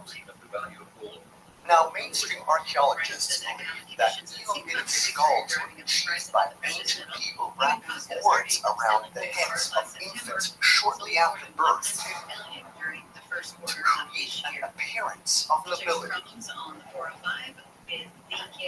But ancient astronaut theorists have another interpretation, one that suggests that some of the skulls were an attempt to emulate or copy the so-called gods. Most cloudy skies tomorrow with a slight chance of showers in the high desert. As you can see, even from the inside, there's no sign of the middle signature. Sunny skies, highs around 70, and then Right. cloudy through the weekend. The highs in the 60s to about 70. That's 60 fascinating. in Anaheim, 61 Huntington Beach. Got crashing in Los Angeles, 405. The bones of the human skull are joined together by sutures, joints formed by ossification. The sagittal suture connects the sides and roof of the cranium. This suture is open when a person is born and closes around the age of 35. But the Hypogeum skull seems to not have a sagittal suture. But how and why? These skulls are referred to as elongated skulls. Like you said, this one in particular especially seems to be longer, just quite unusual. I mean, I know there's quite a lot of mystery about them. In fact, we've been accused many times of keeping them secret because they're the remains, the evidence. Yeah, why are these not on display? They aren't on display yet. Unfortunately, they haven't been studied yet. They were discovered about 100 years ago. It's the first thing you should study right here. So, are there any plans of potentially doing any DNA testing on these to determine the origin and things like that? Unfortunately, these have been handled many times, and some of them, most particularly this one, if you look inside, it's filled with plaster of Paris. Unfortunately, this would make it highly contaminated, and it's not worth destroying such unique artifacts that the data which is not reliable. This has been fascinating beyond words. So thank you very much. I appreciate it. And if anything happens with these skulls, let me know. I'm definitely curious to learn more. In this week's Marketers Report, we learn about the value of uncertain times. I can't believe I just saw those skulls. The fact that they've been discovered 100 years ago, they have not been further investigated, blows my mind. I know this is speculative. I know that. But what if what we have there is an extraterrestrial skull? Because that missing suture is very strange. To gain more inside, I'm meeting with Professor Hubert Seitelmeier, founder of the Malta Discovery Prehistory Research Foundation. Professor Seitelmeier has been looking for proof of ancient alien contact on Malta for over 2 decades. He's taking me to the final stop of my investigation, the Temple of the Giants on the island of Gozo.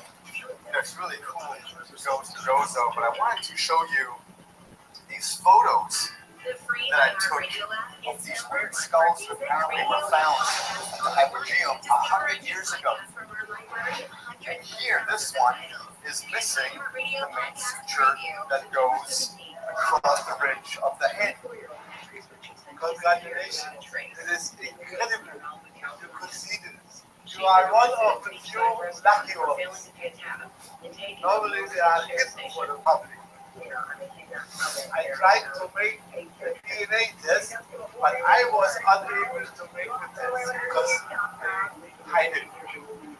Do you think that these things might be extraterrestrials, or do you think they're hybrids? They are hybrids. Made half and half, but made by the extraterrestrials. So they are much older than 6,000 years. So how many years do you propose we're talking here? I would say we talk about 160,000 years. Based on the strange shape of the skulls, Professor Seitelmeier believed they date back between 100 and 200,000 years ago, the time that the first Homo sapiens sapiens emerged. And it is also around this time that many ancient astronaut theorists have suggested that extraterrestrial beings first made contact with humans and altered the course of history. Now, although these skulls are clearly too small to belong to giants like the Cyclops, they represent something even more profound. Could they be the actual skulls of ancient astronauts? It's all a very interesting investigation to me. If in the end has something to do with giants or not, I know something happened. Investigative journalist and host of the podcast Helen Gone. In the 3rd season of Helen Gone, look at these stones over here. Professor Hubert Seitelmeier and I have arrived on the island of Gozo to explore the Temple of Gigantea. According to legend, Gigantea, or the Temple of the Giants, owes its magnificence and its name to the strength of a giantess named Samsuna. And apparently she carried the huge stone boulders on her shoulders while carrying her baby under her arm while building this structure right here. During my visit to the Temple of Hajar-Din, Dr. Bonanno had explored the idea that limestone spheres may have been used to move the massive stones into position. But Professor Seitelmeier has an alternative theory, one that I've never heard before. He believes that the stone balls were used to protect the temples in the event of earthquakes. So you think that these stone spheres were actually used in order to hold these blocks in place? Yes. Major candidate to challenge Donald Trump. Sometimes in the floor there are holes in the floor, and there are the bolts with the right size, and there are fitted to the hole. This year's nominating And then contest. we have Also the half hole Senator here, Mitch half hole here. McConnell this morning officially endorsed former President Trump's bid to the White House. McConnell unveiled the endorsement only after news broke that Haley On top of finally the stone, decided that there she are was going always to holes the too. race. There's also And then you a put the secret balls meeting, not so into the secret zones, anymore, and then you between fit the Elon covers. Musk and Donald Trump. Since some speculation that Elon Okay, might so be it's bankrolling some cannot fall down of Trump's But presidential the giants, with this type of construction, they made the building for turning. But I think this is great. I mean, this would explain the idea of what these stones were, or these spheres were used for. This actually is a very ingenious solution to an enigma.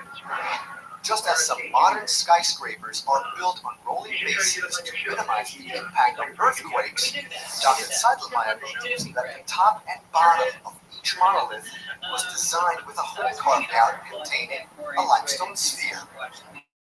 This would allow the stones to slide and roll and not break apart when tremors shook the islands. So it's clear that they had the knowledge to build these structures. And then all of a sudden, not only did they stop to build in this megalithic style, but also it seems as if the knowledge was lost.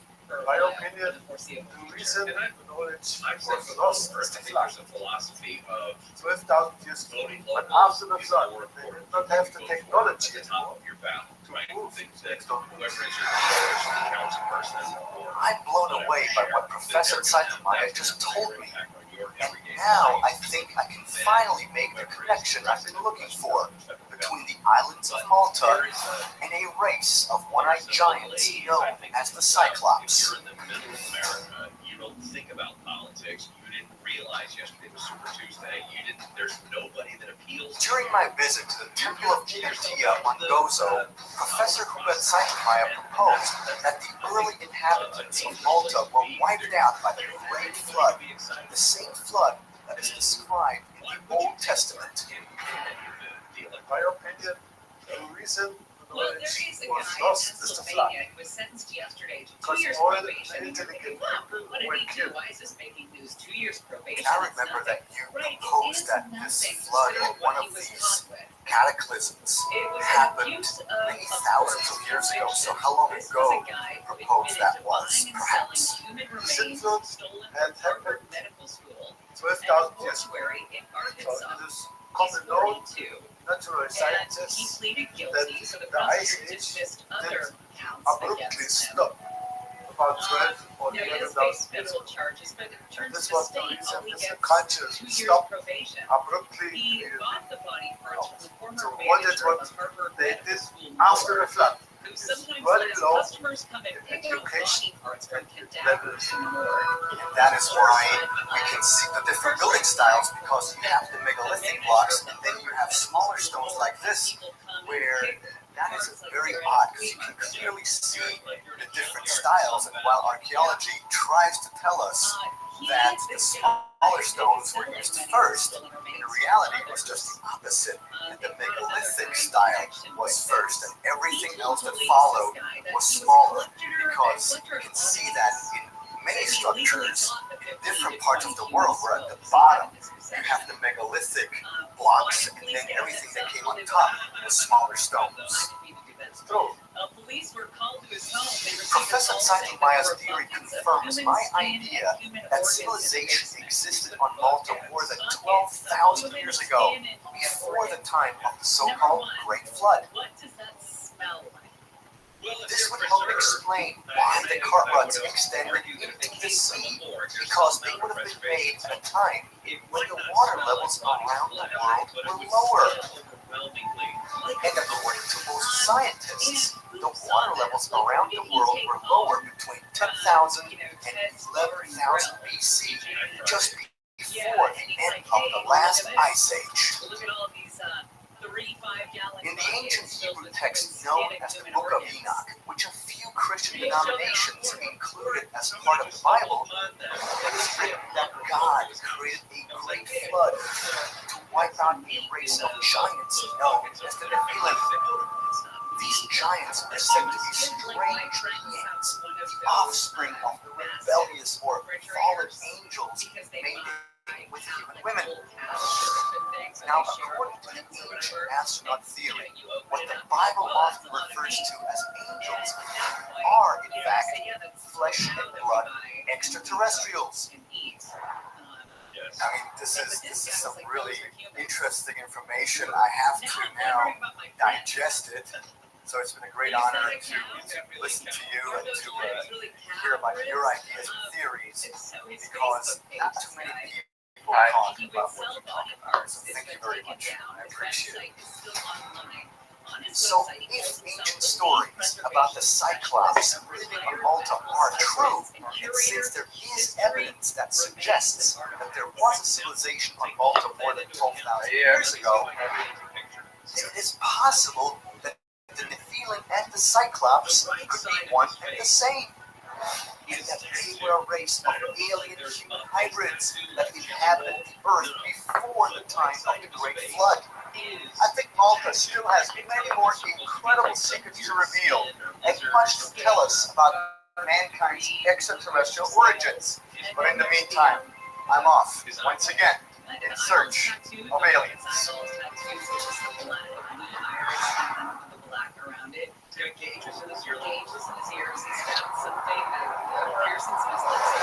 I'm on my way to Roswell, New Mexico, which is ground zero for modern-day UFO researchers. It's very exciting to go to a city that's steeped in alien lore, but I'm not going there to investigate the Roswell crash site because that's been done 1,000 times before. My mission involves a much more recent discovery. I'm headed out in search of the Roswell Rock. My name is Giorgio Tsoukalos. I explore the world that exists between reality and speculation, the known and the unknown. What we've been taught by mainstream scholars is not the whole picture. But I'm convinced that every day we are one step closer to the truth.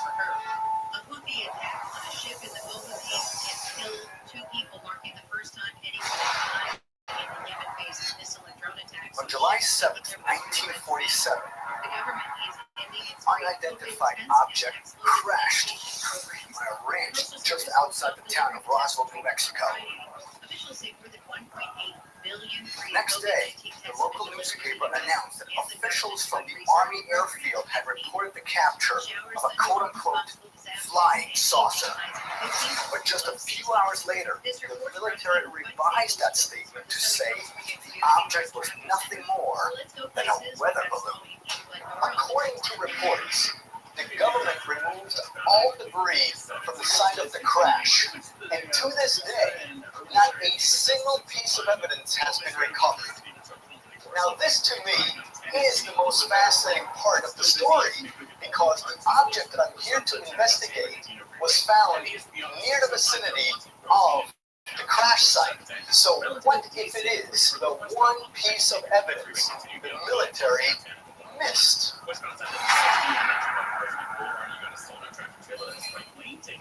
That's going to be a busy drive for his history and avocado heights. From as far back as about 7th and seeing delays as you continue beyond looks like there's people who are just making waves toward 710.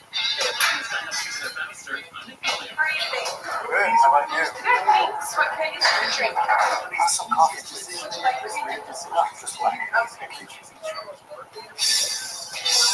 What brings you to Roswell, New Mexico?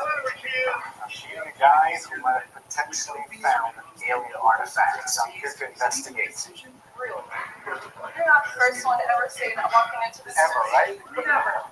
A local man named Robert Rich discovered the Roswell Rock about 10 years ago while tracking deer in the desert. And he found right near the area where the UFO allegedly crashed in 1947. Now, the Roswell Rock is this small triangular-shaped rock of brown color. It has this design on top of it. Isn't etched into the rock, but actually protrudes from it. And it's interesting to me that most people I meet in Roswell have never even heard of this rock. Robert? Hey, good deal. Pleasure to meet you. Thanks so much for coming on and meeting me. It's great. Have a seat. Yeah.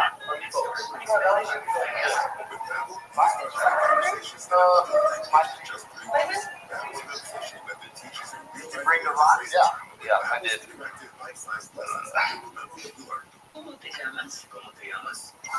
Wow.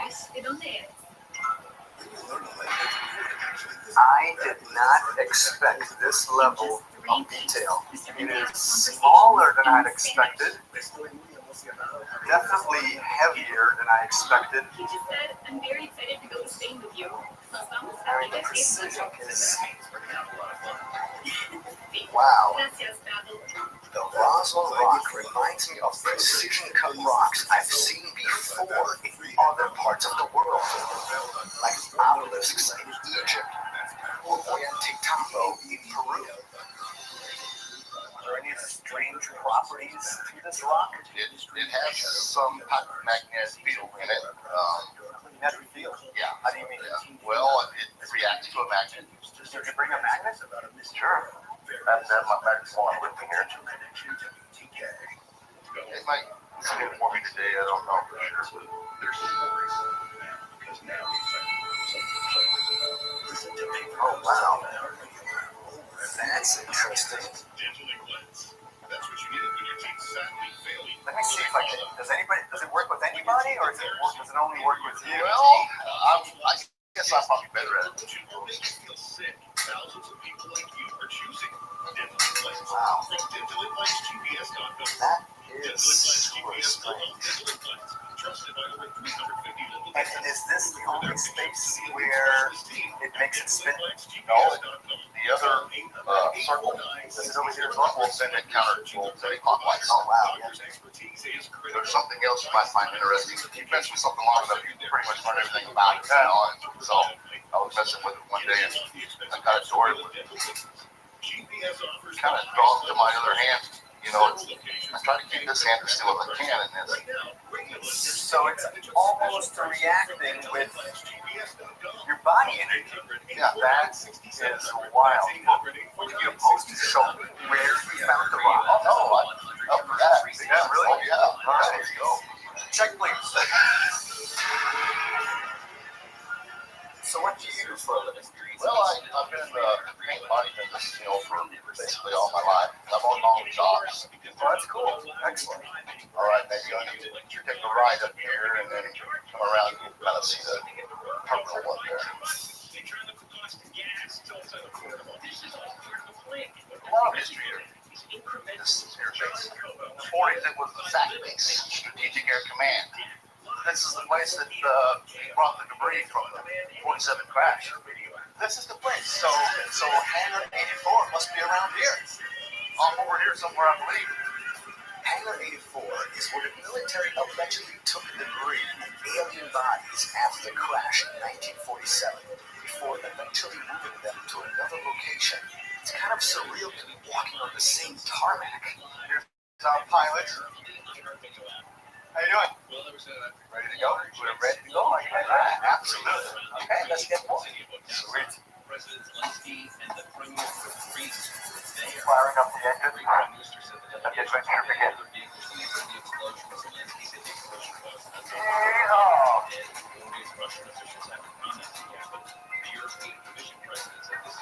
Now, where is the crash site relation to where you found the rock?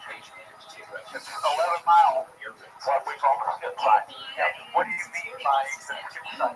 It's where the robber made contact with the ground first, let this massive debris field, and then proceeded back towards the mountain where it finally came to rest. Why do people believe that is the spot? Jim Ragsdale and his girlfriend were up here camping. They actually saw the crash come in and were the first ones on the scene. That's why they call it the Ragsdale site. They supposedly saw the body and everything. There it is, right here. Where's the spot? Is it right here? Yeah. Wow. Why you'd want to take nuptials there, especially if it's Brian. But there is this new thing, and I noticed it maybe 15 years ago when one of my first friend, who had a This is the trail I was on. wanted to get married in Maui. This is deer country, It's the right season, the right time of year. Deer just big in here. I saw fresh deer tracks across the road in front of me, so I thought I need to get out and follow these tracks. So I get out and start following the tracks, and they bring me around through here. I look over up on that edge there, and it's there it sits. But still, it's that chunk of change. Now I'm thinking to myself, rock doesn't really fit in, and looks like it has a design on it. Go ahead and place it where you found it. Sure. But we did. We bought the tickets, and then we fell through. He had to go to duty. Let's say something like that. And we were stuck with these tickets, and I think they were like non-refundable. Yeah. A lot of people might have walked by it, but kind of soured my husband on I'm not allowed to see well. Right. But, So that's how it was. It was in 04 also, so this has changed a little bit. The sand looks like it's a little bit darker in here right now. I can totally see now that does stand out from the environment. So do you think there's a connection between the crash and finding this rock right here? I think it's possible. You know, the skip site is this direction. There was a massive debris field, all accounts, that was left behind. And so it was moving that fast, to skip off the ground like a rock on the water. Why couldn't that have been thrown this far? The government did a pretty thorough sweep of this country when that happened. And maybe they missed something, I don't know. But I thought it was special from the very first moment it hit my hand. The military allegedly spent months recovering debris, but the sand out here is constantly shifting, so it's very easy to see how they could have missed something as small as the Roswell rock. Now what I want to do too is I want to see if we can find maybe some similar rocks around here so we can, draw a comparison. Great, I'm always up for hunting a rock. All right. There's some rocks right over there.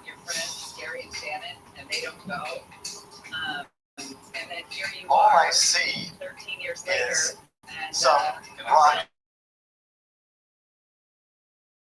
It's definitely not the same, that's for sure. Because you can compare that, and it's not in the same category. Not a whole lot out here resembled it in any way. So I'm going to put these in my bag. So, for the next couple of days, I'm going to definitely mull over what happened today. And I'm going to go ahead and back to the chopper. Let's do it. So I'm on my way to Albuquerque to see Linda Moulton Howe, an investigative journalist who has done extensive research not only on the original Roswell incident, but also on the Roswell rock. I have read on Earth Files that there is a clear connection between a crop circle that was found in 1996 in England and also the Roswell rock. Pretty much the two designs are identical. What can you tell me about that? At first I thought could it really be identical? And we can do a comparison here. Now on the left is the rock, the actual rock and its pattern. And on the right is the crop formation in 120 feet long. And you take each item, you can measure it across. They're exactly identical. Wow. So you clearly think that the crop circle wasn't man-made. In this one particular case, they had a pilot and a passenger who said they had flown over the field and there was nothing there. And they flew back over, could have been more than a half hour, and here was this pattern. There were 4 layers thick where the crop was layered as one direction would flow and another direction would come over. There's no board, string, foot, nothing to do that. It was one of the most perfect, clean layers that anyone had ever seen, meaning perfection. What's the significance of this? I mean, it's kind of mind-blowing. Basically, we're dealing with lunar astronomy. The moon and the sun and the tracking of the symbols. This is reflecting past, present, and future. This is relating to space and time that moving through the universe has got to be on a point-to-point bending space-time that quantum physicists have talked about. I really do think something the capital S is trying to teach us. Now, the fact that we have equal but opposite images of what appears to be the sun and the moon brings to mind a concept from the ancient Hindu texts known as the Vedas, and that is, as above, so below. In other words, what happens here on Earth is connected directly to what happens up there in the sky. The very fact that Robert Bridges rock would have magnetic properties that would spin clockwise and counterclockwise was it constructed that way by some intelligence? Was it a fluke of nature? In Georgia, no one has proved this rock to be hoax. Linda, I thank you very much for this conversation. The information that I've learned this afternoon has been absolutely invaluable. Thanks very much. For bicyclists and bus traffic. Firefighter unions in LA have been outspoken against it. Honestly, I really thought that this rock might be something fake. But after seeing it in person and after talking to Linda, I'm beginning to think that what we have here could be something quite extraordinary. So now it's time to put the Roswell rock through some serious scientific tests. Causing the vehicle to slam on the brakes when nothing's actually there. The study released last week found the flaw. One of the biggest questions concerning the Roswell rock is whether or not the design on it is man-made. And those who claim it is say that because the design rises out of the rock, the most likely way it would have been made is not with laser cutting or machining, but with a process known as sandblasting, which can be used to cut away the rock around the design. Alright, let's go. Let's check this out. So Robert and I decided to meet with a stone cutter to put this theory to the test. Hey, guys. How you doing? Good, you. Alright. So what do you have set up for us here today? Well, I'm trying to see if I can make a rock. It looks like a Roswell rock. So you're trying to replicate this item here? Exactly. I'm trying to show y'all how we do this. What processes will you use? Using the stencils, cutting, and the sandblasting. Okay, that's all. I got a head start. I copied the design, traced it, put it on the computer, ran it through our computer system, cut the design, cut it into different sizes. And of course, all I had to go was by this picture. So you can get a pretty good tracing off of that. Robert actually brought the Roswell rock, so go ahead. Give the rock. Help you out, so I'll check it out. What are your impressions right now? Users, Feel anything? Instagram and Threads were also down for a couple hours. No, I don't. I don't blame you. What are your thoughts? Aces Facebook blamed a technical issue and apologized. The attorneys general have also asked for a formal meeting with Kind of interesting. It's got some markings right there around that edge of the paper. Green there, and then levels around the side. It's got this cup on the bottom here. Very interesting. Thank you. Every one of those cuts and every one of those are achievable by man. Give it your best shot. Mostly sunny with clouds rolling through for the weekend. Highs in the 60s to about 70. At 61 in Brea, 60 in Lake Forest, 58 in Marina Del Rey, 57 in Burbank. Again, the report brought to you by Revive Real Estate. The Dow is trading up 174 points. The Nasdaq is up 160. S&P 500 is up 42.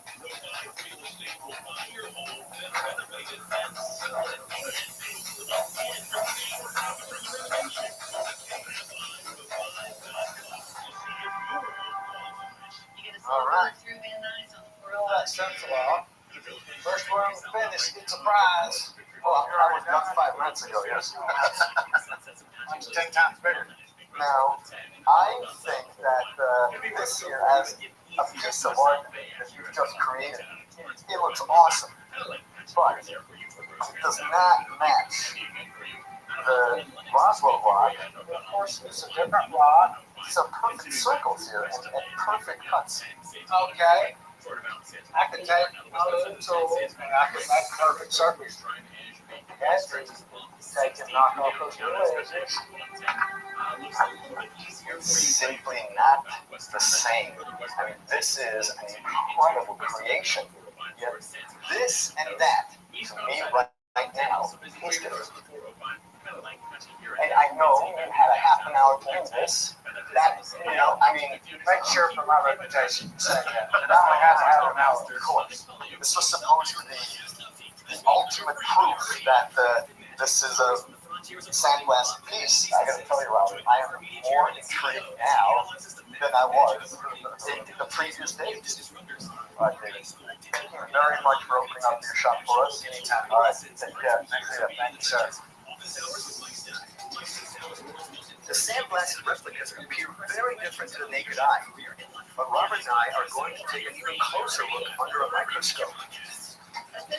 We're meeting with geoarchaeologist Dr. Bill Dolman, a man who has been studying rocks for over 30 years, in order to get an expert opinion on just what type of rock the Roswell rock might be. Must be Giorgio. I am. Dr. Bill Dolman. Giorgio. Nice to meet you. How are you? Sir, Robert. Bill, pleasure to see you again. We're here to look at the Roswell rock. Now, I know you've seen this rock before, but we're here to draw some comparisons with some other rocks that we found in the area, and also a sandblasted piece that we had done earlier. So there's a rock, and then we're going to look at this under the microscope today, right? We're going to look at it under a microscope, and we're going to talk about whether that rock could have come from there naturally or not. I can't wait to see this under high magnification. Me neither. Good. Now, you found this where? Well, at the base of the Capitan Mountain. Okay, let's take a look at the geology map here. Here's Roswell, and here's the Capitan Mountain right here. So we're smack in the middle of a whole bunch of blue. Blue is limestone. Now, this rock doesn't look like limestone to me. So right off the bat, it seems kind of unusual in that place. Now, did you get any rocks from the area? I did, absolutely. We collected some right here. That's a real scientist. Oh, you will be able to know. Sorting data here pretty quickly. Do some high-powered scientific tests. This is limestone.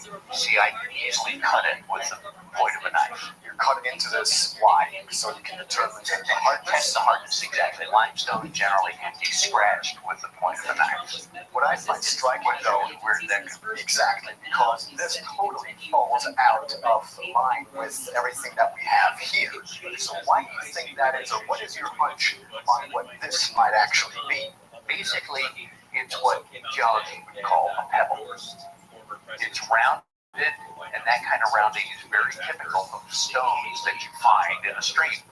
So anyway, what's interesting to me is that this is a uniform color all over, and that's very unusual. You can see any one of these rocks has got different colors in different parts.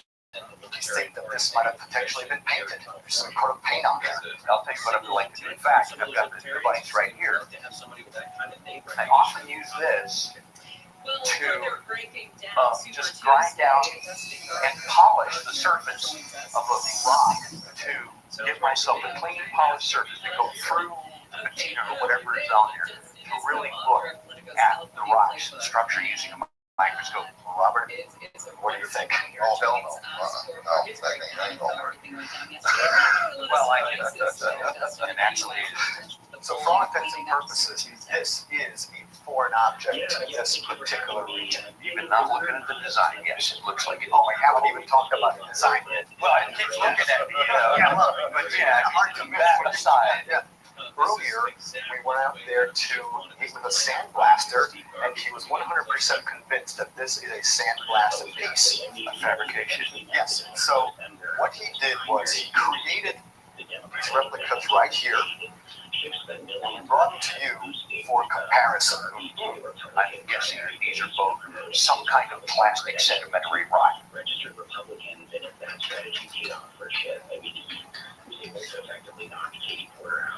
You got it set up, and you guys can take a look here. All right, why don't you guys take a look?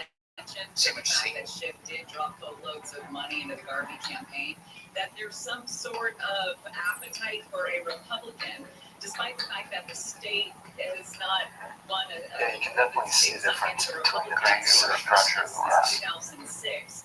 Now let's put the Roswell rock under this because that's what we came here for, to look at this under magnification. Does Steve Garvey have a chance in hell?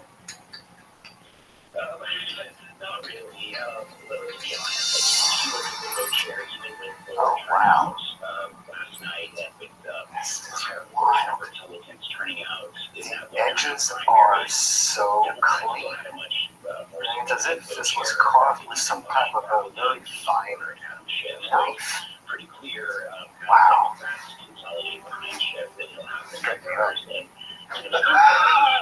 I'll say. I mean, this is not even the same ballpark as the sandblast pieces. I mean, here's the crazy thing.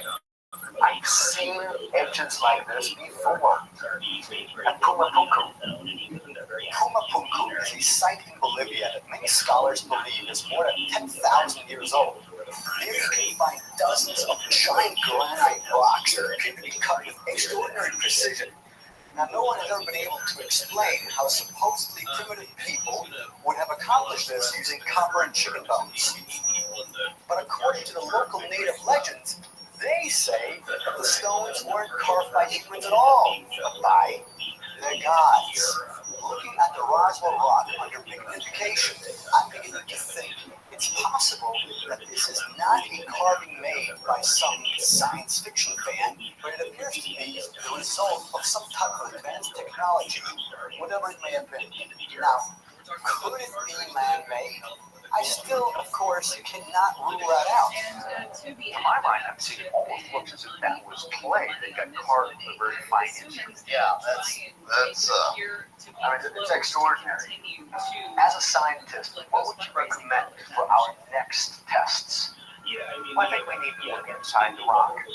We need to evaluate two things. One, it's got a magnetic field, apparently. We'd like to know more about the origin. Two, we're not really sure whether it's multiple pieces, whether it has a magnet inside it.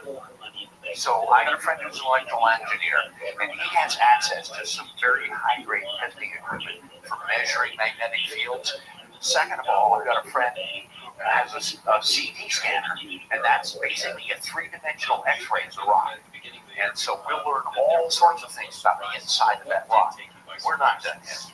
The investigation has just begun because I am definitely intrigued. So, thanks again. Appreciate it. Take care. All right. Bye-bye.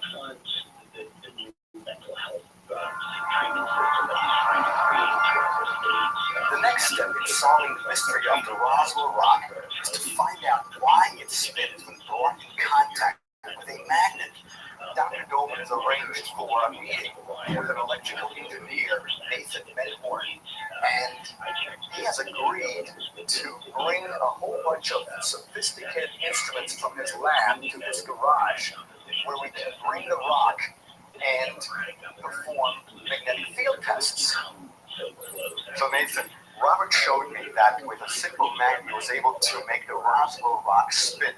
So there are some kind of magnetic properties. We want to figure out if we can use some more sophisticated instruments to determine whether or not there's really something interesting about this particular rock that we have here. It'd be kind of interesting to know, A, is there really a magnetic field there? B, what is its strength? And C, what's its orientation inside the rock? What tests do we have lined up today? Okay, so the first test that I'd like to do is measure the field strength of the rock. Cool. Let's get started. All right. Show us the goods. Okay. So we want to calibrate the magnetometer first. Make sure we're getting accurate readings. And what is this black thing right now? This just isolates the probe from any magnetic field. Okay.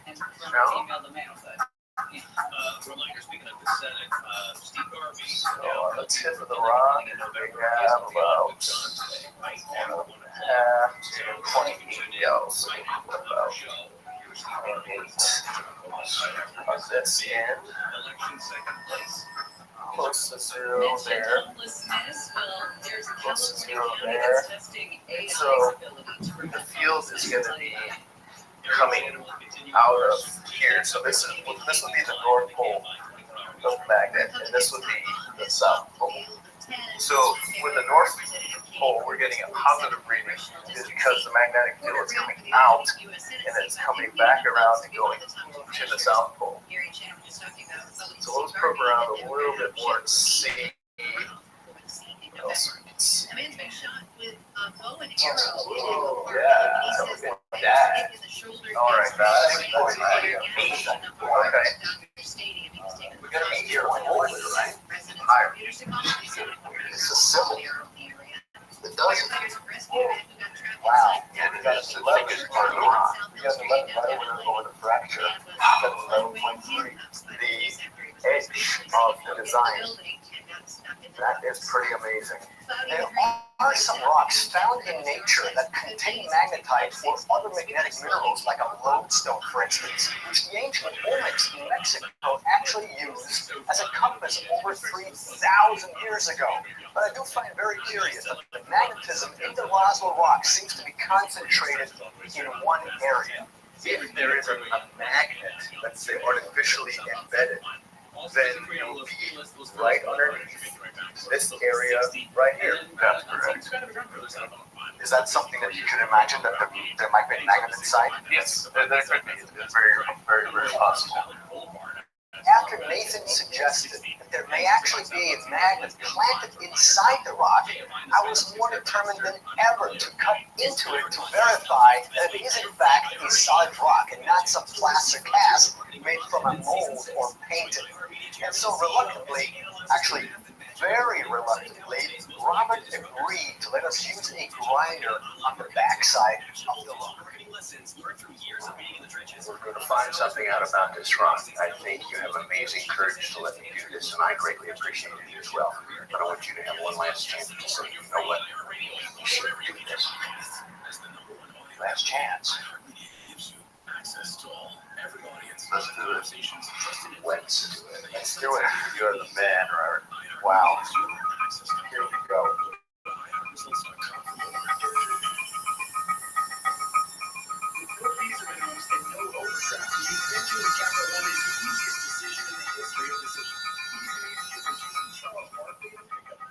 It's hard. One more shot at directing.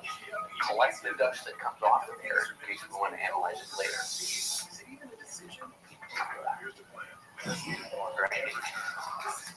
Robert was genuinely affected by us grinding into the Roswell rock. I mean, the guy was tearing up. It's hard to imagine him doing that if he knew the rock was a fake. This rock isn't just a novelty to him, but it's almost as if it's a part of him.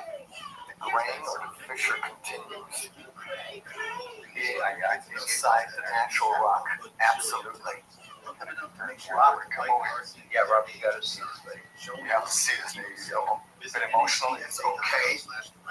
Right here, this is a natural rock. There's no question that no paint has been applied to this. Bring it down. If this thing was a plaster cast made from a mold, we would have found out about it right there. But whatever this thing was made up of is certainly much harder than plaster, and we now know that it was definitely not painted. This is a very, very fine-grained acidic sandstone. Magnetite has what we're looking for. I am going to go under the assumption that they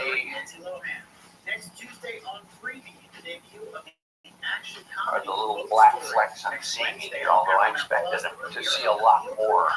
Magnetite could explain the Roswell rock's magnetic charge, but we found much less than what Dr. Dolman was originally expecting. Why does it have a magnetic charge at all? And one that's highly concentrated in one specific part of the rock's design. That is still a mystery. This is much finer grained than I expected it to be. So at this point in time, I'm going to say even with this power, short of thin section rock might be kind of hard to determine what it is just because it is so fine grained. And so I think that when we look at the x-rays of this thing, we have another chance to think about, well, it's the inside different than what we can see, having only shaved off about half of it. And thank you once again, Robert. I mean, I'm just got all sorts of pride for being willing to do this. I think a lot of times, you know, when push comes to shove, people back out. You didn't back out. That to me was the telltale sign. And I was like, because I was like holding back, and I was like, what's this going on? You take some rock, and so I go, you didn't do that. Oh, I left the real one at home. Yeah, all right. Okay, so here's what we know. We've established that the Roswell Rock isn't some fan-made ripoff. It's not plaster. It's not paint. It's a real stone with a finely carved design that cannot be easily reproduced. It's also magnetic, but we still don't know why exactly. So now we need to find out for sure if there isn't some little magnet or something hidden inside the rock that makes it move and spin the way it does. Well, this is a CAT scanner, and it takes a beam of X-rays, passes them through a body, and detects them, puts it through a computer, and makes images that you can interpret. That's fantastic. Get the rock? Well, yeah, let's do it. There it is. Whoa. I've never scanned anything quite like that. So this is a first. Let's go ahead. Let's do it. Okay, boss. Take her away. If you took all of those, even 2 or 3 of the opponents of him, like Nathan Hawkwood came in second, John Hatami, John McKinney, Eric Siddall, if you took those now, We're trying to come right across the design. Okay. Show it, get it all in one place, because the surface of the rock is slightly around. Right, that's the design. We're essentially flying somewhere. Right. Or a star there. What's going on right there? See that? So, yeah, but It's a ganglion, actually. That's the nerves of the rock. What we see here on the screen is the inside of the rock, and it appears almost entirely white, which means it's very dense throughout. We see a gray line indicating less density where the fracture is, but overall, this thing is pretty solid. Now, if this rock was carved by some process other than sandblasting, we still can't figure out what it was. And who would choose such a hard rock to cut into? We're looking right down the long axis of the rock, and there's the design. And we're looking to see if there's any density behind that, as if it were complete onto the surface, which we don't see. So now we're page design, scrolling Exactly the same material. It does. The rock itself. It You don't does. see any discontinuity. I do not see it. And here at work, free table, there's weird stuff that comes up. They're in the kitchen. Was there So I'd like to go back like the right angle, revisiting this question that we had. Was there anything inside the rock that might be responsible for the magnetic properties that it had? And nothing is present. We don't see any density in there. Well, we don't see some clear-cut object inside that rock to account for the magnetism or anything else. The great thing is that we now know that there is nothing inside the Roswell rock. Some people have suggested that there's an inserted magnet inside or something like this, but clearly there's nothing inside of it. And that is what I was curious about. I think this is all incredibly fascinating. It's great. After conducting the final test on the Roswell rock, I met up with Robert one last time to get his thoughts on everything we discovered this week. There you are. Hey, good to see you again. How are you? All right. Wow. What a week, huh? Man, before I tell you what I think, I want you to tell me, what do you think? How do you feel? I'm just thrilled that everything we've done is shored up and validated what I've always thought about the rock. Great. Do you have the rock here? Yeah. I happen to have the rock here. Well, it kind of travels with me all the time. Thanks very much. Appreciate it. You got it. Sweet. There it is. This part right here, you can forever tell people, oh, this is where they did testing. This is where they ground into the rock. And I know there were some pretty emotional moments, to say the least. Well, it hurt to take it from the original state that I found it in. That wasn't the point where I was still on the fence. And then we drilled into it and we determined right there and then that it's not a plaster piece, it's not painted. And then the CT scan. And of course also looking at this under great magnification. Wasn't that cool? Boy, that just too cool. Yes. I mean, that blew my mind when I saw that. Especially when I saw the incision marks under high magnification. It's as if this was a soft piece of butter that eventually hardened. And I have seen these type of surfaces before in other places around the world where sophisticated tools were used.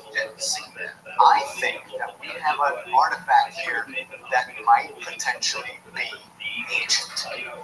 So maybe this piece wasn't left behind after the crash, but that this is what they were looking for. A key. Who knows? It might truly be of extraterrestrial origin. Now that is pure speculation, but that does not prohibit me from asking questions. And we all know if those questions are uncomfortable, and I always ask the uncomfortable questions, so be it. I don't care. So this has been nothing short of amazing. And so before I leave, I wanted to give you one of these. Oh, wow. Ancient pre-Columbian gold flyer. I know this. I know this. I'm glad. I know this very well. So you are now part of the club. Well, thank you. And, you know, I hope that this won't be the last time we see each other. So I hope not. thank you very much. I appreciate that. Yep. Take these with me. And, you know, give me a call. Yeah, I have your number. So Anything new about this, for sure. you got it. All right, Robert. Thank you, George. Thank you very much. Have a safe All right, trip. take care.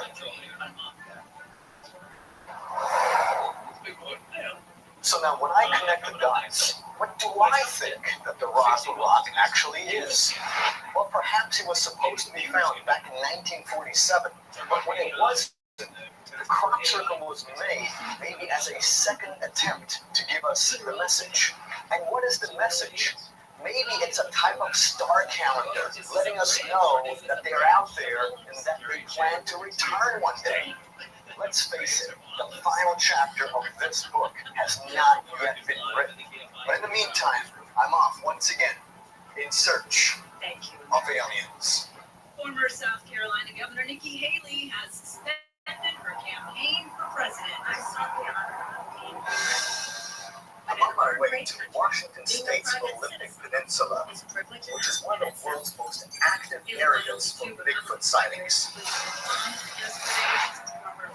According to the ancient astronaut theory, extraterrestrials came to Earth in the remote past and modified our DNA to make us what we are today. There are depictions throughout the ancient world of strange hybrid beings like some of the gods in ancient Egypt and the Chimera in Greece. And there are also numerous stories of giants and hairy wild men. So could alien visitors have done other genetic experiments? Ones that resulted in a race of beasts that have survived virtually undetected for thousands of years? Or could there be another and even more incredible connection? I'm on a mission to find out if Bigfoot really exists. It isn't just a giant hairy beast, but living proof that extraterrestrials not only were here, but they are still living in our midst. My name is Giorgio Tsoukalos. I explore the world that exists between reality and speculation, the known and the unknown. What we've been taught by mainstream scholars is not the whole picture. But I'm convinced that every day we are one step closer to the truth. Steve Garvey and Adam Schiff will advance in the election in In November. 1958, a bulldozer operator in Bluff Creek, California, discovered 16-inch human-like footprints near his equipment. When he told his story to a local newspaper, he said that the footprints must have been made by an animal was a really big foot, and the legend of Bigfoot was born. But tales of mysterious hairy beasts can be found in cultures throughout the world, dating back to ancient times. In the Himalayas, they have stories of the Yeti or the abominable snowman. In Australia, they talk of a giant ape man known as Yowie. In Mongolia, they have the Yeren. And although the stories come from different parts of the world, the accounts are surprisingly similar. Most describe a tall, massive creature walking on two legs and looking very much like some sort of a giant ape. But nowhere are the stories more prolific than America's Pacific Northwest, where thousands of people claim to have seen or encountered the mysterious Bigfoot. We're about to see the people of the Olympic Project. They are Bigfoot researchers, and apparently they have all sorts of scientific equipment, and they have dedicated their lives to investigate the mystery of Bigfoot, Sasquatch, the big hairy monster. This is in the middle of nowhere, and it is God's country. It's absolutely gorgeous. By the way, I have no idea what to expect. All right, this has to be the place. Gentlemen, hey, look, I found it right there. You stop your search. I mean, what are you guys doing? Oh, right here. Yeah, right? How long have you been doing this, and what are you doing? I mean, this is Olympic Pots and Pans. The Olympic Project's about 6 years old. Yeah, it's pretty much it started out as a comprehensive camera trap program where we camera trap predatory travel routes. We're basically taking this core area right here and documenting every single thing that happens in hopes of getting pictures of Sasquatch. The team of 24 researchers includes experts in everything from wildlife habitats to high-tech audio and video recording. To date, the group has spent thousands of hours monitoring the Olympic forest looking for evidence of Bigfoot. Leading the team is longtime Bigfoot researcher Derek Randalls. He has invited both myself and Dr. Jeff Meldrum, a professor of anatomy and anthropology at Idaho State University, to join the team on an overnight expedition on the Olympic Peninsula. I explore ancient mysteries of the world, and so the whole idea of Bigfoot to me is interesting because all throughout history there are bizarre stories of these half-man, half-beast creatures that are found not just in this part of the world, but all around the globe.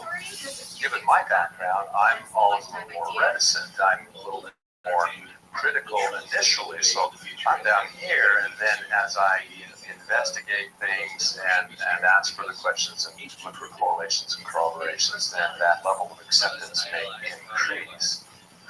What can you tell me about the area, and are there any local legends that talk about this amazing creature here? The Olympic Mountain Range has been for many years a serious hotspot of Bigfoot activity.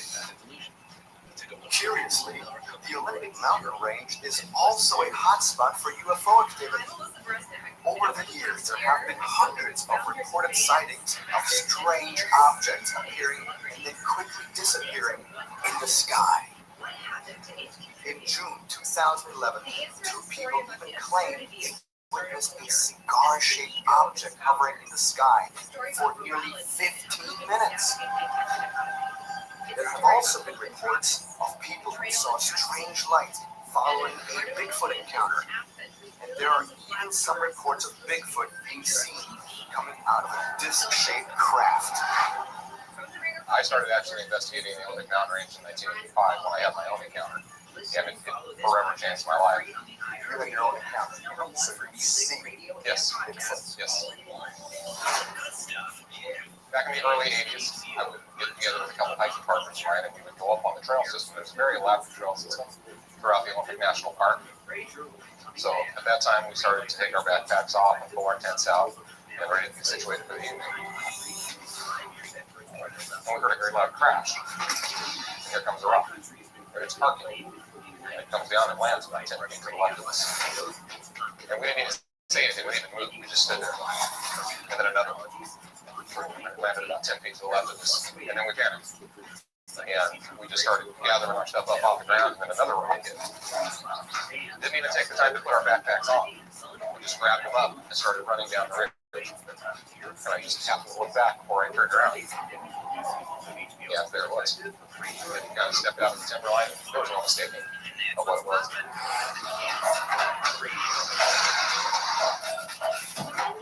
My world just came to a screeching halt right there. And the next day, pretty much. Derek's account seemed very genuine, but then I have to ask myself, with all these Bigfoot encounters, why do we still not have concrete evidence of the creature's existence? Perhaps the Olympic crowd